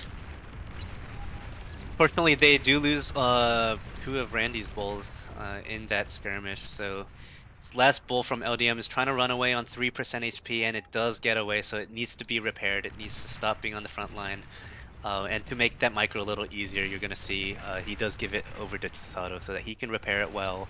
He continues to micro healthy bulls. Highgate needs to be careful with his calm. It's almost about to go down. Teddy has 4 bulls that are chipping at it, and even though there is a sneaky peek to the side, Teddy is spamming in grunts and jags and just trying to get vision so that these bulls can keep chipping away. And it's still relatively close. I mean, DBS is slightly behind in energy production, but it feels like they definitely have pretty good momentum. And if Highgain's calm goes down here, this is going to be really scary, right? I mean, they're going to need Shuris to try to lock down these bulls, but Jags can come and support it as well. Now it's not looking good on that front, because Randy, who has the main T2 unit production on his team, he's really busy fighting LDM's bulls here. And that means that Teddy's bulls here are basically going to remain uncontested. The 1 bull that Highgain had is now down because they can't fight a 1v4. Now there's just a few grunts, and bulls are just going to farm this remaining T1 stuff so well. And meanwhile, here in mid, Randy is fighting so close to his lab. It's not looking too good. They really need to figure out some way to stop these bulls. But these T1 pawns and the grunts that they try to use to kind of zone away the bulls, you're only temporarily buying yourself time, right? The bulls are able to kill that so much more HP. And it's that power density is the main reason you really like these bulls, is because they can tank so much damage, and until they tank the full amount of their health and damage, they provide the full 950 metal value that you paid for, and that makes them different from something like a T1 medium tank stout, where the stouts have better stat lines than bulls, just a little less range, but they don't have as much HP pool, and once they die, that's 200 metal at a time that's being removed from the field. And Randy needs to be careful. These bulls are just ground targeting. I don't think they see him on radar, but his comm is super, super low. 1 or 2 more shots, and his commander pops, and it's close enough to do damage to the lab. X Factor has a backup comm here, but he's not going for it. Oh, X Factor, he might get off a sick D gun here. No, the ticks find not him. Quite. Oh. Now they see it. Dude, there's 3 commanders here, but this is like a knife's edge. Yeah. And on the other side, Teddy is still pushing. It looks like he's going to get some stuff degunned, but it feels like the game might be decided in mid on this rec field and on this T2 lab. If DBS can keep the pressure up, they're doing the best they can. And it looks like Narn has a bull on the other side that's trying to chip away at X Factor's base. And X Factor's comm does go down in mid. DBS has Lazaruses that are rezzing, not eating the bulls behind it. We still just see Tick Bull streaming in. So I don't know. This is what I don't quite like about these mirror matchups, where you see Pro Team has the same T2 armed vehicle lab as the other team, but when you're fighting 4 bulls against 1, you can't keep making bull on repeat. You need to pivot off to something else, and there might not be a very clear, obvious solution every time. Like sometimes you're just outclassed, you're just behind on eco, but continuing to make bulls without a solid plan in the back to follow that up with is just a continuous slow losing game. Yeah, and I mean, Chisato had incredible scaling across that, and it's amazing when you look, like they were neck and neck with metal produced, right? 76.9 versus 75.4, and Pro Team even out ecoed them in terms of energy, I think, just because they kept their title farms. But it felt like that the timing of their AGO right into T2 tank production just did so much work. That was absolutely awesome. So for those of you who have just joined us, that was game 1 between DBS and Pro, and game 1 was on Gecko Isle, and that was actually the map that Pro picked. And I think that we saw why they picked it, right? They had the sort of C raid planned, and I think the C raid did really well. I thought it was awesome, right? They forced torpedo launchers, they killed a bunch of early E, but then the transition out of it kind of just didn't work, I think, like they planned, right? I mean, do you think that the swap, the double C lab made sense, or do you think it would have been better if they did single C lab? So I think that they should have transitioned off of that much sooner, because from what I saw, I think they continued to keep the C labs for quite a while. I really liked the idea of having those units, and the double C lab itself maybe isn't as big of a problem. They did get so much early damage, and early on it just looked like DBS was not having a great time. But I think they kept the T1 shipyard metal in the shipyard for too long. I think Daywalker got a destroyer. I'm not sure if he got very much value from that. I think it hits That's around true. the same range as the herrings do, right? Yeah. So I think he was hoping to maybe see a little more um, T1 unit gameplay that's happening around the edges of the map, and that never really came into reality. Um, I think that's kind of what went wrong there. It looked like at some point it looked like a pretty even game from my point of view. I think that Yeah. DBS adapted pretty well. They got the geos up once they realized that the titles were going away. They did look like they were stalling energy for quite a bit before the geos got up, but I think they did good enough for what the situation provided them. Maybe a few more wind farms could have also helped to settle that difference there. Yeah. Overall, So like really good gameplay from both teams. I enjoyed seeing the double C lab start.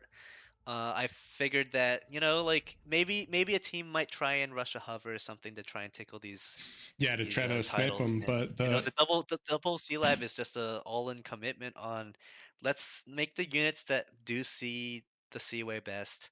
um, and that's what they ended up doing. Yeah, and so game 2, we are going to go to Angels Crossing. We're going to load in momentarily, but this is an awesome map. You know, it's funny, it's 16 by 16, but I think because it's corner to corner and it has such like crazy rough, like high terrain, low terrain, and cliffs, it feels like a much bigger map. So I'm excited for this. It has really good, I mean, it has good title. It has amazing wind. It's got 9 geos and quite a bit of e-reclaim.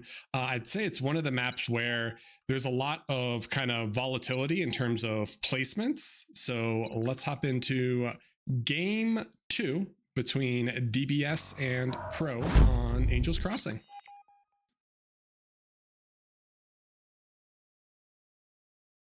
And it looks like Finally seeing a good game on Angel Crossing, and I'm ready. it's like so far the spawns are all pretty traditional. I personally, my favorite spot on this map is this Daywalker C start. It's just such a fun spot to play. You get to start with your C, you get a couple titles, that's just nice consistent energy. You make your C constructors, you reclaim your lab after maybe one of those scout ships, and then you just go walk up to this mid hill and start making plays from there. It's a fun gameplay. I'm not sure if that's exactly what their plan is here for this 5v5, but there's so many options that you can do from that spot. It's a really, really nice carry position. And then you just have those C constructors. That can just build titles for you and for your team. Gives you access to all that energy so that you can maybe transition into a seaplane or an amphib play, or even just go T2. It's a really, really fun position to play. On the other hand, here though we have looks like High Gain's gonna be primarily fighting Narnuk in this mid lane. This Mhm. mid lane looks like it's super, super choky, but a lot of games I've seen on Angel Crossing, they kind of do get decided by this early skirmish here.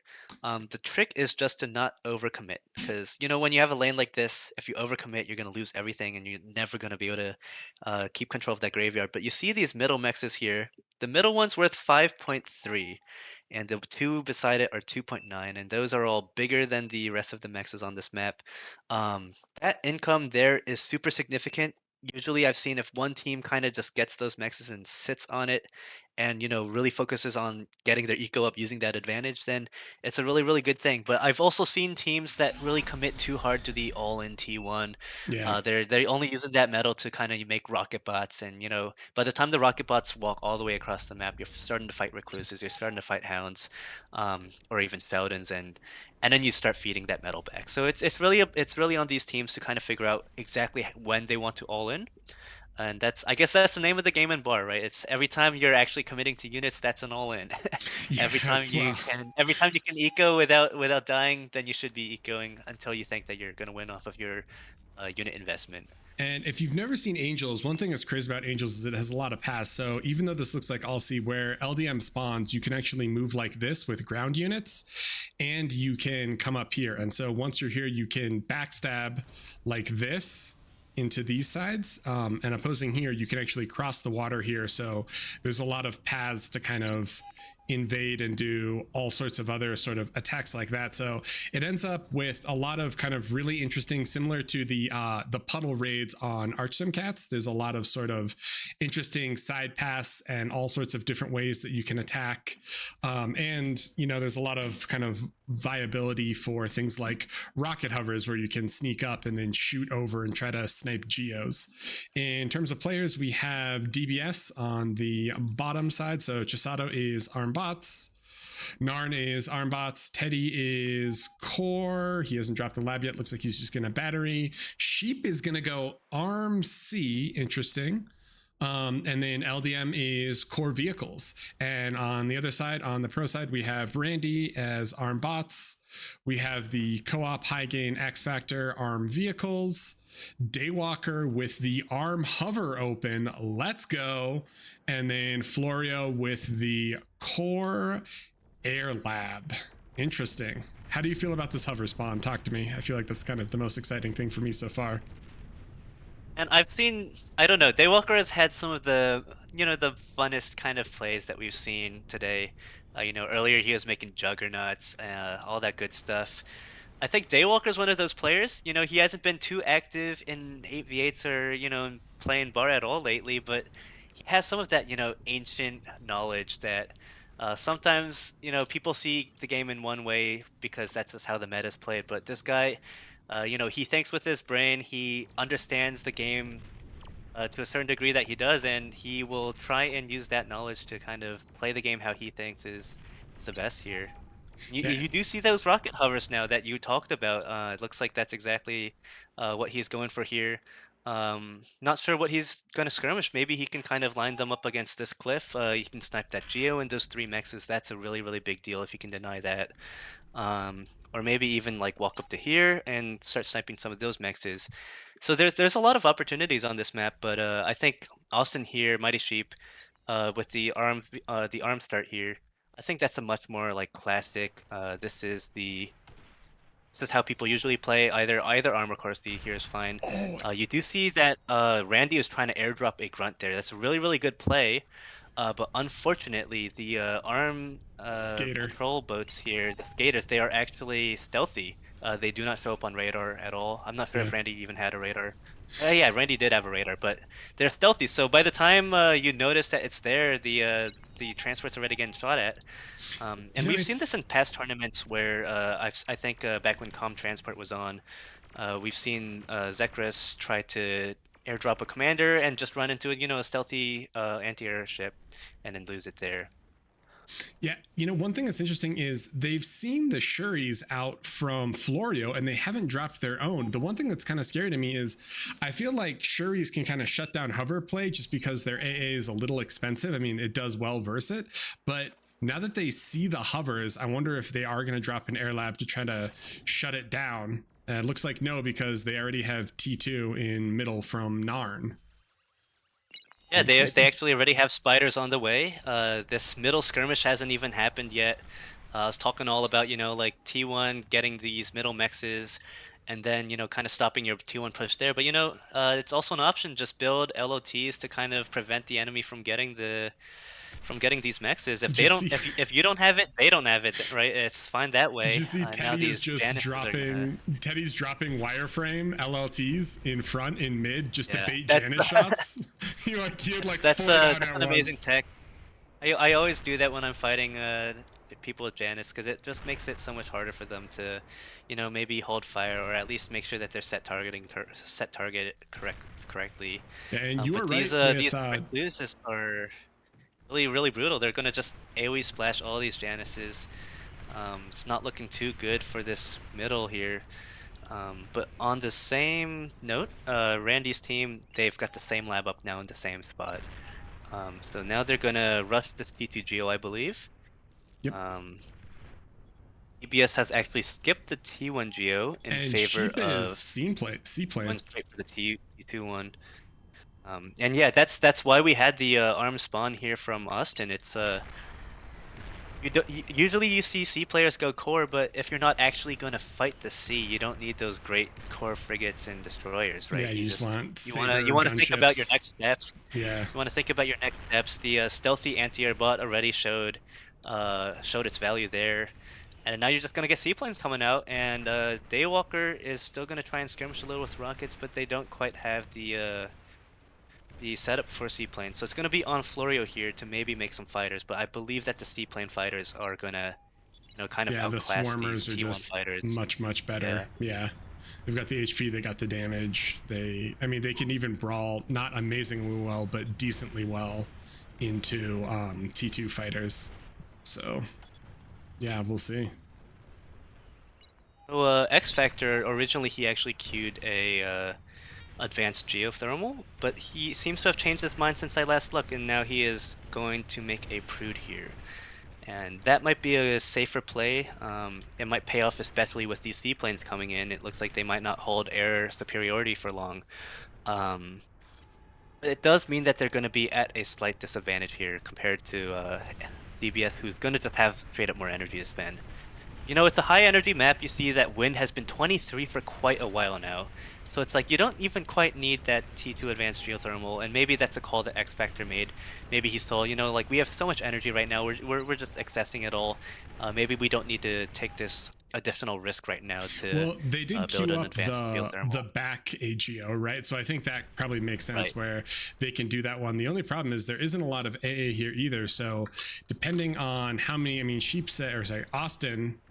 Austin blah, is at 6 sabers. I don't know how many he wants before he moves out, but you're right that Florio is going to have his work cut out for him, because Seaplane Swarmers versus T1 is going to be kind of a brutal fight, and it only takes one Geo pop. Like if they boom Geo and back and it pops, that's going to be maybe like just game right there. But Pro is beating back the Recluses in mid. I don't know if, I guess now DBS is starting to reinforce a few more, but feels like they have a much higher Recluse count, and so at least they're forcing them off these mexes so no one owns them. But resources are I real think close. it's also partly that UBS is taking this opportunity to upgrade all of their mexes, upgrade their geos. They're getting so much out. They have seaplanes as a fallback if they need to fight on front. And the thing with Recluse, from what I've noticed, like, playing Recluse on Glitters, etc., when you have a lot of Recluse, it's really, really, really hard to dodge the enemy Recluse shots. When you have individual Recluse, you can kind of spin in circles, and you'll dodge, honestly, most of the shots. So, it's kind of similar to that T1 Rocketbot gameplay where, same weapon type. It's harder to dodge when you have more, but I think that's kind of what we're seeing here. All right, here come the seaplanes. Yeah, here come the seaplanes. Let's see if he commits. I think he's gonna scout first, see what targets there are, and try and chip away some of these enemy fighters first before he flies in. Yeah. But now he's gonna go. He sees that there's not too much anti-air in this mid spot, so I think he's gonna clear that out first.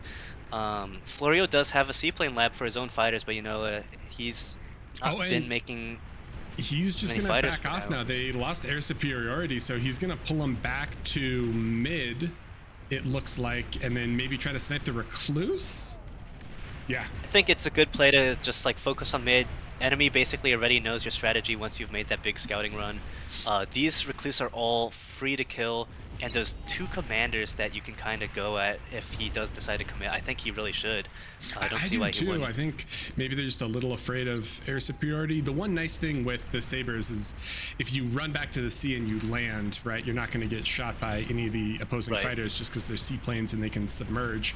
But Tick's doing a ton of work here. The Ticks are just running into all these hounds. We have Welders coming out now to kind of counteract it, but it looks like DBS is slightly ahead in terms of energy, but Pro is slightly ahead in terms of metal income, and we've got spiders dueling from the cliff fronts up here. Looks like Sabers are coming back in. What are they going to find? Just a little bit, and then they're going to back off. So I think DBS is really waiting for this Saber investment to kind of pay off, because people always say these seaplane gunships, they're so OP or whatever, right? But if you look at the metal costs, 210 a pop, he has 10 of them, that's 2100 metal. He does want to find some impact at least with these gunships. But it looks like they've just been ahead on eco enough that they can kind of work around that. It's interesting because based on the stats panel, Pro actually has more metal produced. Not sure where that came from, but they've also been doing a good job of upgrading their mexes. It might have just been lab reclaim or similar. Yeah, it could be lab reclaim. I think they did get quite a bit of reclaim in mid too, like some of the earlier Recluses that died. I think they ate some of those, so that definitely could be helpful as well. But Daywalker has a set of 5 Recluse, and he's coming in on the side. He's going to try to run back now, so it looks like all these Sabers are kind of just on protection duty. They baited the fighters, but neither side really wants to commit their actual full fighter force. We see this pretty substantial hound push in mid, pushing back, high gain, and there's nothing really in here. There's a stream of ticks from Chisato trying to get vision and just absorb shots. It's really, I guess, like the same differentiation between Recluse and Hound that we saw earlier. It's these hounds can move up fast, once you find some slight advantage, you can kind of push up. They also do outrange the Recluse, which is really useful in a meta where people do sometimes choose to forego that range, but you see, they've queued up 2 fat boys and some snipers, it's no world to be a hound. That's these fat boys are just gonna be so good to push through mid. Yeah, that's exactly. I mean, yeah, when you think about the counters to Recluse and to Hounds, the Fat Boy Sniper is pretty much just gonna immediately end it. I mean, the one downside though is that DBS does, the downside for Pro is that DBS does now have control of these mid mexes. So Teddy's gonna drop T1 mexes on it now. I don't see a T2 con, but I'm sure there's one heading. If they can hold those T2 mexes, it'll definitely be valuable. As this mid fight starts to slow down though, I wonder what the timing is gonna be for things like Emp launchers or tac nukes. Oh god, these fat boys are murdering their own allies. Yeah. You gotta micro them. You can't just put them on fight command. As we've mentioned earlier in the stream, fight command will automatically target the nearest unit, which is a flea here. So you are seeing a lot of friendly fire. You're seeing snipers get one shot by their ally fat boys. You need to be microing them. I think that's why fat boys get such a bad rep. Is you don't see people microing fat boys very often, and you've seen in this case the fat boys have done so much more friendly fire than they've actually killed enemies here. And I've been a big fat boy fan. I start a lot of my arm bot pushes with fat boys. I think they're really good as long as you don't really screw up the micro. Looks like Chisato, he's got a 4x4 grid of nanos, so I think we're going to see some Aphis farming coming in back, which would mean that I think once they took these mid mexes, they're like, all right, we are kind of in a little bit of a favorable position. Let's see if we can ride it out. But man, this rocket hover, Daywalker still has this rocket hover alive, and it is sniping mexes and just being super annoying from the side. But it looks like maybe the Recluse are gonna finally come and mess with it. Right, and we see Chisato finally getting his anti-nuke up before that advanced fusion. They've learned a lesson from the other game against Pro, but they've also learned their lesson in the scrimmage against Orcode, where I think they also got nuked on this very map. So definitely you don't want to mess that up. Something that's interesting here is looking at the order in which these teams are upgrading their T2 mexes. I think a lot of people don't realize that the mex values on this map, it's not just the 3 in middle that are different. There's all sorts of different mex values. So a lot of the ones that you see in the bases, like near where you're spawning, these ones, those are actually all 1.8s, while a lot of the ones closer to middle, such as these ones on the side islands, the ones on the side areas here, those are actually all 2.6s, and we're seeing that teams are actually upgrading those last. So you can actually get quite an economic advantage if you use transport well and efficiently. And actually upgrade the higher value ones first. It's not just those ones in mid, but it is kind of a subtle difference, and sometimes you might not notice that the mexes are just that much slightly better. And Teddy moved over with his Recluse, and he took a few of the Amexes here, but Daywalker was able to kill it in part because there was a little bit of help from Florio, but he should be able to reclaim all of these and or res those Recluses and send it back. And it looks like this Fat Boy Sniper push is maybe gonna be able to break this Persecutor in mid from Narn. So quite a bit of metal on the ground that they can res or pick up, along with this massive platy raid from Randy on this western side. Good God, there's sabers, but are there enough sabers to fight that many platies? I don't think so. LDM can degun, it's happening. Ooh. But the platy anti-air is not the most powerful. They do have some, which is nice, but I think they will kind of lose all these platies here. Yeah, it looks like but he's it's like back. Earlier when you're drawing the rating pads on this map, you know, there's even more units. There's Platypus that can kind of ignore that. They're also immune to torpedoes and that kind of stuff that usually damages ships and other amphibs. So Platy is not a terrible choice here. We see that LDM is still kind of like the last bastion of defense against this Platy raid, and Randy's kind of not too confident, so he's going to try and walk up to this other flank where unfortunately Austin is waiting with his commander. Yeah, and we got the snipers out on the other side now too, so mid feels like it's stagnating a bit. It seemed like Pro Austin's broke about to through. degun this whole raid, I think. Look at this. Not quite aimed well, but I think he's gonna do enough damage. Wait, did they snipe the Geo or do they eat it? Oh, they actually. Oh, that is terrible, actually. The tsunami just bombed his own AGO. Oh god. It's a really big misplay. Now Florio knows that he has he has advantage over the enemy player who was playing air. Wait, he got all the BP. The BP was here too, right? All the BP, yeah, because they rushed Oh the Geo no. with the BP, so they kind of crowded everything around there. That is a huge opportunity. Like Platypus, their stats are so bad, but it's this kind of big it moment also where like suddenly you just feel like you lost the game. Yeah, well, I mean, it's also like Austin was making the right play, right? He's like, okay, that's a dangerous geo, so he started eating it. But right when the Platies got there, it was so low, they just needed a little bit of damage. And then right when they hugged it, the tsunami came and killed it. And you know what's funny? We actually saw another one of those exact same things in qualifiers where Cyphus, where Chisato has his AGO or Teddy has his AGO, Cyphus actually bombed himself. He was trying to kill a gremlin and he popped his own AGO and his own base. So Angel's Crossing apparently is just bad luck for bombing your own AGOs.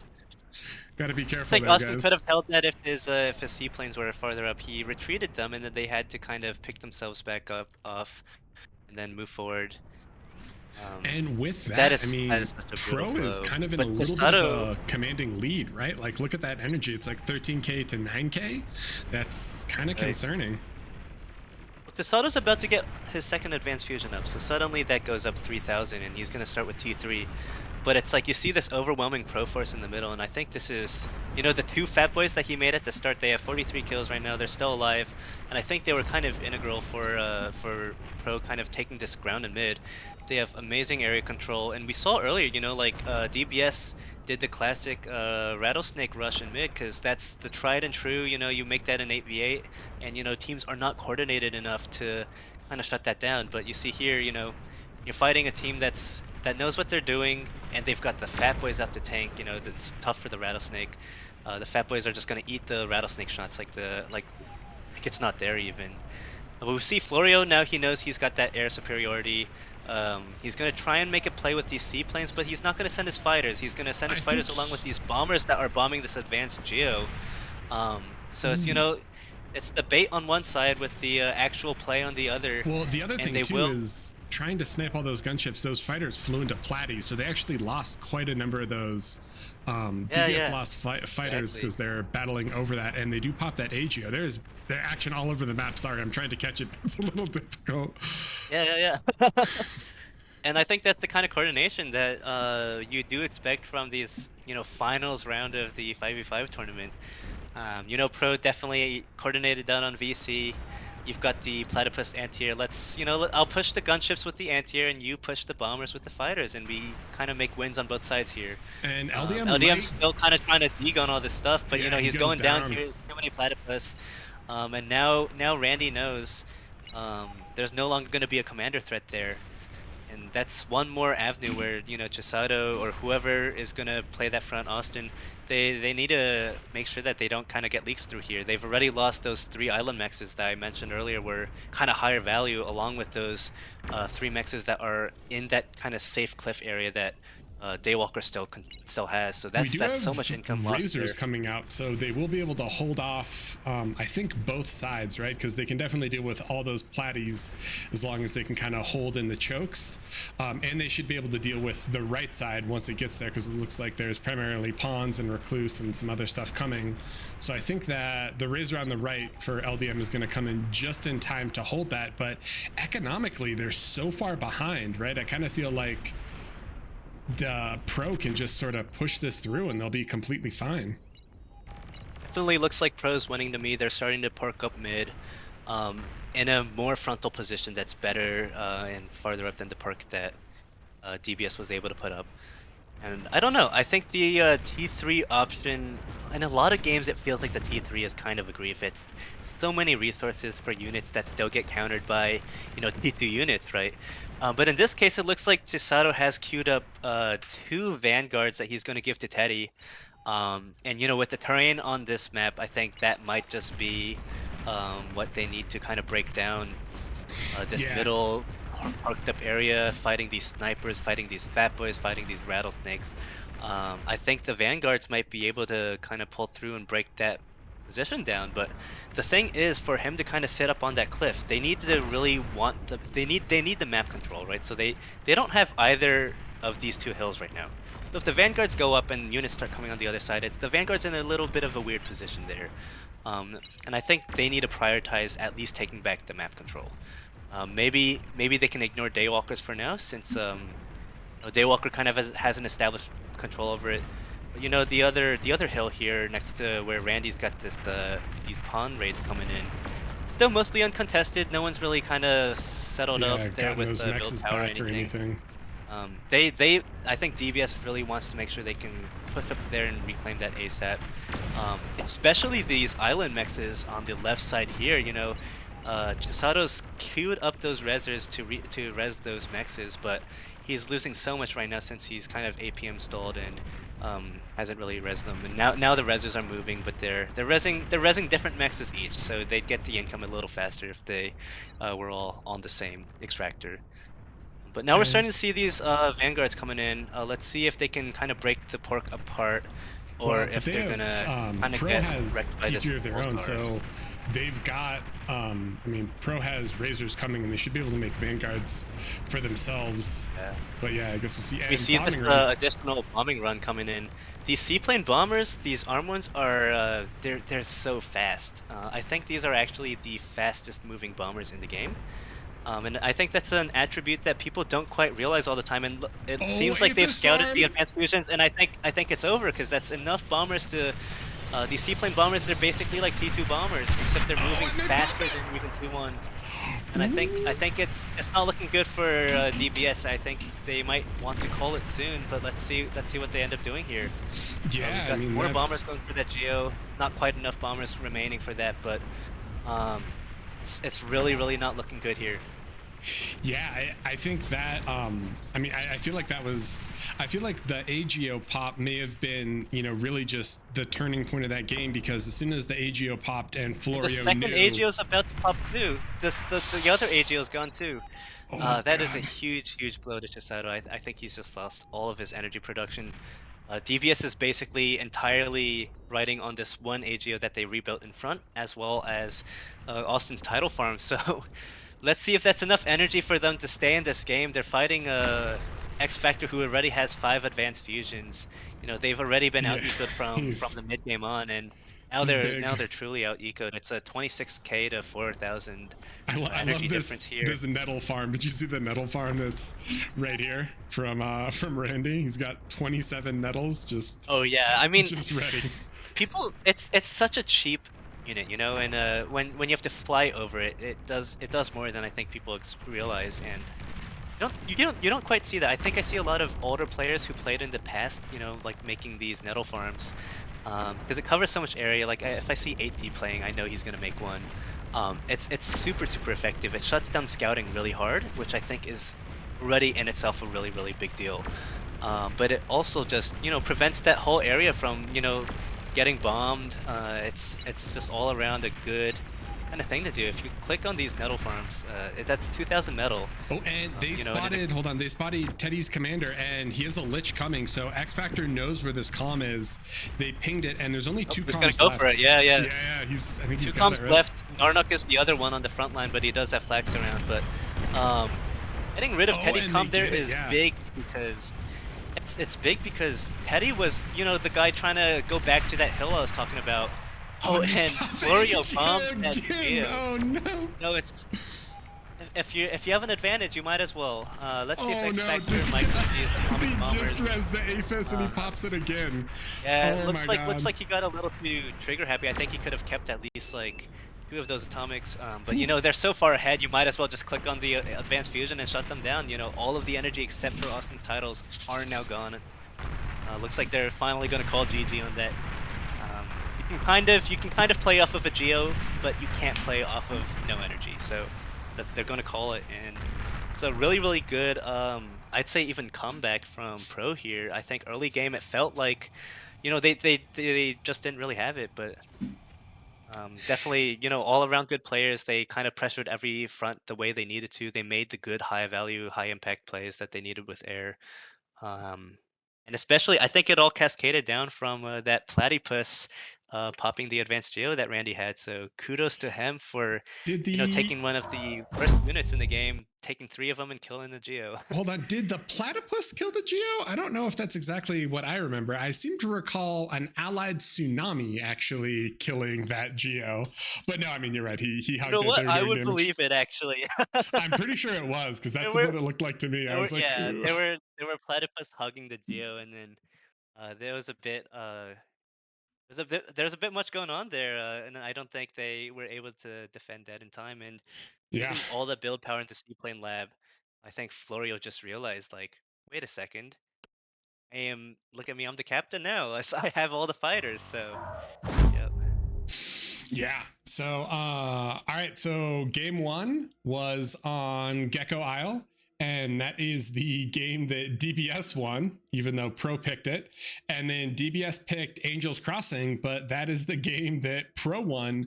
So, we are tied 1-1, which is pretty awesome. I mean, I'm excited for it. I think this is great. We all want to see this game go as long as possible, or as far as possible. So this series to go as long as possible.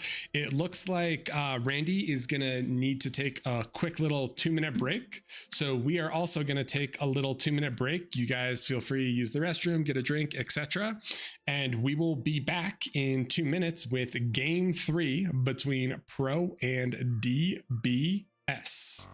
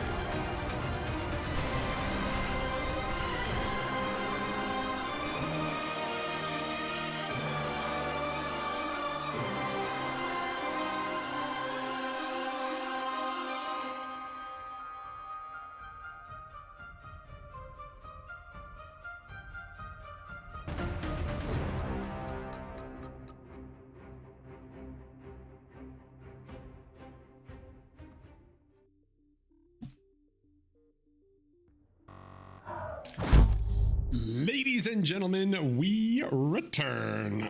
We are 2 minutes are up. We are waiting. Randy should be back momentarily, but we have ourselves a series. I am so excited. This is actually the first series, I think, in the entire finals day that has actually had not just a straight up 2-0 or 3-0.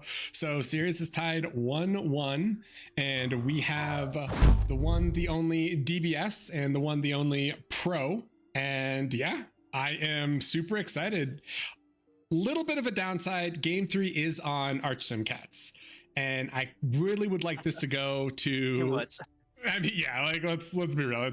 We've seen a lot of games on it. I am excited to see it. If you guys didn't watch earlier today, there was a game on ArchSimCats between Pro and DBS. It was less of a game and more of just like wholesale slaughter. How long did that game last, Sal?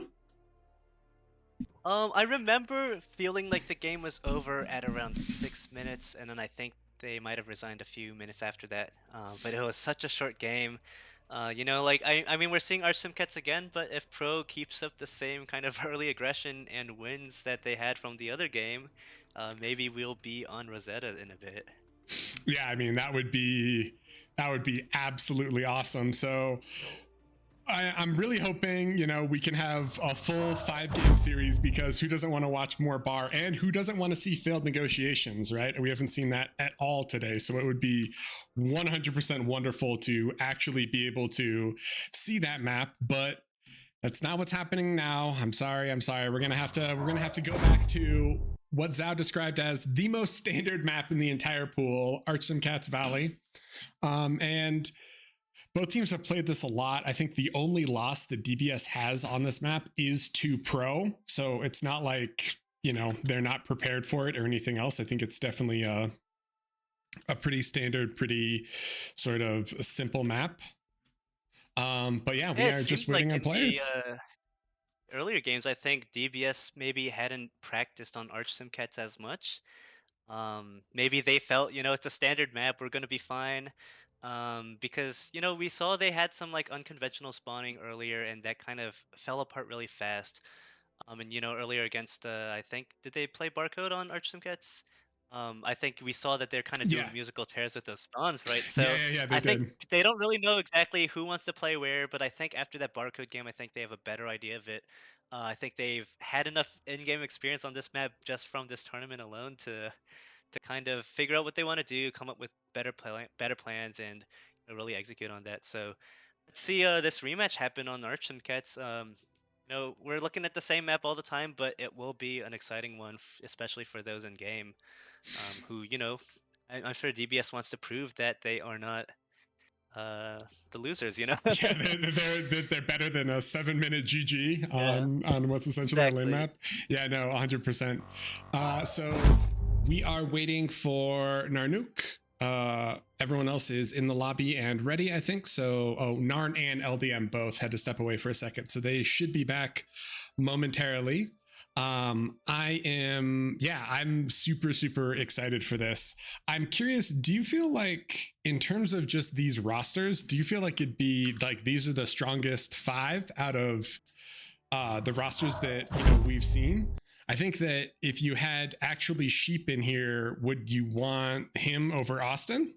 Or do you feel like for now this is, in terms of like how these players mesh stylistically? When I think of Sheep, I think of the Honestly, I mean, when I think of Sheep, despite how many walls he might be making in 8v8, I do think he's one of the most competitive players, and he plays enough to have the in-game experience he needs to deal with tough situations. He puts himself in a lot of tough situations and gets out of them just as often, right? So I think I definitely would have liked to see Mighty Sheep playing on DBS. I think the team would be stronger. Maybe subbing them out depending on what map they're playing or whatever, or what time of the day it is. Even I'm sure, yeah. sure. There's people who are playing in early morning. There's people who are playing really really late at night. Um, so just based off of that alone, I think that the team would be better with Sheep on it. But we've still have DBS pulling through to the finals here. It's still obviously a really really excellent team, whether or not they have Sheep. So maybe they don't quite need him. Yeah, I mean they definitely have gotten quite far on this one. So it looks like players are getting ready and we are loading in now. So we are going to go into game 3 between DBS and Pro on Arch Sim Cats. Let's go. We've got Pro on the left side, the standard Randy high gain bottom. We've seen co-op labs from them, and then a lot of times Randy will drop the T2 there as well. Daywalker and his standard mid spawn, and then Florio and X Factor. I assume we'll probably see the standard Florio bot X Factor arm vehicles. It seems like it went pretty well for him there. And on bottom, we've got the Austin and Chisato combo. And what else do we have over here, boys? We got Narn in mid, and then LDM here. So Teddy is going to go top. I think in all the other games we've cast, wasn't Chisato top with LDM? So Yeah, Chisato is always the guy doing the one mech start up there. They're still committing to that one mech start. I think personally that is the correct spawn position. But it does look like they are swapping Chisato and Teddy. I do think this might be a good swap for them. Chisato's usually known as one of the best macro players in the game, right? And that spot with Austin there is, where they kind of generated their win from last game, whereas, Chisato's kind of skirmishing with, stuck on T1 all game, last game, and eventually losing that lane, right? So I think Teddy is a really, really good option to, ensure that that lane doesn't fail. And then I'm sure as we watch here, Teddy's gonna give us some really, really good results to look at. And I'm just as sure that Chisato's gonna. Wait, they might be switching again. Oh, wait. No, Teddy's gone Okay, back. okay. It wasn't as bad as But the no, but long I'm runs sure back I'm and sure forth. that Chisato, starting on this safer hill spot next to the Geo, I think he's gonna pull off something really, really good and secure the team's economy. So Yeah, I'm excited. We got 15 seconds. It looks like they're not going to force start it, but yeah, well, we'll see how she goes, huh? So how do you feel about the Teddy spawn going vehicle like Chisato did last time? Because the 1x vehicle for me is always like you're so metal starved. It's just like you make like a couple of rovers and a con, and you're like, wait, what do I do? So do you like no, I don't the think it's bot I don't into? I don't I don't Go ahead. I really don't like it. I think if someone's gonna go vehicles, it's gotta be like LDM from the back, I think. Like that would probably be the one use case for having the double lab. I think the vehicles can have the metal. Like you won't be metal starved just because LDM will be sharing his metal over to you. But it just doesn't have that really solid early game aggression. You're kind of stuck making blitz if you're arm, right? And blitz is a nice unit if you can get some raids off, but this is a kind of map where you don't find that many opportunities with blitz because you have to go up this hill into Florio and into X Factor if you want to Yeah, raid with that early. it's super Um, choky, and you have to fight the it's terrain, yeah, right? it's difficult. And bots are just well known for really good early aggression. You have picks and you have much cheaper infantry bots. And there's As long as reclaim. you have the energy, then you're good. Yeah, exactly. And you have the reclaimers, the rezzers, and eventually you get to frontline units like Ruckas that um, are much more like stable since they kind of like micro in a line instead of the blob that vehicles have. Yeah. So you can kind of exert a little more of your early game resources all at the same time. Where you have Rocco lines where everything's firing at the enemy at the same time. Tanks usually you have to kind of push up and assault, and some of the tanks in the back still might not be firing. Um, So in terms and of in general, yeah. spawns, we hmm have Austin as arm bots, Chisato as core bots, Narn as arm bots. LDM is arm and is probably just gonna boost. So we've got basically a lot of arm and only one core player for DBS and Randy Highgain. With Highgain is a core con, but they're gonna go for an arm bot lab. Damus is gonna go core bots, so that'll be a nice little arm versus core bot battle in middle. X Factor with his patented arm vehicle, and then Florio with the core bots. So we see almost all the labs represented here. We don't see a core vehicle lab yet, but that could be something that they want to swap into later. Right, X Factor seems to really like his vehicle start there. I think it does make sense to me. I think it paid off very well in the last game. But let's see how it does against Teddy's rocket bot aggression here. Teddy definitely has experience, kiting Janice with these rocket bots, and it's not going to be an easy fight for sure. But they do have both of those options. They have both bots and vehicles in for Florio and X Factor, and I think having the additional units is really, really powerful. Yeah, just to have the perfect kind of fit for the actual setup. The other thing is, I'm curious. Yeah, LDM already has the LLT to help stop the the raids that kind of go like this, but we'll see. I think that we've seen a number of games decided literally just from pawns or grunts weaving through either one of these puddles. So I hope that both players can kind of get ready and have some preemptive LLTs to shut down some of those raids that have just, you get even a few grunts or pawns in the backline and they snipe mexes, and these teams are so good that they can ride out those really, really narrow, really slight economic advantages. We see Florio kind of poking up top, but there's two commanders and rocket bots, so these grunts aren't going to be able to get too much done.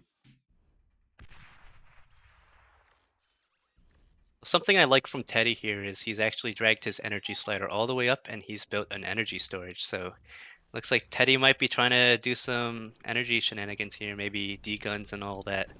But that's definitely an interesting play in a meta where we kind of see everyone just sharing so much energy. Teddy tried to get in front of that D-gun, but was not able to absorb it with his commander.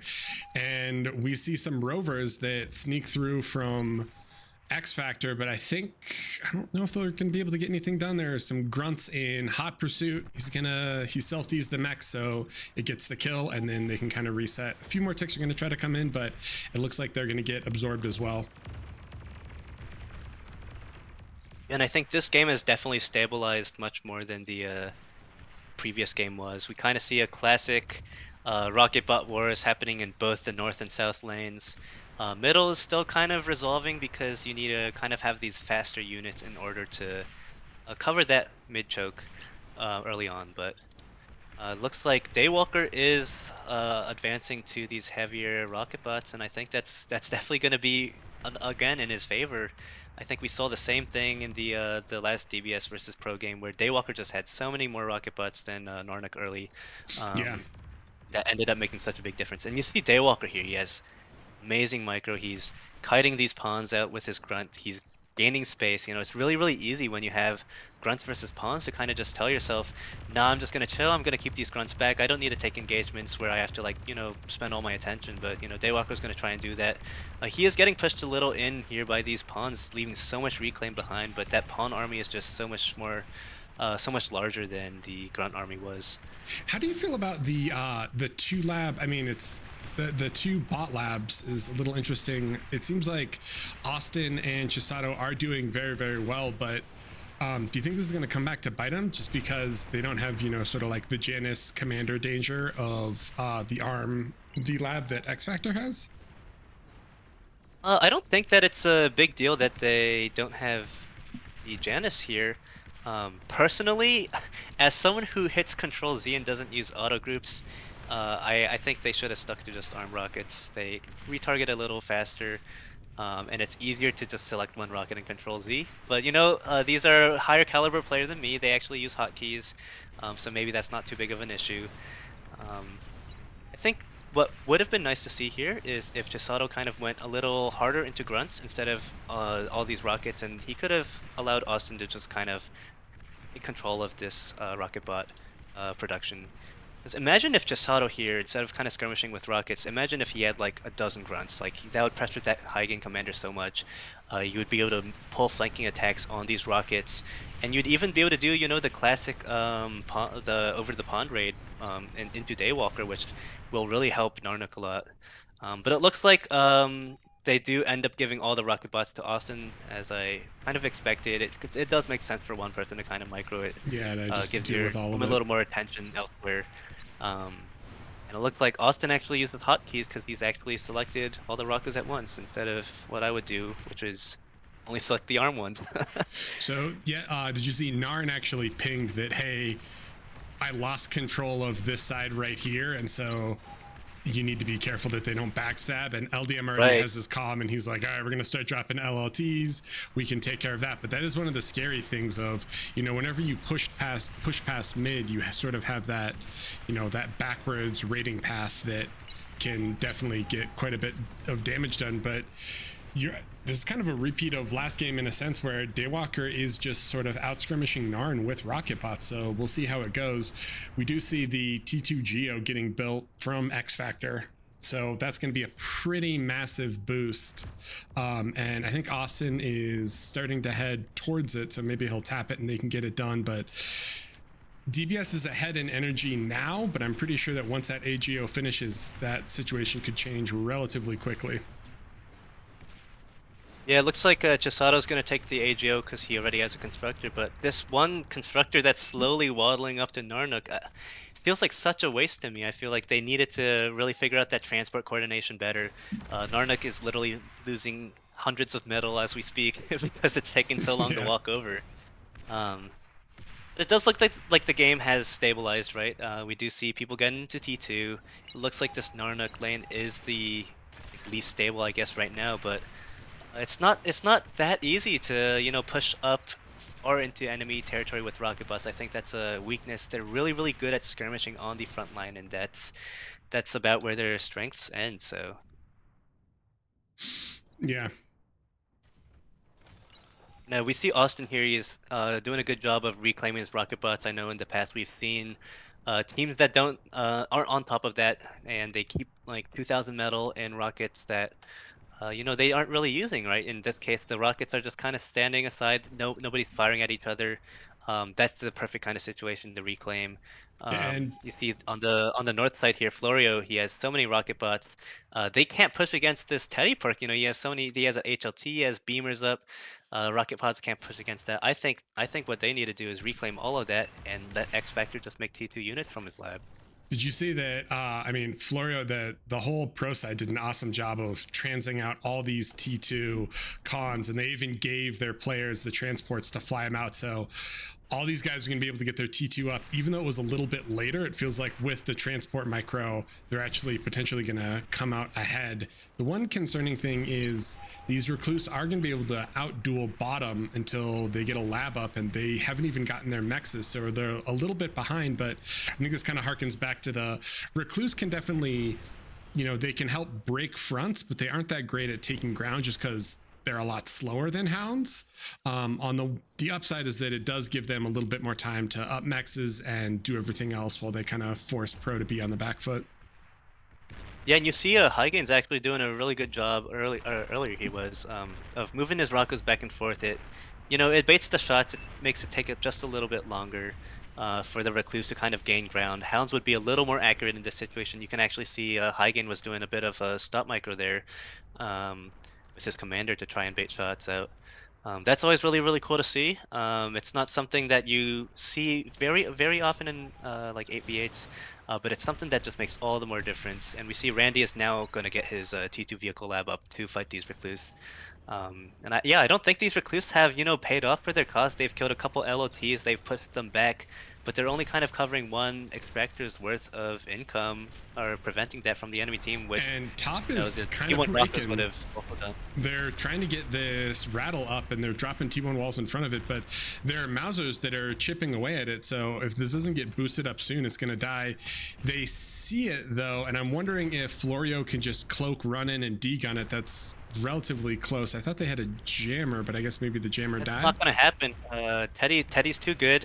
He's making those walls in front, just Yeah. right around the cloak chain. Like I remember when I was playing Glitters and I made some pork and I just got a combo. And MBG just DMs me after the game. He's like, "You just need those walls in front to prevent them."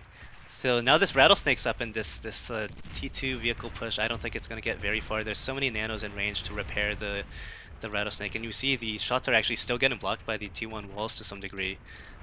But there is the concern where Florida's they're walking. not actually LDM's gonna trade. targeting.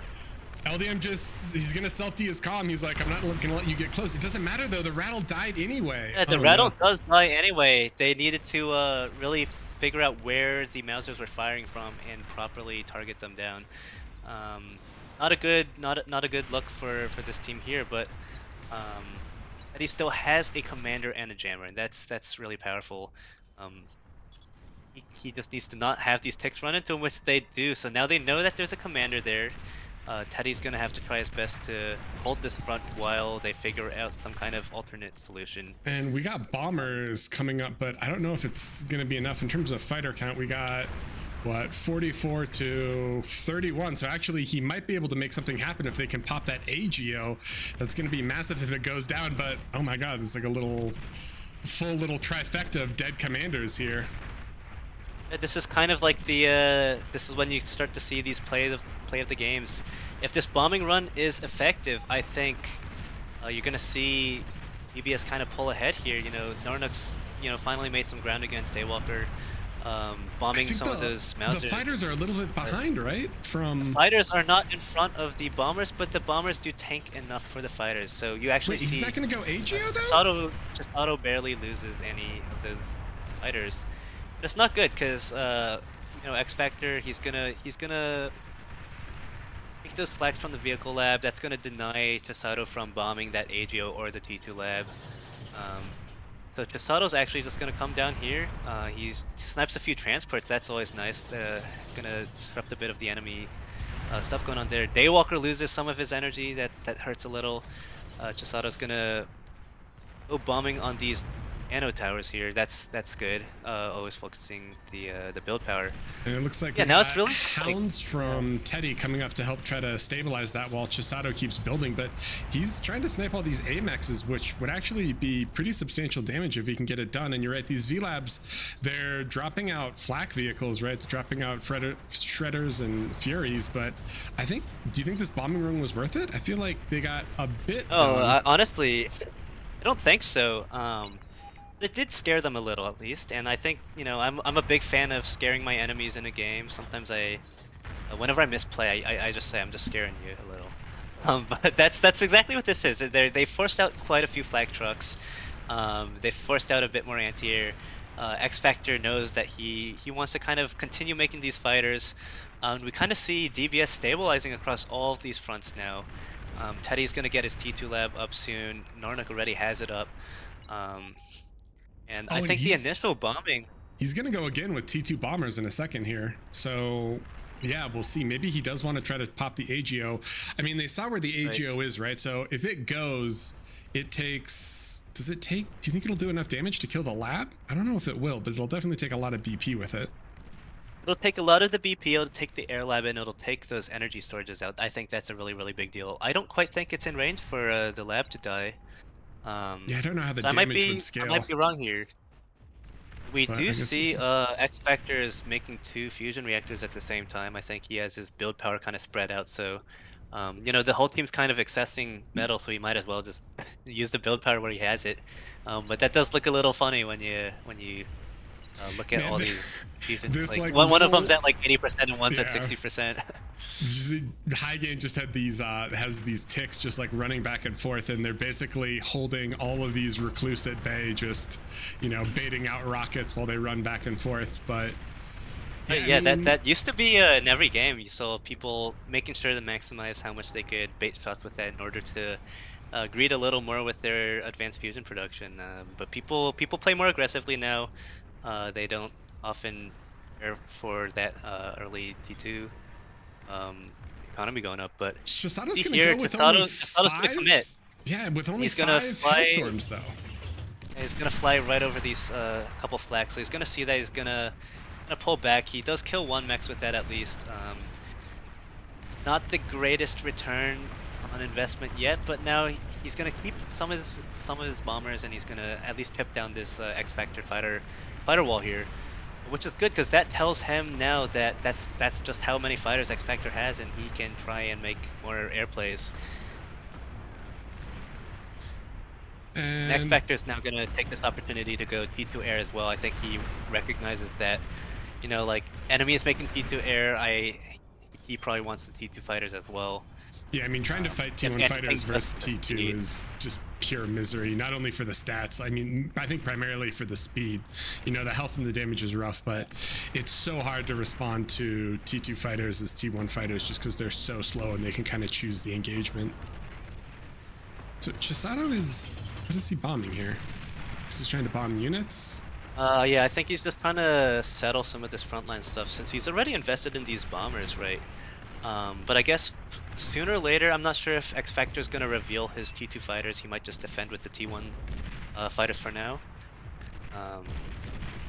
It's gonna be a close game here on South with Randy trying to hold against this bot push, but Mausers against these snipers are pretty good, and they're gonna outrange these welders. High Gain got seen. He gets a couple D guns off, and Randy's running in on the other side. Randy's just self-D. Yeah. He just wants to get these.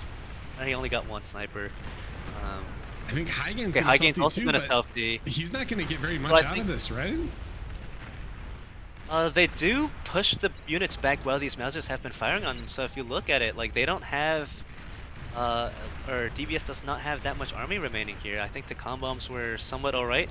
But what this push does do for DBS is Austin has snuck 2 recluses over that hill while they had that area of the map. That's going to be fun to see. I think they're going to be able to kill some mexes here. Not sure how long these recluses are going to last though, because if they go out of the hilly area, then these grunts come in and are going to be able to start killing them. Daywalker, really good fast reaction there.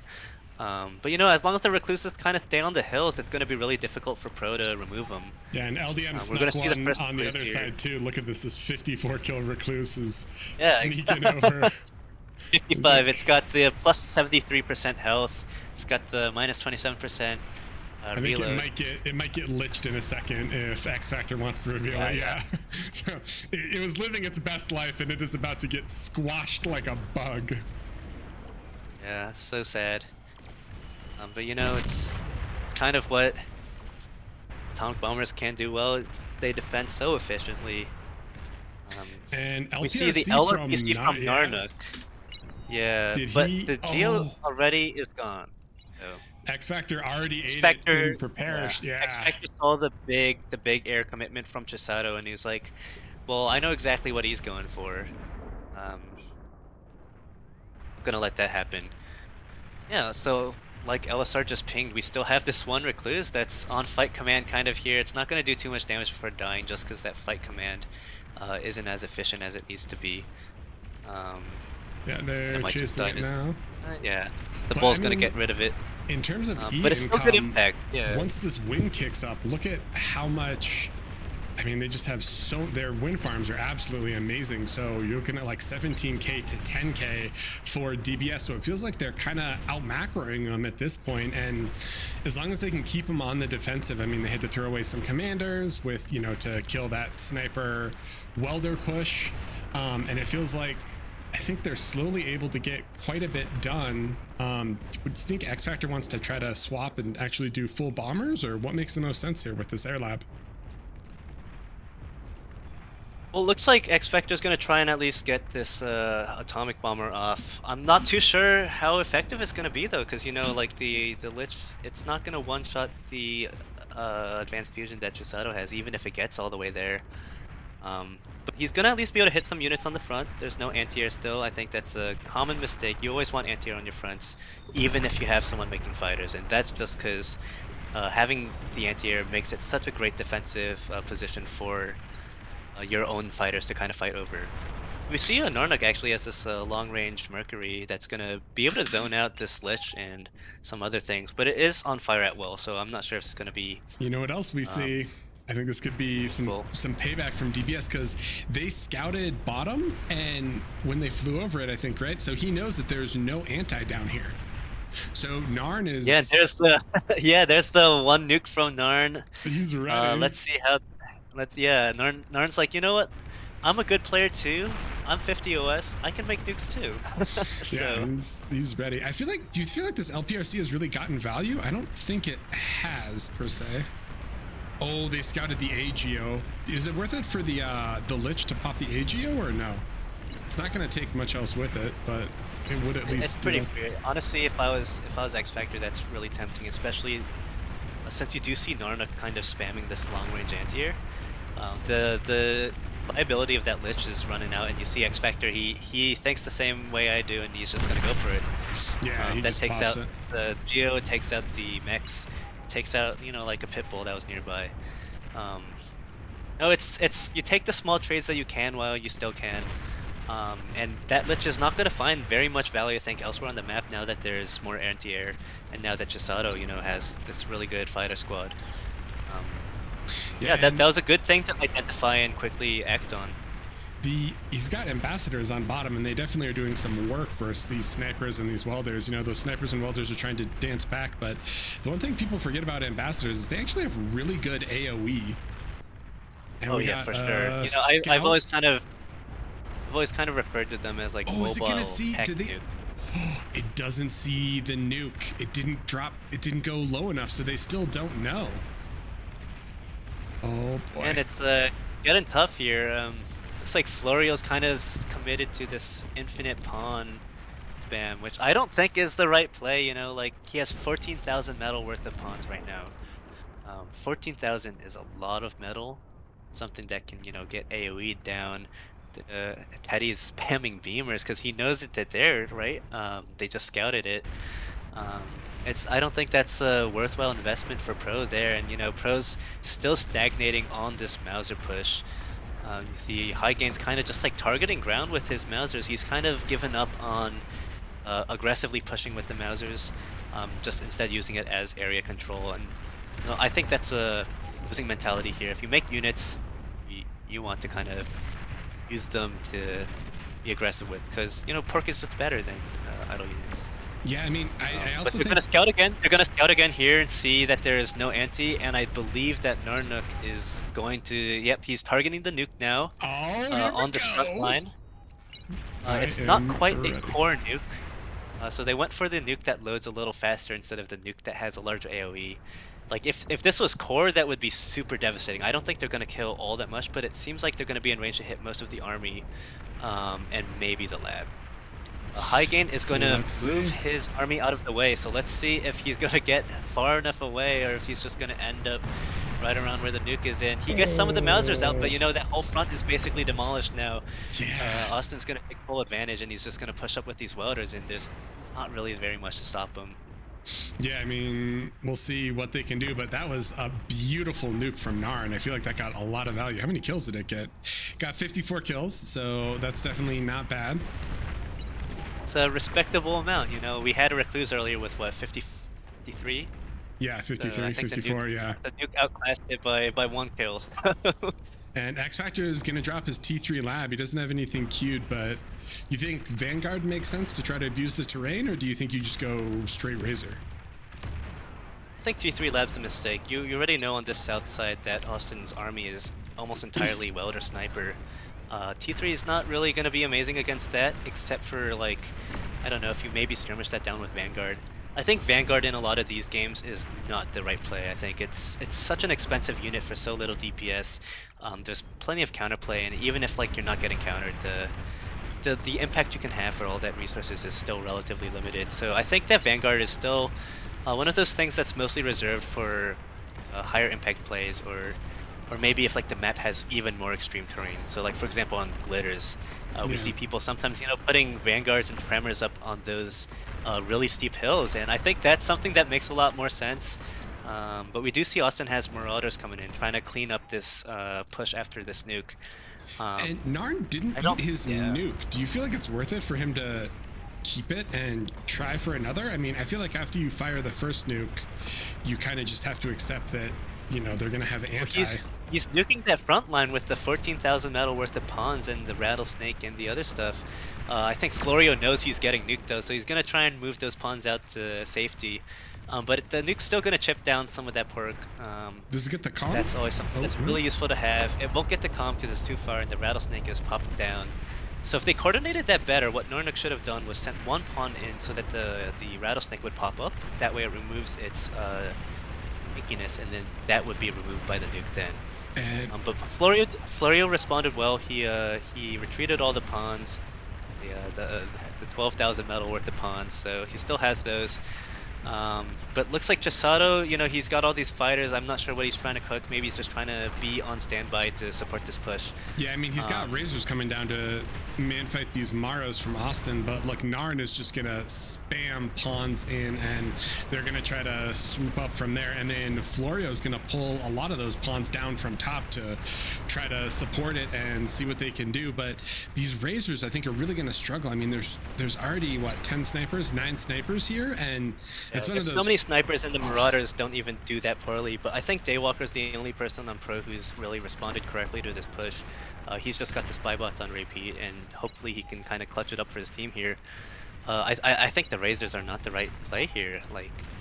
You see Razorback owning a lot in 8v8s, and I think that's because of this big skill dynamic where, if someone who's lower rated loses to someone who's much higher rated, Razorback is one of those really, really good units to demolish everything. But against a team like this that has these snipers up at the front pushing, it starts to look a little worse. But these snipers are now kind of naked.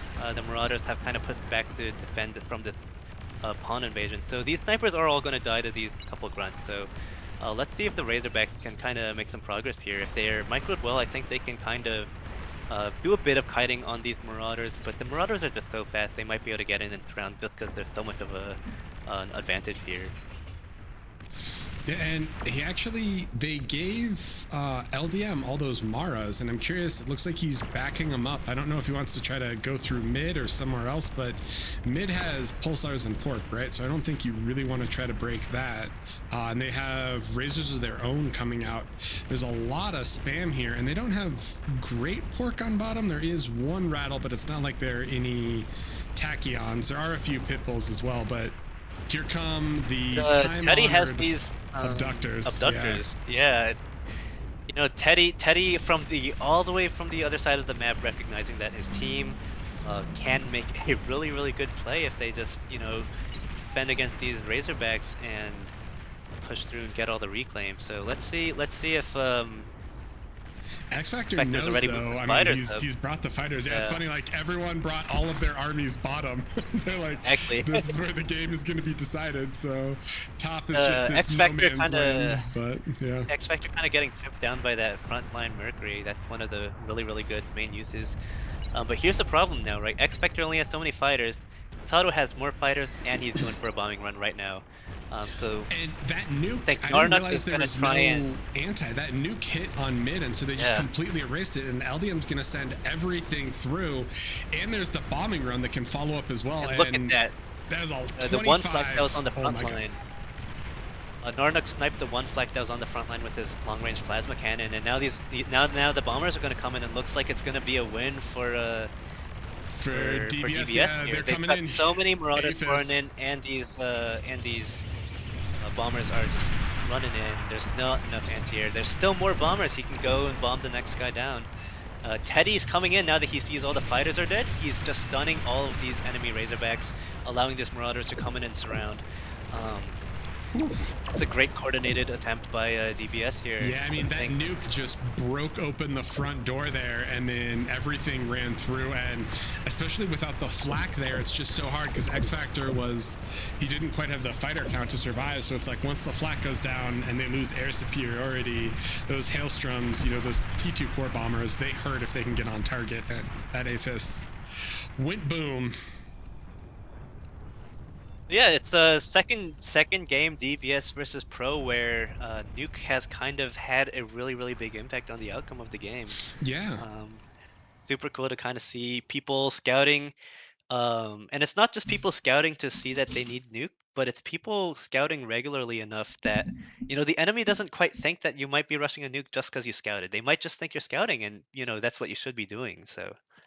Yeah, no, 100%. So that is pretty awesome, actually. The series is now tied 1-2. If we hop on over to the ban pick screen, to the wrong screen, apologies. So Pro picked Arch Some Cats and DBS. DBS took the game on that, which means that we are going to be going to a game 4 on the one, the only Rosetta. Oh boy. I'm not gonna lie, I am pretty pumped for a game on Rosetta. I hope it's not gonna be like a lol cannon snooze fest, but all these guys are super, super strong players who have played at this point probably thousands of games on Rosetta. So whew. Do we think that, you know, this is going to be game point too or series, you know, kind of like the third game for DBS. So if they win this, they are the champions, and Pro, they need to win this to force a game 5, which I think we're all hoping for, right? Right, I mean, it's Rosetta, it's DBS's pick here. It's gonna definitely be interesting if they lose this, since it looks like DBS actually won on both of the maps that Pro picked. Right. Pro won on the one map that DBS picked. So it looks like the people are picking the maps that they're the worst at, maybe. But let's see how this Rosetta goes. Do you know if because Pro is in the winners bracket, right? And DBS is going out the losers bracket. Do we know if there's any kind of advantage that we're giving, or that the tournament organization is giving to the team in the winners? Like, do they start a point up, or? No, they don't. So it's just if you get here, it's a standard BO5. There's no reset. There's no bonus 1 point or anything. It's just if you get to the finals, all bets are off. It's a BO5 as if nothing else happened. I got it. So that means Pro needs to win the next 2 games. So there's a lot on the line for them here. DBS has a little more comfort zone then. They're playing a map that they picked, and yeah, they just Yeah. need this one more win to clinch up the win, and that's gonna be a crazy, crazy upset in that case, because we've already seen a lot of games between Pro and DBS, and Pro had such a great start in the tournament. Now they've just gotta keep that mental up and pull through to the end. Yeah, and I mean Rosetta, the classic 4,000, 4,000 metal reclaim, which doesn't seem like a lot when you're kind of running around the map getting it, but it is nice. I also didn't know, is there really 1,000 energy reclaim on Rosetta? I didn't know that. I don't even know where it is. I did Anyway, not know either, honestly. yeah, There when might we be load some in, like I need tiny to. insignificant features somewhere, or Yeah, um, but maybe it's like the sometimes during Christmas, I think they put candy canes on the map. And those have oh like 5 yes. energy, something along those lines. I'm not too sure.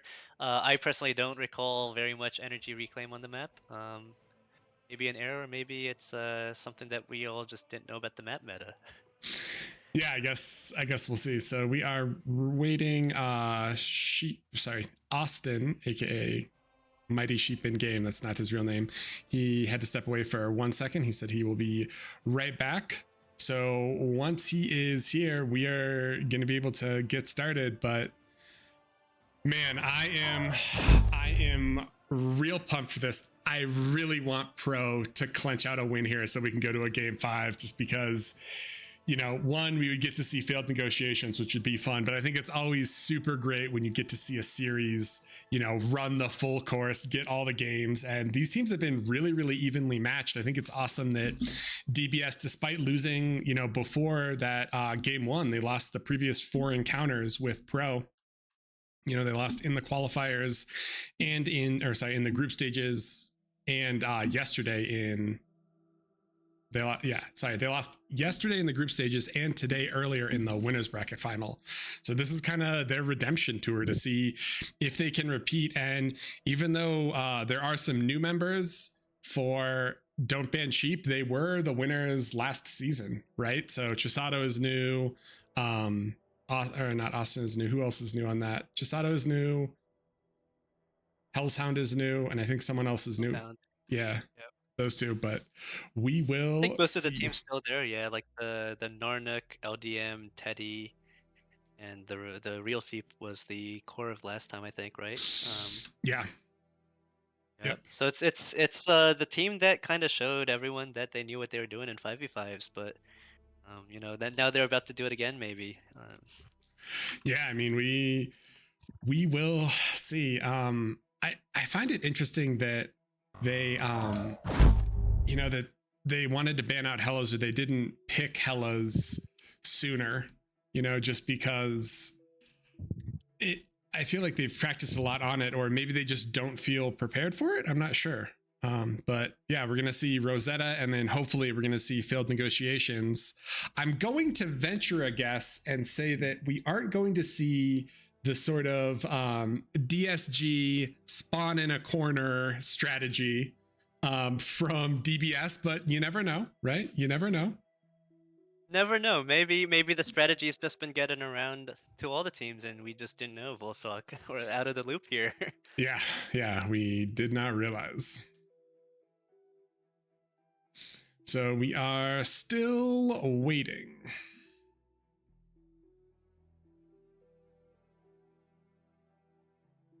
Well, before we get into the next game, do you think that we're gonna do like what spawns on Rosetta? Because we've seen the barcode spawn where they kind of skip the middle spot and then they have Skag or someone in the crater, right?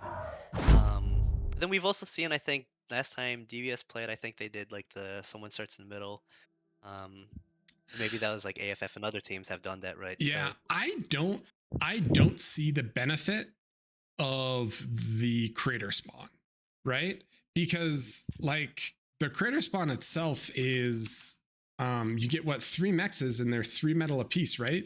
Which means that you're going to end up with 9 metal. And ideally, I think in all the ones that I've seen someone spawn there, they end up spawning. They have someone behind them too. But I think we are in the game, so I'm gonna stop yapping and start watching. I'll still keep yapping, but instead of looking at me, you're gonna look at the actual gameplay. Just keep yapping. That's right. Keep yapping. So yeah, I mean, I feel like for me, this spawn is never as valuable as taking the mid spawn, because when you're in the mid spawn, yes, you're kind of open to tac nukes and emps and everything else, but especially early game, your BP is here, so you can kind of put like the rattlesnakes around in mid, and you can just exert a massive amount of map control. And then also, having BP near the 10 max, as soon as you hit T2 and they come and tap it, you can just immediately get it done. And, T2 max is times 40. So when you just think about an APHIS, right, generally you have 4 converters to an APHIS, which is 40 metal a second. Just tapping this as T2 is essentially the same metal production as one APHIS, which is incredibly amazing just for the boost that it provides. So I'm much happier with kind of these spawns here. Although Florio is not going to go mid. He's going to spawn in back. Interesting. So I think that's kind of some of the yesterday when we were talking about these Rosetta starts, you were kind of like, I'm not a big fan of this air start in the back, but I think that's what Florio is going to do here. We've seen Florio play air on some of the other maps, right? Yeah. For example, the Angels Crossing game where he was starting with T1 air, going into T1.5 seaplanes. Looks like that's what he's going to do here. Maybe he can get some early shurikens out, kind of resolve some of these fronts for their team. But you see, I see Randy's kind of drawn some boxes and lines down here. It sounds like that might be a co-op T2 lab. What do you think these random I squiggles think down over here so. mean? Yeah, no, I think you erased them in the stream, but there is a Well, box here that might be a lab. well, we'll find out. Yeah, I mean, I feel like X Factor is his builds are so. I feel like in general, Pro is great with like efficient builds. So I think maybe they will do it. I'm not sure. I don't know. I guess we'll see. So did you see the the hilarious all of Pro hit him with the GLHF like at the same time, and LDM was just a little concerned there for a second. That's intimidating. You know when you see something like that, they definitely coordinated on VC, and if they're coordinating their GLHFs on VC, what else are they coordinating? Right, there's going to be some serious cooking here. So LDM did spawn mid, repping the DBS logo right there. Don't ban cheap, and he is ARM, which is interesting, maybe for just the early amp launchers. And then Florio is in back, and yeah, you're right. He's going to do the air lab in back. So hopefully those Shuris can get quite a bit done. I feel like we've seen in the qualifiers, at least we saw some people try to open with some early bombers, and especially on Rosetta, I feel like it's kind of hard to get value out of those, those early bombers, because there aren't wind farms to bomb, and we've seen some try there hard. Aren't wind farms, but there's actually plenty of mexes you can bomb, right? That's true. If you run by with a core bomber, they one tap the T1 mexes. You run by, kill that 10 value mex.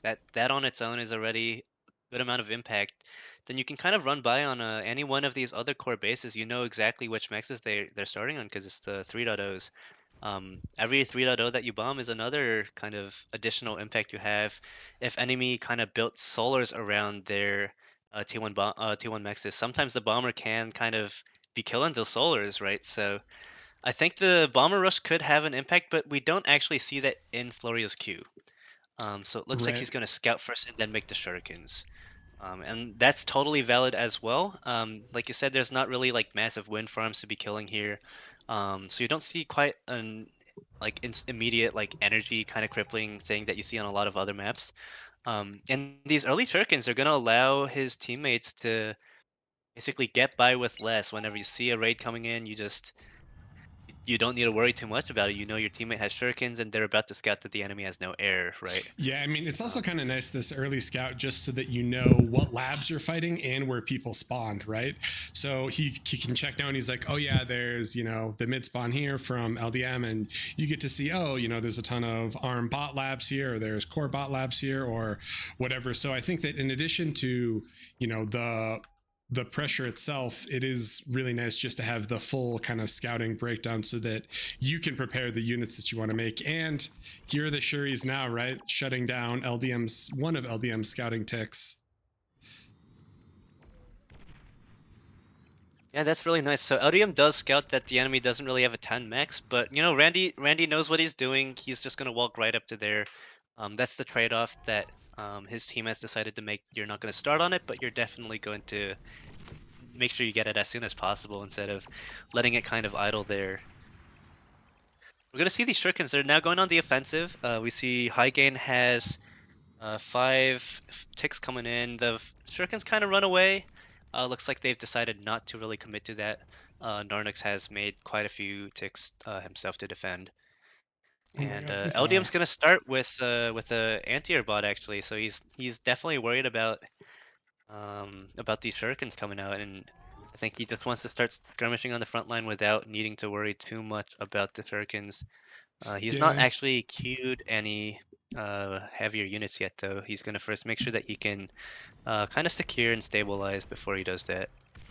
Yeah, High Gain is going to push in though with the tick and the pawn, so LDM's going to have to drop a few LLTs. The one kind of downside is that a lot of times you can't just have one AA bot. You need multiple ones because the Shuris can spread out and then just insta stun the AA bot.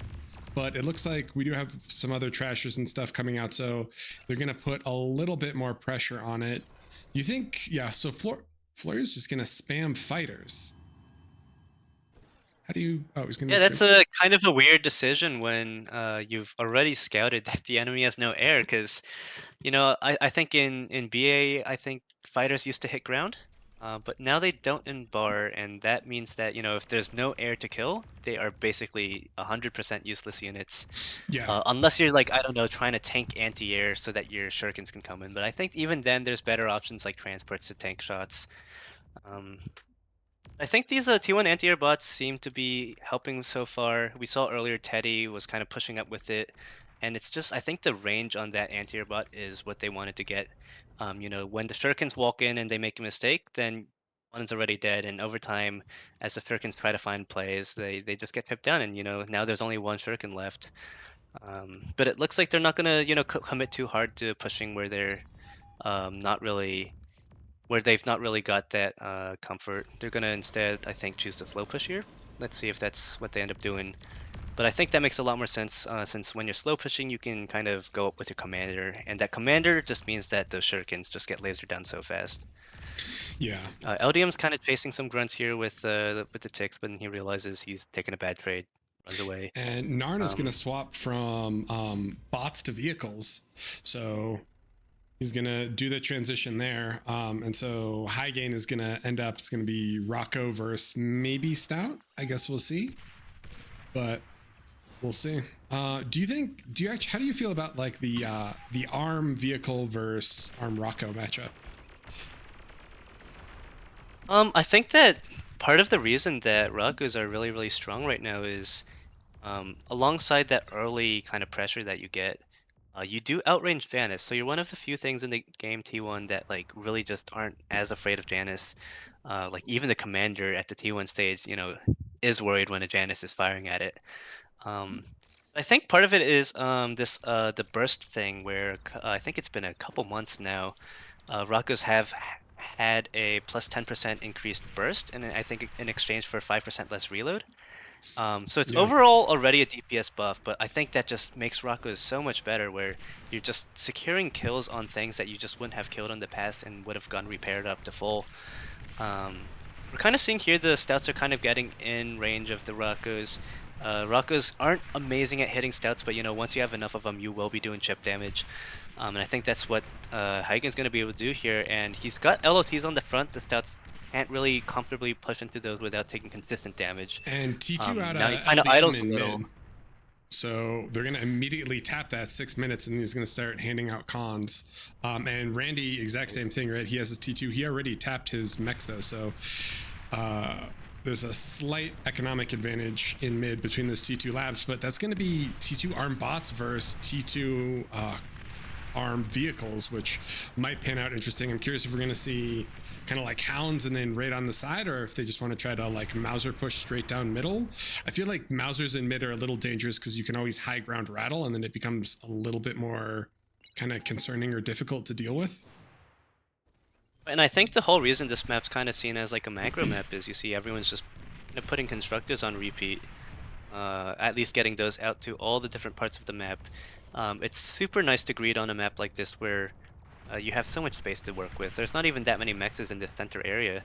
I don't think that Randy should or would make the Mausers and go through mid. I think that doesn't make too much sense against a team that you know is going to be good at making rattlesnakes, is going to be good at making Porg, is going to, you know, defend effectively against that kind of early all-in T2 before you even get your economy up. Yeah. So I think that's what Randy's going to do. You see he's queuing up a fusion.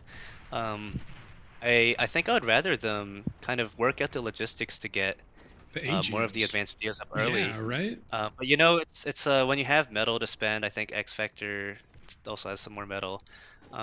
It's not the worst mistake, if you can even call it a mistake at all. I think they're gonna try and get all the geos up anyway, and all the build power is indeed in middle. But what Randy should do is maybe reclaim some of his basic solars. He's got 2200 metal worth of basic solars, and the rest of his team also just has so many of these solars laying around. They've already been accessing energy pretty much all game. You can kind of see in the stats panel. DBS is kind of managing their energy a bit better. They've only accessed 3000 energy. Pretty impressive for a game like this. That's some excellent macro, though they are kind of struggling to spend their metal. You know, the pro team has 150k energy excess and counting, and they have so still all much, these basic right? solars. It just seems like such an insane amount of it.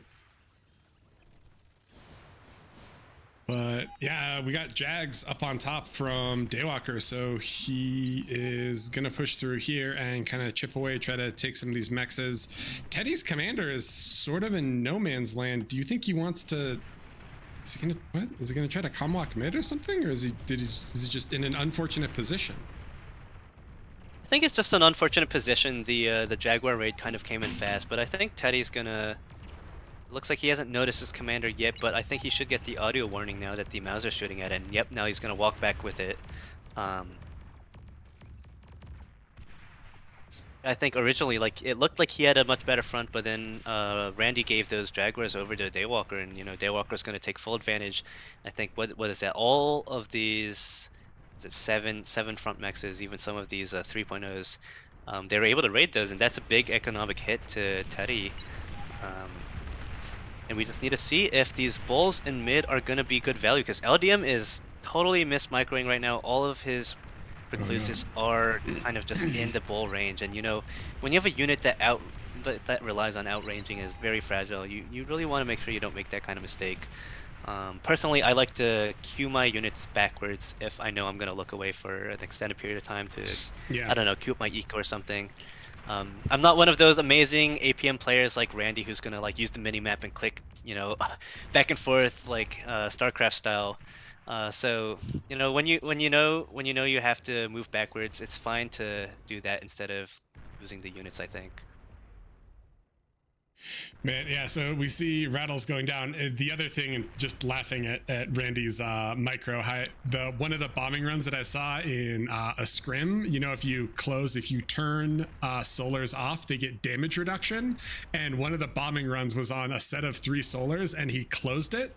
And then it survived the bombing run because they have bonus health. I was like, okay, yeah, that makes sense. That's a level of oh.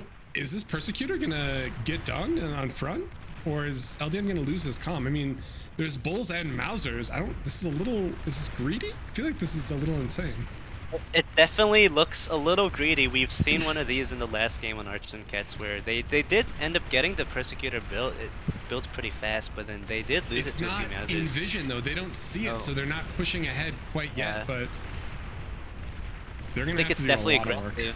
I think it just dies anyway. Don't the bulls pull in? Bulls can definitely kill it, so they're kind of relying on enemy not really seeing it. There we go. Teddy finishes the building and now it's gonna die, but it's not the worst because it's resable. So what they wanted to do is make sure that they at least finished it, assuming that they think that they can keep control of the wrecks. If they can't keep control of the wreck like it kind of looks like right now, then that's not a good sign. Yeah, these bombers are coming in right around the same timing that Pro has decided to commit to this push. So this is the kind of stuff that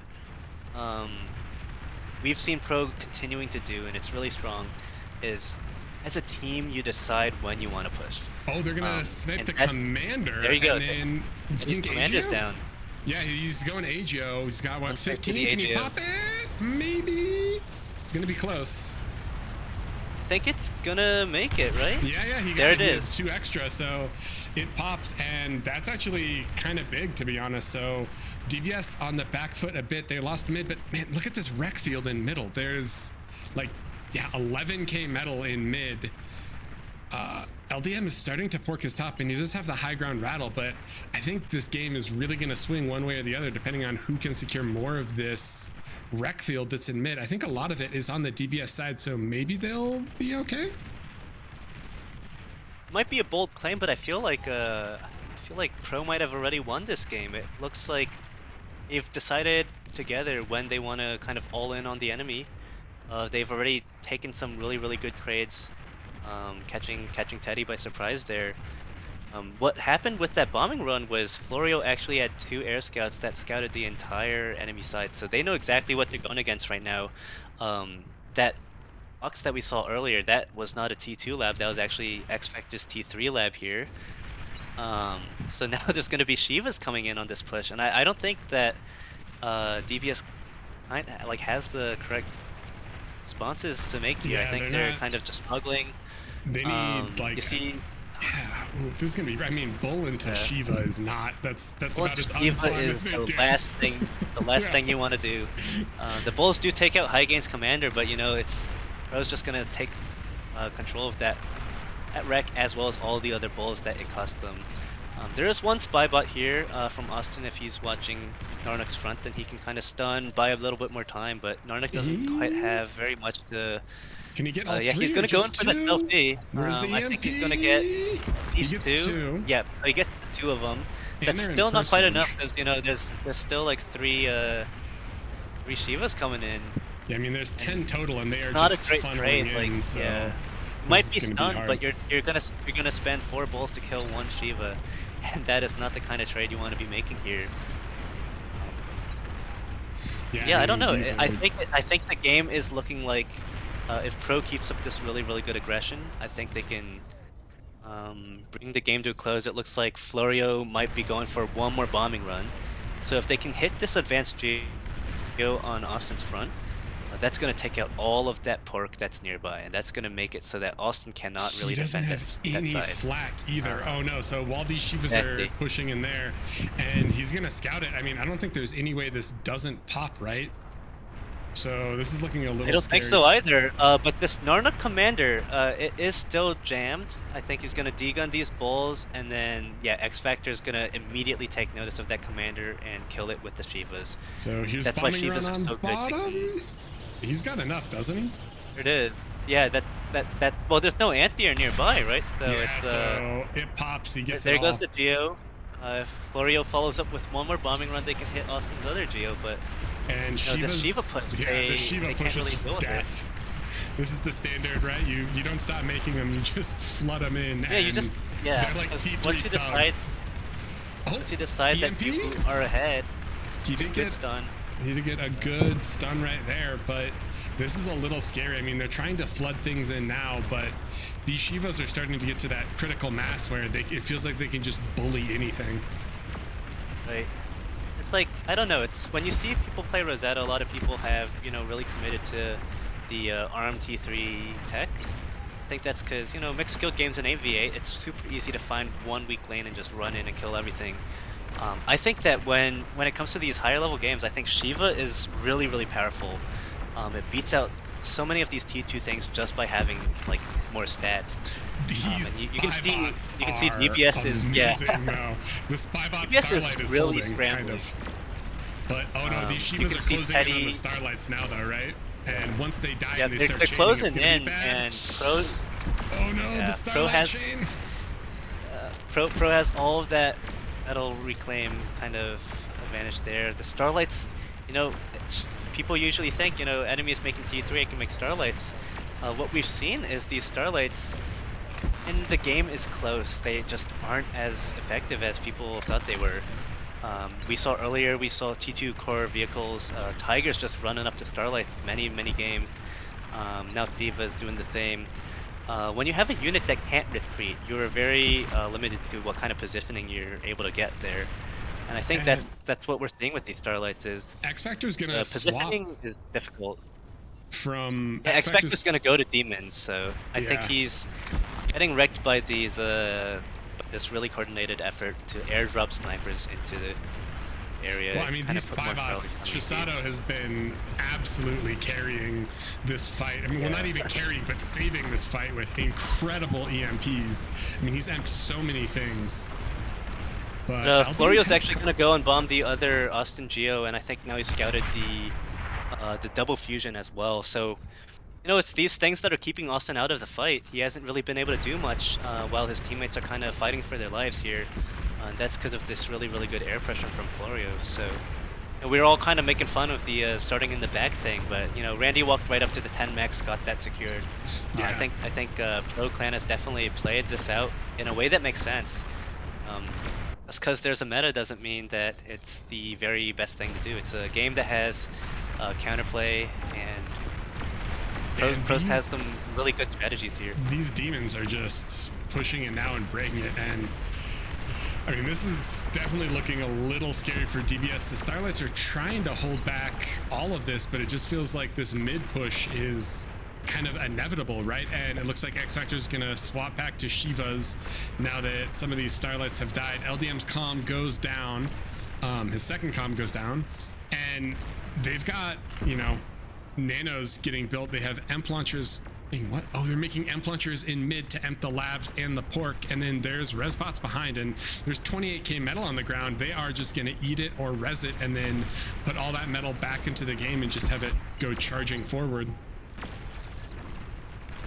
Yeah, this is a really good. They're still pushing. They're still applying that pressure, and you can see like Chisato, he still just has one advanced fusion in the back. He hasn't been able to continue to eco up just because of all this pressure that they're laying on. But now he does have a T3 lab. He's making Razorbacks. I'm not too confident about the decision because we already know that these core T3 units, they pretty handily beat Razorbacks. But maybe with the EMP spy bot and the sniper support, Razorbacks will still be good enough to what they need to do. You can kind of see, the demons kind of seeing the spy bots before Austin's able to self-D them. And these EMP spy bots, they actually have an inconsistent timing, so it's not the easiest to get the timing right on them all the time. It can range anywhere from a second to 2 seconds. Yeah, I mean, economically, it's still relatively close though. Like in terms of E-production, it's 18k to 16k, but it is really scary because they got a lot of that reclaim on the ground, and then they're still pushing forward here. So maybe Austin can make something happen. It looks like he has reporked his whole side down below. I do like the X Factor. He's got the nano spread, and then he's got the fusion spread just to make it as obnoxious to bomb as possible. But Yeah. I mean, the Shiva demon combo has just shredded the entire front line, and even though a lot of them have died, it feels like Pro just secured so much of the reclaim that the damage they've dealt and sort of the response that they've invoked has really put in a ton of work. And it looks like, wow, Daywalker has a lot of mines out. I think I'm actually kind of seeing a turn here. Like, you see these two demon wrecks that DBS is kind of resurrecting at this point. I think X Factor might have gone a little too far with the T3. And like, DBS has actually done a really good job countering this T3 push.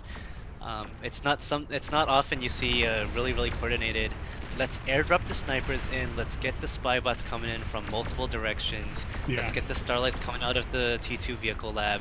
It's not often you see a good coordinated defense like that, but when you think of these teams, I mean, I think that DBS has shown that they know how to defend. I really thought that Pro was going to kind of push through mid there, but they didn't really get past the hill. So maybe it's a bit of a terrain issue. maybe they should have committed to all-inning, let's say like Austin's front or one of the more flatter areas before kind of going for middle there. I think maybe that would have made a little more sense. It also means that, for example, if they went for Austin, then all of Chisato's spy bots would have to travel across the entire map. Yeah. And that was something that was really like a game-changing moment for them. You know, these demons are just getting chain stunned right now. You know, I dare say that DBS is winning again in this game. It's looking like a really close game. You know, the energy incomes Yeah. are similar.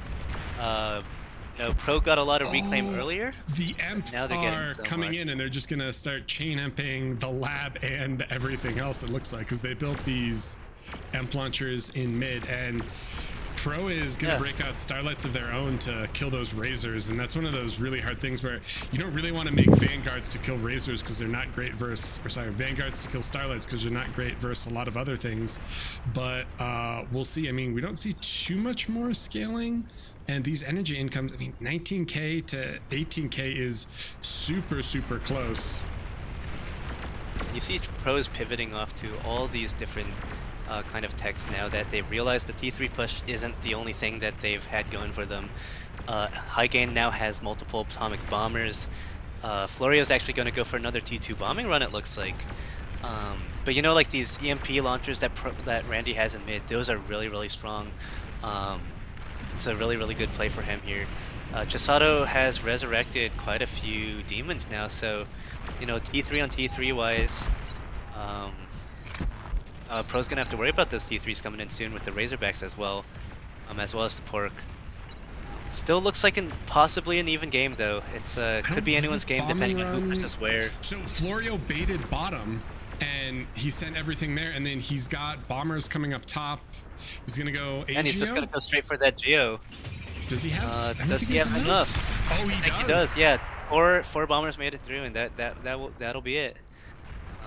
We actually see here in the very back, Daywalker pulling in a little bit of a 0k thing here.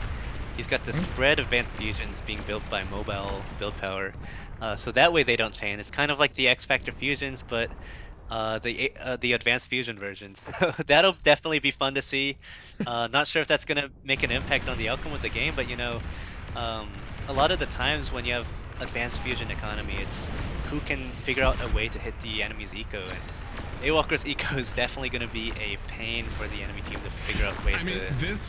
This mid battle, I feel like, has just been going on for like 10 minutes. Like, it was like Shivas into everything. So this is great. I'm happy it's not a lol cannon snooze fest. I'm happy that we, you know, we get to see the action here, and this is kind of awesome. Just unit into unit, you know, trying to break it. But I think you're right. I think that DBS is kind of starting to equalize this back out, 22k to 21k. So the real question is, who's going to make kind of that pivot to a game-winning play?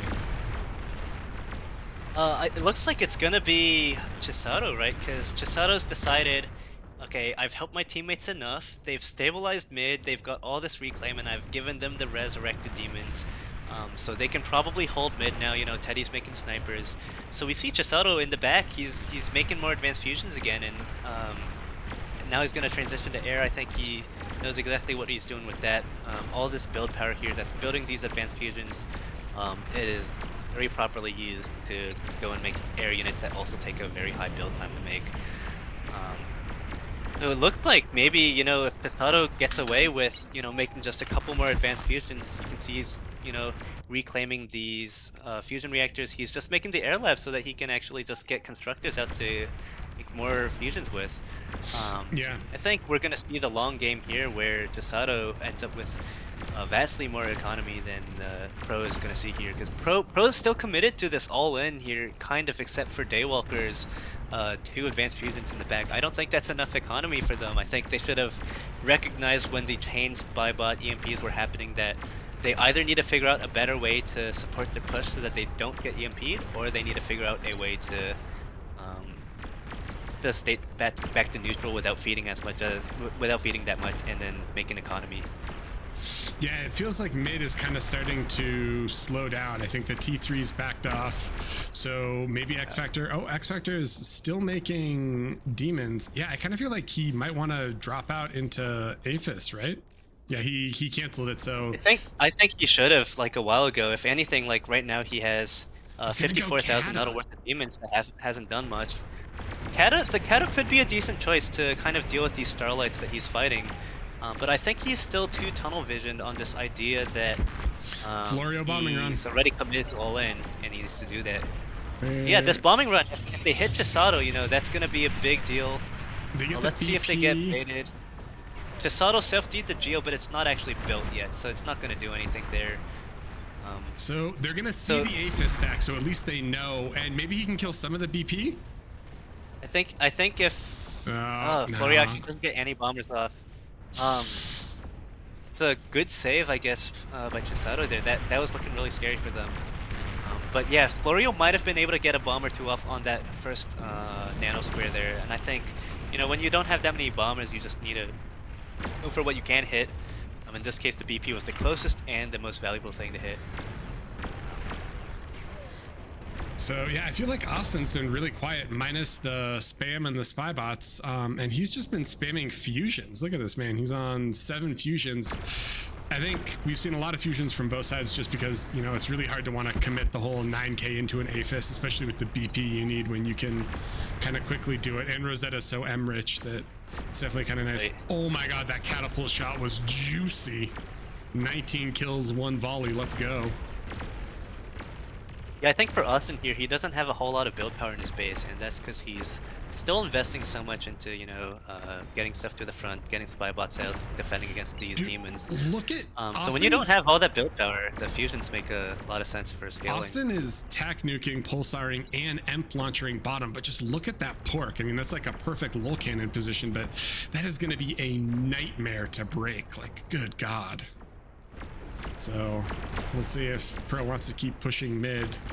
I mean, they're still slightly ahead economically, but I don't know how much longer that'll last if Chisato keeps scaling like he was. And Chisato with the preemptive bubble, just in case he gets LPRC'd, he's gonna start scaling real hard. And I kind of feel like Daywalker should have just done, instead of having the mobile BP, he should have just done the standard, you know, nano farm, just so he could keep up scaling. I think Pro definitely needed the more efficient scaling over the safer scaling here. And we haven't really quite seen Chisato or someone make a big push on Daywalker yet.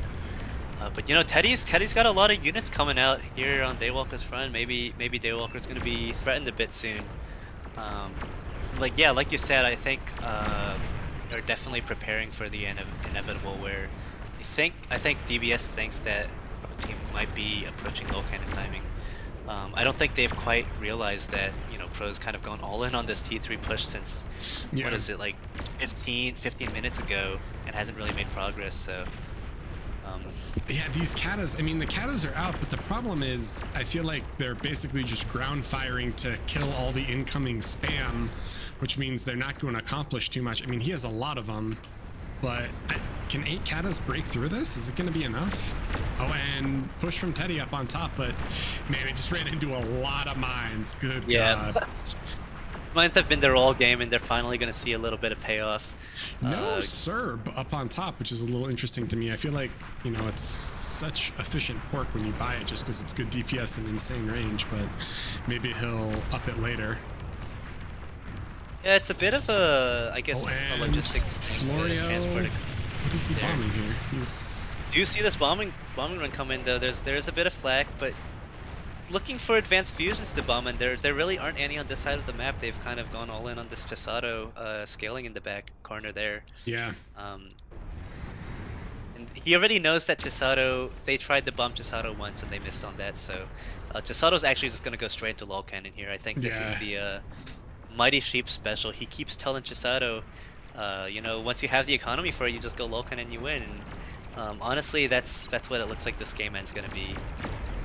I think they're just so far ahead of Pro now that they've been able to withstand that push and reclaim all that.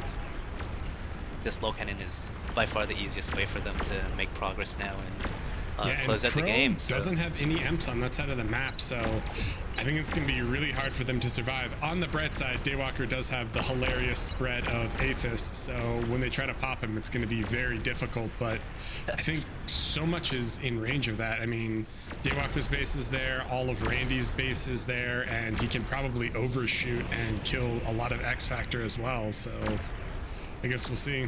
Yeah. I think if the low cannon gets up, I think it's over. Pro team definitely does not have the economy or the EMPs in place to defend against that. So it's a good way for Chisato to exert his economic superiority.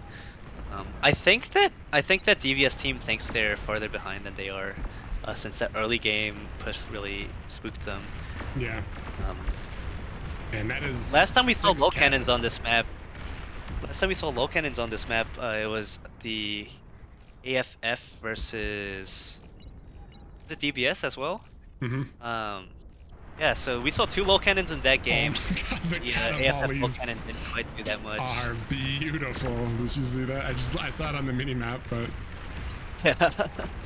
just ready to fire again. I guess we'll see. But LOL is 33% there, so we're gonna see. And next volley, oh my God, they just shred everything. 330 they have kills.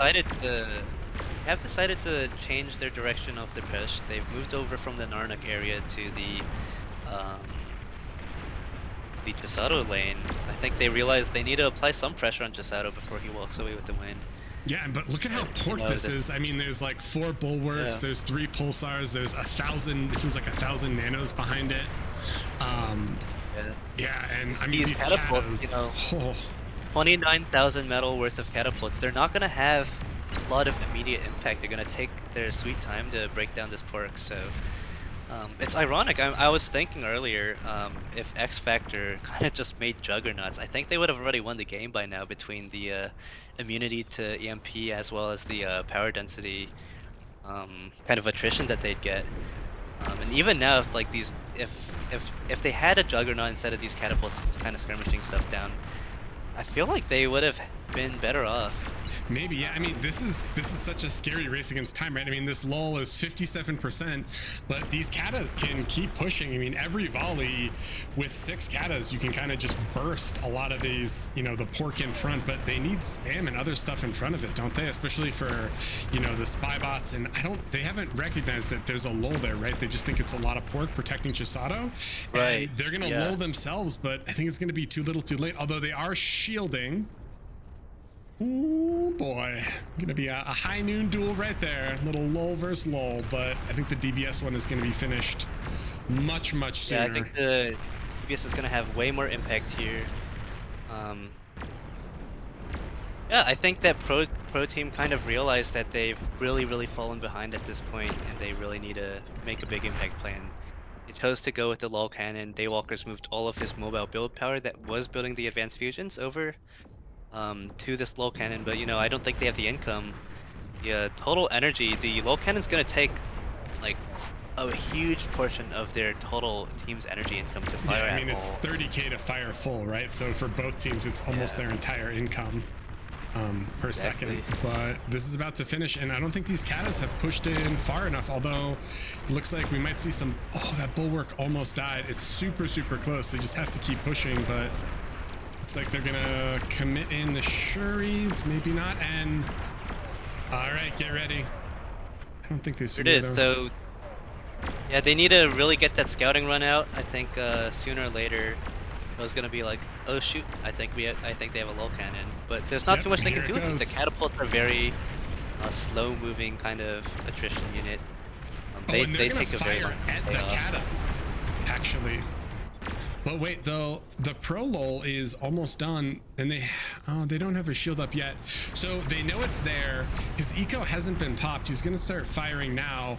The spread of the Aphis might actually be legit here, because he's not really going to lose that much, right? Like, he's like firing. He's like, all right, yeah, there should be like an Aphis stack over here. We can pop it.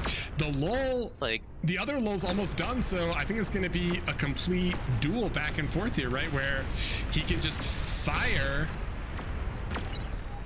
We'll definitely have to see if Randy can get these shields up as well. It might be up to. Oh, here, Oh here we go. no, they see it. They see it. The low cannon is targeting that middle range. I think he realized that there was nothing to fire at the in Daywalker's base, and now he's switching to, I guess, maybe where they see most amount of radar dots. It doesn't look like they have a jammer there, right? So now Pro's getting desperate. I think now Pro's just gonna try and click on all that perk with all of these demons. Yeah, they're just gonna all in it. And I don't think it's gonna work. Yeah, they don't have the VP. It's all in, and then 96%. Oh, that's so brutal. I mean, the one upside is it's taking so much of their E that maybe some of the pulsars and other stuff can't fully fire. God, they just need to finish this, and I don't think they're going to be able to, but they're committing in. I mean, it's so funny because people really talk trash about bulwarks, and they're not great in some situations, but if you have to run into bulwarks, they are absolutely amazing. Yeah, you know what? People always talk. Yeah, people always say stuff about bulwarks, but I think any experienced late game player knows that these bulwarks are by far some of the most efficient defenses you're gonna find in the game. Yeah, and they're just so good. They have such a high range. These pawns are getting in, so they've got full vision of it, right? And I think they're going to try to kill some of the BP. They are killing some of the BP, and that other lull still isn't done yet, though, right? So this lull's tried to defend itself, which is not something it's good at. But I mean, this is hilarious. This is such a close game, and Lowell's gonna fire back at mid. No, the Lowell's gonna fire at X Factor, but he already has 2 shields up, and he hopefully, yeah, he should be able to get another one up in time. Their Lowell's at 97, and there are no shields on that one, but they still haven't swapped back. Oh, they scout it. They scout it, right? He flew over. There's a spread advanced fusions, and now they're like, no wonder nothing blew up in that base. Well, no, they didn't scout the low cannon. It ran all the way past, so even though those got in the back line, they didn't see it, and it's at 98%. It's really low, though, so I don't know if he'll be able to pop it, but maybe? Oh, wait, no, is he swapping back? He's not swapping back yet. There's still... Florio's gonna make a last-ditch attempt at bombing this, but you know, it's too much anti-air. Teddy has all these T1 anti-air bots out, and it looks like it might be a GG for Pro here. Yeah, the Lowell's gonna fire back. I think it's gonna finish and literally die, because they're not gonna have shields for it anyway. So yeah, they scout it, they know it's there. 100%, and this Lowell can swap over. It also has Veteracy because it's got 281 kills, so it should win the Lowell cannon duel. They're gonna run at it with ticks anyway. Oh my god, this is... Yeah, so they see it, and I think it goes... Yeah, it's gonna go down to DBS's Lowell. So close, 99%. Oh, and did it get reclaimed? Yeah, they reclaimed it, so they got all the metal, so yeah. At least they get the metal back. I don't know how much storage they had, but I feel like it's still...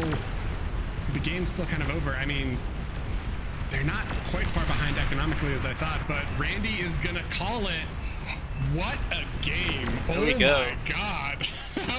What a great game to end on, but that was an absolute slugfest. That was like 40 minutes. It felt like 40 minutes of just pure action of the battle in mid, and then the lull duels, and then all the spread. So, whew, wow. It's an amazing end to I think the series right now. DBS has their 3 wins that they need out of 5. And, you know, it's a bit of an upset since Pro did beat DBS in the other rounds, but, you know, maybe DBS just needed those additional practice games to really figure out what their strategy is going to be against Pro, and they've kind of adapted and, you know, pulled off three wins out of 4. Yeah, I mean, wow. And just look at the Chisato and X Factor scaling. Yeah, you know, it's so hard to know whether or not you're close to actually breaking an area, but that was amazing. I mean, it felt like mid was on the verge of dying for DBS for like 5 to 10 minutes, right? Like that Shiva push. Right, it was so close for so long. Chisato reacted really, really well with his spy bots, recognizing, you know, even if he's all the way halfway across the map, he can still support his teammates there. And that's what he needed. Teddy was airdropping snipers to come and kill the Shivas. it was an impressive defense, and honestly, at first when Pro started pushing, I was like, "It's over. We're gonna go into a game Yeah. 5 here," and then they just never died. They got it together and they figured out what they needed to do to win, and I think that's really really impressive gameplay there.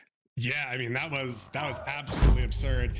And so that is it for Omega Series. We are so pumped. So those are the grand finals, Pro versus DBS, and DBS is able to take it 3-1. They win on Gecko Isle, Arkansas's Arch Simcats Valley, and Rosetta. So man, I am super happy. That was an awesome way to end the game. Let me ping maybe LDM and or some of the team and see if we can get them in Discord, just because I think that would be a hilarious thing to do. So one Yeah, sec. definitely. We gotta go and interview the finalists here. Hold on, let's see if we can get him in here. Wow, that was that was just such an awesome end to the game. That was just like a complete fucking bloodbath.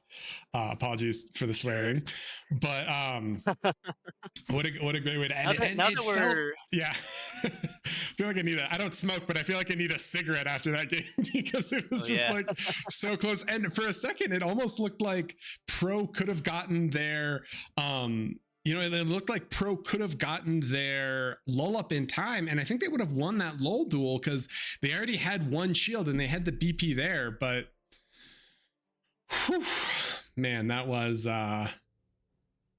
just something else entirely.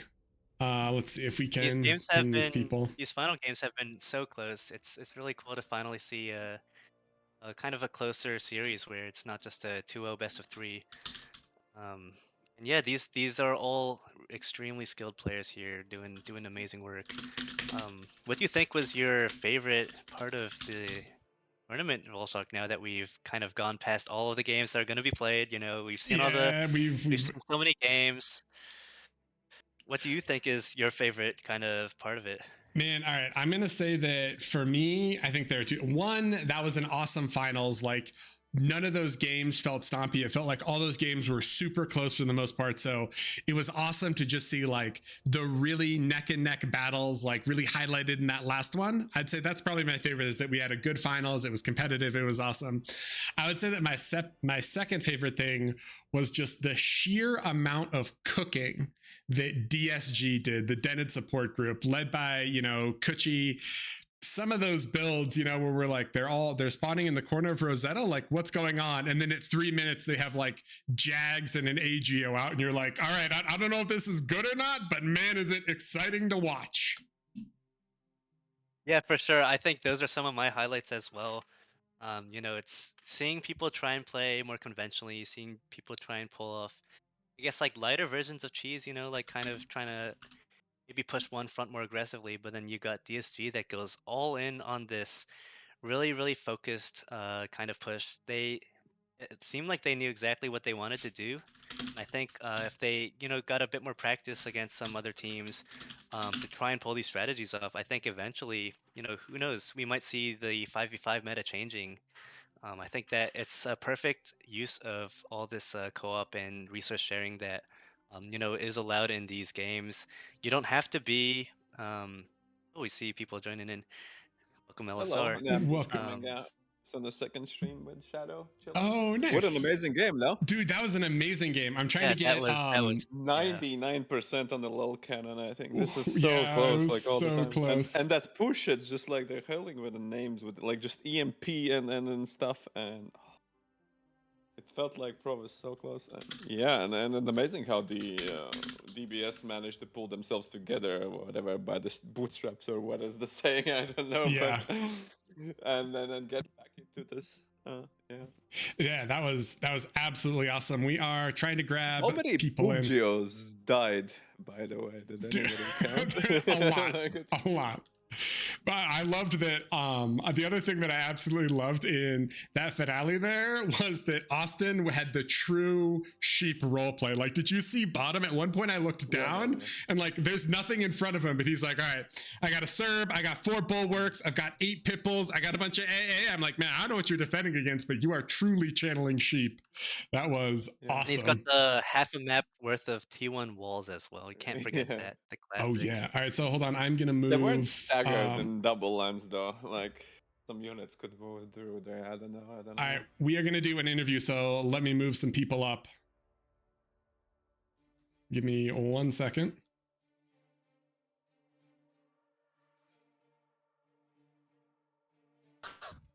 All right, boys. LDM, you're here. You're on stream. No. Yeah, you're good. You're totally fine. Excited.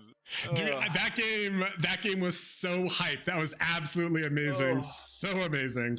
So stream, we have a Lost Dead Man, Narn, Teddy, Yudi, who is Chisato. And Austin, I guess, is too shy. I've never heard Austin. Does Austin speak in Discord, or is he just completely mute? Most of the time, yeah. Sometimes he's a little quiet. Okay. Look, he talks with his gameplay. He doesn't talk with his mouth. That's all that matters. Come on. Fair enough. All right. So, first question: when in that last game during that mid push, like, how terrified were you guys? Like, that was obscene coordination. We're watching like Chisato was like airdropping snipers in, and then like we just see like spy bots coming in. Like, we're like, it was Teddy, right? Like, sorry, just Teddy. Yeah. But I get the idea for the snipers. I mean, there was terrifying. especially like putting all the macro on Chisato's shoulders. So like we are not making any economy. So he is entirely in charge of us getting us E. So it's like he's doing that and trying to hold mid. It was very stressful. Yeah. When we first saw those Shivas, we were like, oh yeah, it's gonna break. When did you guys know that? Like, when did you know to kind of take your foot off the gas for defending mid and then go back to scaling? Because we saw Chisato relatively like sooner than I would have. You were like, all right, fuck the team. We're just making Aphis and back. Like, we don't care anymore. What did you guys make that call verbally, or like Yudi, talk me through that? I just, when we were stabilizing and we got to reclaim, that's when it's time to make Aphis actually. Like I made fusions because my team needed the E. I had to make fusions, and then I went for razors. I feel like maybe they were not needed. They were just more of a desperate countermeasure. It looked scary. I just reclaimed the razors, just made more Aphis because I felt like we were stabilizing. Like once I told my team to make pop-ups in the middle and the snipers. I know I was screaming the whole time to my team. I was screaming so much. Very stressed. No.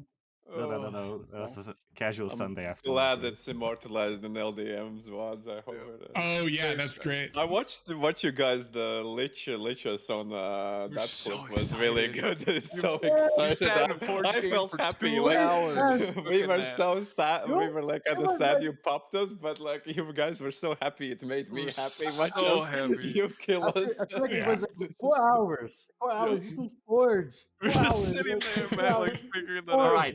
The thing is, we're so grateful to Pro for beating our asses in the group stage. Made us cook, it was good. Yeah. We had, after that, like a 9 to 11 hour brainstorming session. I left at a changed man. Yeah. Wow. Yeah. That is. How'd you guys enjoy the format? It wasn't like the best should win technically. That was my goal, and it wasn't no luck. You had like so many like second chances. Everybody had fun. them, right? I mean, we played only Pro and Barcode, I think, for most of it, but it was other than that, it was fun, right? Like it was good. Yeah, so in terms of the actual finals themselves, you guys had the game on Gecko, on Angels, on Archsome Cats, and then on Rosetta. I think the Rosetta game was just like, as the capstone, it was amazing. But that Angels game, I think, was also pretty, like, it was super fun for us to watch, even though you guys lost it. Did you guys, like, were you prepared for Angels because you picked it? Or Like, what was the? You're gonna get I think depressed. it was Start quick on back there. The with Geo was the worst thing. I think Geo, everything. The 100%. Geo killing A, Yeah. like it killed all your A power, and after that it just collapsed. Oh, the first year we were reclaiming, I don't know why, and Oh, then yeah. it just died and it killed all the build Oh power. yeah, We yeah, yeah. were The keep couple playing. units just finished it off. It was And depressing. then we were panicking. I had to make my own area. We had to make AA everywhere, Yeah. and yeah, it was. Yeah, we if you were guys still eat behind. it, I think you don't lose air control, which means there's not more Yeah, power. But it and was we such a needed to close game. reclaim the geo for the metal, I think, and we were accessing it, so it would have been good for us. Yeah, even It just died at the very last. Even my geo in my base and the Aphis as well died. It was just very unlucky. The thing is Very- about Hellas and Angels Crossing, we were so confident we were gonna beat them because we spent like 5 hours minimum on those two maps. Just Yeah, Really? yeah. Not 5 hours, Yeah, but like 3 hours, 2 hours. So just preparing. It was like, At Yeah. least 4 beat, was let's forged. beat those guys. I don't want to like use Like 2 advantage, hours but just I was like, let's sandboxing the let's build. let's Yeah. let's beat them up, and then we just ended up losing on the maps where we were confident. And the maps where we won were the maps that we just had no preparation and We just changed, played like, normal. let's We just had have no fun, build. have Just played. fun, play standard, play normal. Let's just like cool down or chill and just play normal. Like, you don't have to overcomplicate it. And yeah, I guess that's how it went. And then we got Rosetta, which wasn't chill or normal at all. It was very stressful, but fun game. That I'm sure playing that game was incredibly stressful. Let me just say that as a spec, that was an incredible game to watch. Like, just so you guys know, you killed their lol cannon when it was at 99%.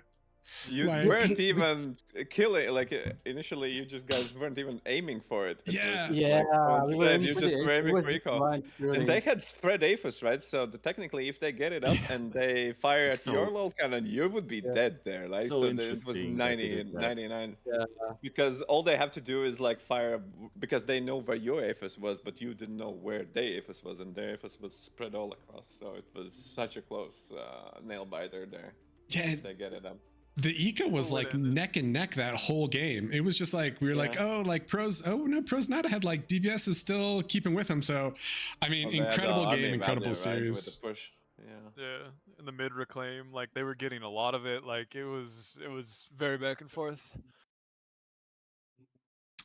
Yeah, wow. So Austin, Teddy, Mighty Sheep, Narn, LDM, Hells, and Chisato are our champions. So if Sheep is banned and he didn't play during the tournament, does he get the rewards? Does he get a crown or the Viking helmet? Is that fair? He He already has one. already, you know? Yeah. Oh, he does have the one from last one. Wait, hold on. I guess it I mean, doesn't what matter do for you you mean? guys Like, now. he played Well, this Austin game. has it He now, won? right? So Yeah, she Austin was in has the it. He game, played the right? game, guys. He What played the game? game. Like, What do you mean? Likely. Yeah. COS Mighty Sheep was in there. Wow. So Zao, do you have any questions for the champions? Guess I'm kind of curious. What were you guys thinking after the earlier games? I think in the semifinals, right, where you were up against Pro. You already fought them in the group stage, right? And then you lost again. What were you guys thinking there? Were you guys like, no big problem. We're just gonna get a little more tournament practice by going through the losers bracket and then winning anyway? Or were you guys a little worried that Pro is gonna come out and win again in finals? That was like the morale all-time low for the team, I think. Pretty clear cut. The Narnook and Chisato depression, all right, was rough. But then we discovered the 6-minute lich, all right, and the excitement of that rode for the entire tournament, all right. That was so fun. And we just had to keep going back to that. We were good. But Yeah, I love making Lich myself. It's one of those units that just makes you happy and it makes you like to want to play the game more. yeah. I think we actually So I lost guess more what was games against Pro. I think we lost like 5 games to Pro and we won just. Yeah, that was. Yeah.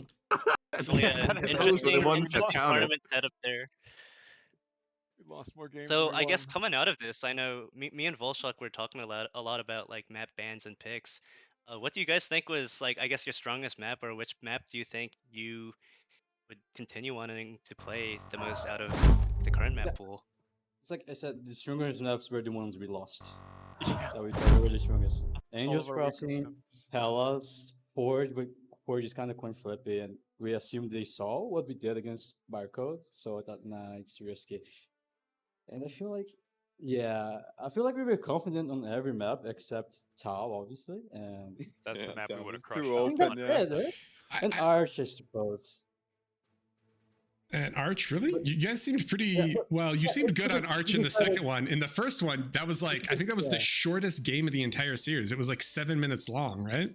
Okay, Would you I'm like gonna me? admit, the first one, I cooked the strat up the vehicle onto Nano. And it failed absolutely. It was horrible. And I was like, Look, I was just channeling I was Baron, very right? depressed when we lost Archie. And then we just decided, let's just play again the same map. Let's just play normal, standard, and see how it goes. And we ended up winning.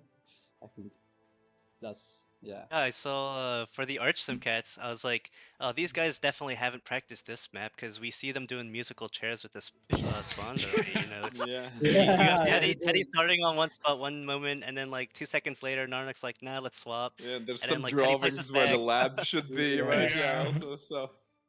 Look, that one build was so disastrous. We decided, fuck it, we're just gonna play normal. Put Teddy somewhere, put Chisato somewhere. We keep changing it up. It's like whatever. Just play chill, and call I mean, for nuke apparently, which the reason always I played works. North instead of the tech slot is because I had practiced the North slot before. Teddy had no practice, right? But then on the second game, we kind of switched because I just thought, Teddy, it's just easy build. You just make nanos and make rockers, and then we kind of swapped. Like we were just thinking it like at the moment on the fly. And that's, Yeah, and yeah. if there's anyone Yeah, who's able to fill that, I think Teddy was definitely, I've seen him, I've played with him in past tournaments as well, and he can do anything really. So yeah, pretty really much. amazing player. I mean, all of you guys did a really, really good job. Being flexible across all these different maps. LDM, blessed. No longer have to play air all day. Dude, that was so happy when we decided air was a trap. Oh my Oh god. yeah, To actually for make sure. units. That made Oh, all the difference. what a, Part what a of the better big game. brainstorming session was deciding that air is really bad, no matter what Shoddy thinks. The shoddy call Yeah, we out. also Oh my. banked on the hells of you going air, but you guys changed your mind after getting rushed yesterday, I think.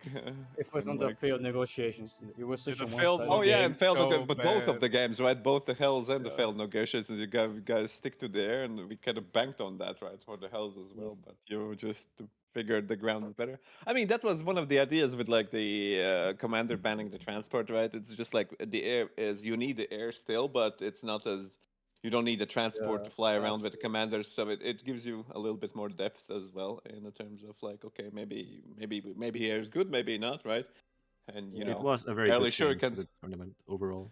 Yeah, yeah. Well, some people didn't like it, felt like it takes away from the game, but I think the positioning of a commander matters more, right? You have to think about where is it. You cannot just magically teleport against the field if there's breakthroughs, right? So it's interesting how teams adjusted to this, and you can still fly the tier one constructors as well. It was a big change. I mean, it was a good one. I think. I don't know personally. I think it made a lot of the maps more interesting, kind of. But also, yeah, it is kind of taking away some things. But it was cool. It was cool to try. It was fun to play in a tourney game. So I think Tau has a lot of kind of weird aspects. The other map that everyone seemed to hate and just banned was Kings. Why do you guys think Kings has so much hatred I think towards it? on Kings, you're just afraid of what the others might have cooked. Or I couldn't explain it. Wasn't much to cook. It's kind of really flexible map. I like your incisors, and they worked for you as well on this game. LDM without Yeah, this cooked build we plan. made is specifically just for you guys, nobody else. We We were thought saving Malady this would for be the making semifinals. ticks. Like Malady was making, like, where was all the grunts coming from? Where was Malady's ticks? Like we wanted to just walk in with incisors. What happened? Yeah, I think Kings is one of the mobile maps, right? It's like me and Narnak's position is like, okay, do you go north or do you go south? And there's always this like, who goes where? You have to predict it, right? You want to. No, Yeah. going north is a trap, believe me. You never want to go north. Yeah, no, we did make that mistake. We learned. Yeah, the I middle think gets you get smashed. Yeah, on but Kings, I think Casato played that really well because early on in the stream when me and Volchuk were taking a look at the spawns and we saw, LDM has no lab, and Chisato is kind of gonna have to take over as the only unit production in that area. I was like, Oh, he that's gonna delayed. be Yeah, really that was our difficult, you know, mistake. because We also did. I knew from scrimmages that Melody's gonna try and play mid, move some units over there, and I was like, well, Chisato's gonna have to keep a really close eye on it, or else he's gonna let Teddy die. But he actually made it all work out. He had really good positioning, and Teddy didn't die, and said Teddy was able to carry. So Yeah, Teddy said he spent more time giving other people units that game than he did making his own. Like he just chilled and kind of macroed, which I mean it ended up working out. Yeah, there were a couple of games like that. I just made an army. Had nothing to do with it. The most relaxing game was the Gecko game for me. Thank you. Yeah, if you think that was amazing, at one point in the titles. yeah, the titles. Wait, so we at one versus point Pro, to be fair, their strategy was pretty interesting. the with, double like, having shipyard. poking, double shipyard, and they poked down, and Chisato barely finished the boom geo before all your titles died. it by was the a way, desperate right? AGO because the Because titles were gonna die. We had and to go for Narnuk's the like AGO. trying to squirrel all his energy in like underwater storage, right? As a response, that was really creative, yeah. Because if you guys didn't if you choke and there's no titles, it's like gonna have to be hard to get the Bungie, and then you won the bullfight. Yeah. That also was very close, to be fair. It was a lot of really close games. I think. Yeah. Even Arch was really close. It was fun. A lot of really fun games. Yeah, I thought that I would get broken in the middle, but somehow I didn't. Yeah, the I think nuke. the close games. I was gonna say The close games are a good sign of even teams. You guys did come out on top later, but yeah, like Volshak was saying, what are you saying about the nuke? Oh, I was just saying it was so fun that we actually got to see nukes like in high level play, because I feel like they're so rare, but then people kind of get greedy with them. Like the Hellas nuke from Pro was amazing, but then Narn, your nukes on Arch Cats were brutal too. Like where you basically killed the whole bottom, but then you broke open mid and you guys like were able to run through. Did you actually have that planned, or were you just like, fuck it, let's make a nuke? Was there any thought behind it? Well, the thought was Teddy said we should make a nuke. Maybe I was like, cool. I got spare capacity. I made the nuke, and if Teddy says that, you make a nuke. You don't argue. Yeah, you just make it. Yeah. But when I am this but a situation humble is like tool in the hand of the the other. game is stalling like that, usually nuke is a good choice. Like you can do so much with the nuke. You don't have to nuke a base. You can just nuke any of the fronts. In terms Most of the time, they are not fully covered with antis. In terms of comms, do you guys all just listen to Teddy, or like your comms silent? I guess we'll see. So Chad, if you don't know, LDM streams, and he recorded all those games, so you can actually listen to their comms. But I'm curious, like once things start to break down from the initial plan, was it sort of like more democratic, or did just Teddy rule you guys with an iron fist? No, we're all yelling at each other for sure. We're all talking constantly on, especially that the Rosetta game. Like, I mean, Austin is not talking as much, but like he is like a little bit. But the rest of us are just kind of just screaming for help. Like, please, we're communicating. We're communicating. You know. Awesome. LSR, do you have any final questions? Zhao, any final questions for the victors? I just want to congratulate. Good job climbing it back. No more questions. When do you guys plan to play the Omega Series 3? When's the good time? That would be a good thing. We still have OP Man's money to give away, maybe later towards the year. So ensuring that all teams could play this would be really cool. And yeah, that would be it. Yeah, and from me, just another big congrats. Again, first place. I feel like it's getting harder from tournament to tournament to really show that as the meta develops, as people are getting more familiar in these really high level. Narnuk's able to charm more and more teams, right? Yeah, it's a really impressive. Chisato, AFF in shambles. Sadly, this tourney, right? Yes. Pro's been hiring, right? We offer many amazing features. I can't speak anymore. We offer good team chat and the ability to communicate. Yeah, we all are fluent in English, and talk to another on voice is a big help. Yeah, it was funny to see some teams actually weren't on voice, because you could see like frantic typing in Allied chat, and you're like, whoa, they're not on Discord talking, but Poor Emre. Poor Emma in that Rosetta game, asking for medal, begging his team. Oh yeah, no. that's I remember that. zero medaling. Nobody sends him anything. Poor Emma. I don't know if there's anything more depressing than when you're mid Rosetta and your 10 max is either like tac nuked or empty, and you just sit there staring at it like, all right, well, that's my game. Begging for help. Well, cool. I think we are going to let you guys go, and then we are going to end momentarily. LSR, do you have any final comments before we wrap up here? Well, thank you for watching, everybody. I don't know what the number is. Shadow said it's almost 500 people across the whole stream. I saw it was like 320. Really, really, really happy that this event has the highest viewership, I think. Maybe the 1v1 is high, and hopefully we'll get all the content shipped to you and gonna make big YouTube numbers, and bar is gonna be very popular, and we might have some more people to play with. That's all I'm hoping for. Shout out to Inda and all the organizers. I'm really very thankful for them to taking their free time and making something like this. It's very cool. Thank you.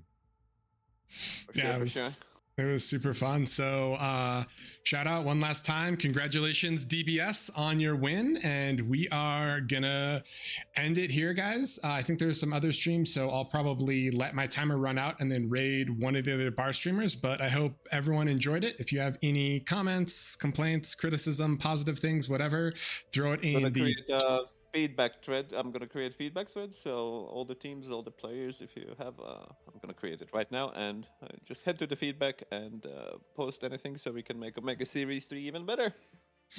Awesome. And that's going to be it for us here. I hope you guys had fun and have a wonderful rest of your day.